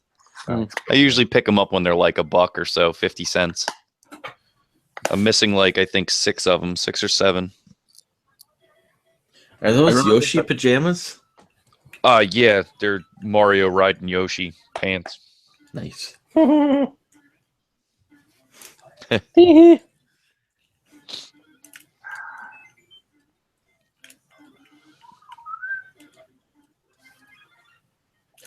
I'm debating whether to bring a handheld console with me to Portland. Part of me doesn't think I'll have any time. I'm doing for the flight there, basically. I was gonna probably continue playing the Phoenix Wright games because I have like the trilogy on my 3DS. 3DS for Street Passes, man. I still get to do a Street Pass. Yeah, I it's could bring my useless. DS and I could knock out Chrono Trigger in the process. I'm sure. I'm already like 7 hours in, so I'm probably gonna bring my 3DS. Just because. Don't bring any consoles to set up at the hotel though. no. That's what that NES Mini's going to be for when it comes out. That's a convention goer. When you go somewhere, you grab that thing and plug it into the TV. Or you can just wait like the couple days until you're not home and play those games if you really want Or I to. could bring this. Hey guys, you want to play? Well, usually when I go to conventions, we have after parties and we get ridiculously drunk, and usually people bring systems. Like we'll have somebody bring a 3DO. Like my buddy brings a 3DO every con we go to, so that we can play ridiculous games that no one plays. And we usually have an emulation machine hooked up to the TV to play, like usually a modded Xbox or something like that, to play all kinds of random arcade games and stuff. Us Canadians didn't get invited to any after parties. Because a bunch of goody two shows. You like to go to bed at 9 o'clock. Yeah. Goody Well, two we did go to shows. bed progressively later through the night. Last night we were there. It was like 3:30, 4 a.m. We went to bed. Yeah. Yeah. Busy. On Monday morning, 3:30 is like going to be the time I need to be walking out the door of the hotel. Yeah. 3:30. By that point, I'm sure we'll be just dead tired. Also, I've got a question for Rocket there. What up? Goody two shows? Yep. That's how we say it down here. Okay. You put Two shows a night. Yep. You put Boom. ketchup on that or what? Only American ketchup on that. Ugh. Why don't you just get a packet of sugar and red food color and call it Why don't day? you just dip your fries in vinegar like the French? What's wrong with the French? Yeah, they're a bunch of frogs. That's what they're. I like boardwalk fries. That's a Jersey thing. Malt vinegar and salt. Well, then you like Canadian ketchup, probably. I don't know. What's the difference? It's very vinegary. It's not as sweet. It's more vinegary. One is for adults and one is for children. One is for the 12. wannabe French above us, you know. And, One you get a coloring mat, and the other one you get to pee standing up and drive home. One comes with a placemat and crayons. Yeah. The other one doesn't. One you get a chocolate milk and a complimentary dessert. And the other. That immediately reminds me of diner kids menus where they're all named after cartoon characters like Mickey Mouse and Goofy and stuff. You get chicken tenders with fries and it's the Mickey Mouse meal. Is White Spot a Canadian thing or like the restaurant? It must be, yeah. Doesn't sound familiar to me. I remember like there was like a kids menu thing where you'd get like this freaking thing Like that was the like Winkles? a cardboard boat.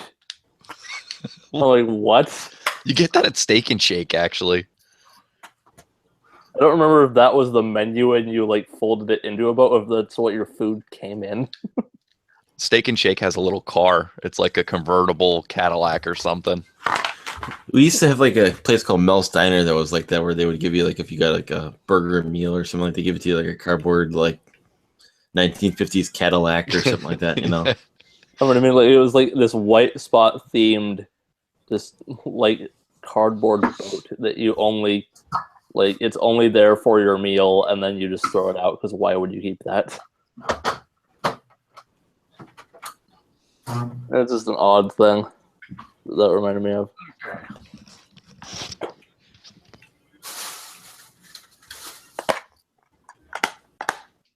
We are gonna see if this game works. Which game was this one? That's right. In 4-2 with all the. You guys as a kid Speaking ever of just use, beat the hell out of Mario cardboard games? things. And try to get every single brick. 1 second. Not every single brick, but I beat Mario 1. That was the first Mario game I beat was Mario 1. There you go, Fitnat. You're talking about stuff that you don't need and you usually just throw away.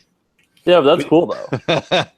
We didn't have RPGs, so we just took to making sure that, oh, what about that brick? Can we destroy that one? Is there something in there? So we just Also, I tried was to just adding destroy some metric everything. games to my list of cell games. So that's why I'm having a hard time believing that somebody can get 50, even 40 on one try. Just because we suck doesn't mean other people don't suck. You suck. I'm me. Well, here you go, Fitnet. You collect Star Wars stuff. Here's one of the pieces of I'm not artwork the one I who picked up at sucks. a You show. suck. What the heck is this? One of the pieces of artwork I picked up at a show. What? Oh, It looks what? like Puss in Boots. It's Yoda with the giant cat eyes. Okay. Yeah. Is there a This is market so- for that? This is like messing with my It's brain. awesome. I would love to get something like Pixel Dance sells, but I imagine it's like $200 or something plus. Like a couple $100 to be paying for some of his art. Well, Pixel Dan? Isn't that what his name is? The guy who's always like with by Pat and everything, who's always like the giant art for his like Like Gogo that? 13 or something like that. that's Square Painter right there. I That's thought yeah, it his was Square Golgo Square 13. How much did I run you back? There you go. You don't want to know. Paul would probably like to know. But it's That- it's paint on canvas. That was $250. hmm And that's like I can't even remember how many hours he told me it took. Something like 18 hours or something. I mean, if that's a job, great. It's a lot of work. I know. So like I- that Golgo 13 took him like 2 weeks, I think, to paint it, or a week or something. Like straight every night, putting time into it, kind of deal. I like it. I I like hang to have a out with piece on Adam. the wall, but it's just I don't want to until my collection's done. I don't want to waste it on art. Yeah, I hang out with Adam all the time. I'm going to a Halloween party with him, Mm-hmm. 2 weeks. Square painter. Just get him really That's drunk and get him to paint you something. No, I usually do trades with him. Like I'll The trade paint- him Super the- Nintendo games the and image will Nintendo be games kinda for like- pieces. That's the way to do it. Come up with a trade that you can provide for people.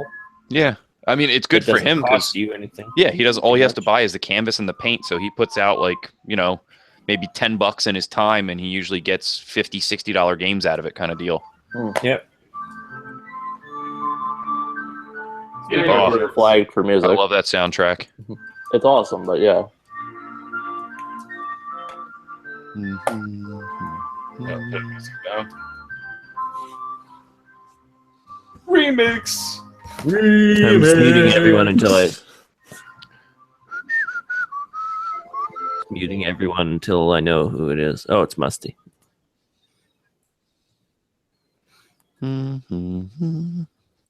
Try the guy that has Secret of Mana in his picture there. Mm-hmm. Oh, yeah. Might be him. Oh, did you unmute me now?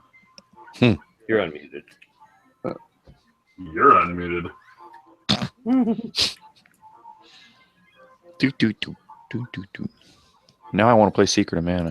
It's I friggin' gotta see a video of 1 this. o'clock in the morning. But I hear it's bad. No,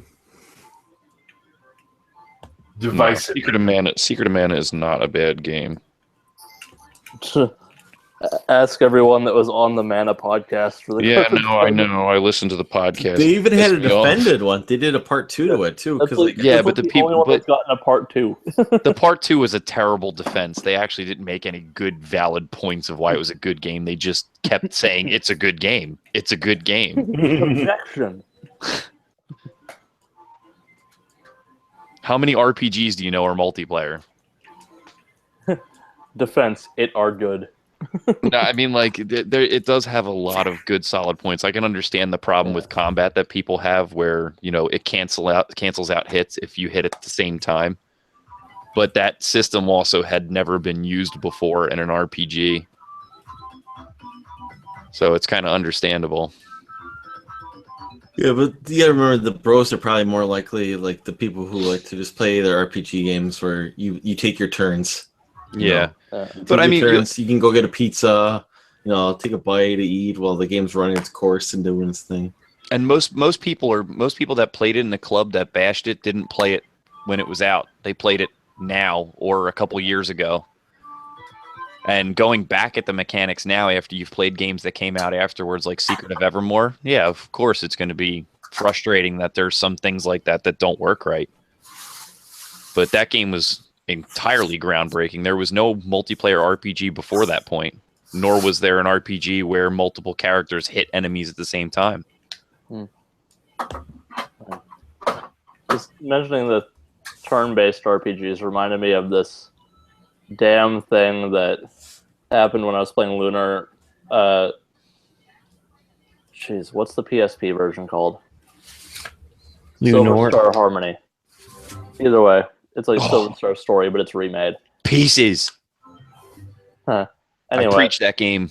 But yeah, I was on the final boss for Lunar, and have you ever just like really taken your time planning out your attack for your entire team in an RPG? Yeah, that sounds like Final Fantasy VIII when I played that. Yeah, but I mean, like, you're really tired of playing this boss because it's taking so long. So you're like, okay, I'm going to do the most powerful attacks for every character, and I'm going to plan this out for like 5 minutes. And then the turn starts, and it's like the generic jab from one character is the first attack, and you can't see the health bar for the boss. So it's like, dead. It's like the first jab, generic, basic attack. And this huge thing you planned out is the thing that kills him, because that's all that required. That's all that was left of his health bar. Nope. No pieces, Musty, huh? Nah, I think I need to get. That's a multiplayer game anyway. It's terrible one player. Yeah, I only allotted myself like 3 hours of sleep last night. So yeah, actually, I got to get into it. It's 10 after 1 right now. Yeah, it was pushing 2 o'clock last night because that game went to 13 innings. And I went and saw at 10 o'clock last night that Adam West Batman movie, so I'm kind of tired. The animated one, The Return of the Crusader. What's up? How was it? It's dumb fun. It's worth a rental. I don't think it's worth probably owning, but it's worth at least watch one time through. That's what everybody said. The Killing Joke. Ugh. Everybody I've talked to said the same thing. I enjoyed it. It had good humor and everything to it. It was fun to watch. Like I said, I don't see myself probably watching again. Maybe if it was like on television, I would probably sit down and watch it again. But I don't think I need to own it or anything. So I would recommend probably watching it once, like Redboxing it, or unless you're really just a giant fan of the '60s Batman. You know, if you're a giant fan, it's pretty spot on. You know. Yeah. I was kind of disappointed that the Joker didn't have a mustache that was painted over. Yeah. The Cesar Romero Joker didn't have that, but that's mildly disappointing. Yeah, other than that, it was okay. Oh, look, I mean, I'm already over it. Yeah. Either way. Yeah, it's worth a watch. It's good times. Killing Joke pissed me off. I haven't even seen the movie. I just kind of read what was done with it. How do you make that worse? Just the things with Batgirl, with Barbara Gordon. It's like, oh, we're going to add 40 minutes of Batgirl story. Awesome. It sounds like they're going to fix it. It was only 20 minutes. Character, like 20 minutes. Okay, whatever. Still. And it's like, then you see what they actually added, and you're like, are you freaking kidding me? That is awful. I didn't think it was game breaker. They're just trying to make it more meaningful, is what I saw it as. But I didn't think it was as bad as people think it is. Yeah, that's what everybody was saying about Killing Joke, was that it was good and it's worth a rental. Yeah. At a video store? Redbox. Yeah. Redbox. Do you have Redbox in Canada? Nope. At least not that I know of. They're vending machines for movies at like supermarkets and Walmarts. Just because we don't have it, or I don't have it, doesn't mean I don't know what it is. We have Breadbox, where people donate food and people can just go and take it. I don't know that. You're gonna say like you rent bread or something. No, bread's given to us by the government. But technically, we all rent bread. You guys remember government cheese? What? That's an American thing. Yeah, it's good though. Orange cheese. It's like Kobe, cheddar, and I think American all blended together or something like that. Do you want the white American or the yellow American? Mm-hmm. It's just mashed all together because they're just a surplus. The government bought a surplus of dairy, keep the market down, but then they had so much they just gave it away for free because it was costing more to refrigerate it. So, do you get Boost out where you are? Me? Ryan? Yeah. Which would you say? Boost? Boost. Yeah, take a boost. What the hell's that? I don't It's think so. it started in New Jersey. I don't know how far spread it is outside of here, but it's essentially a syrup that tastes very similar to like a flat Coca-Cola. Mm-hmm. And you mix the syrup concentrate with water, and it makes like iced tea like beverage. No carbonation. It's just like almost like cola syrup. It's like a citrusy cola. What? I never heard of this before. And it's extremely sugary and extremely caffeinated. Yeah. Is this like a population control thing? They just give this to I don't people know. to. It came Lower sperm about, count. I think the 70s or 60s over here, and Does that come with ketchup? Coloring man? All right, I think I'm gonna go. Yeah, I'm gonna go to Bonds too. So take care, guys. We'll see you guys next week. See you next week as we prepare for Portland. Yeah. Bye. Check that list I sent you tomorrow. I'm updating everything. will do. See you guys. Later. Then there was 2. Yeah, and now there will be 1. See you next week. See.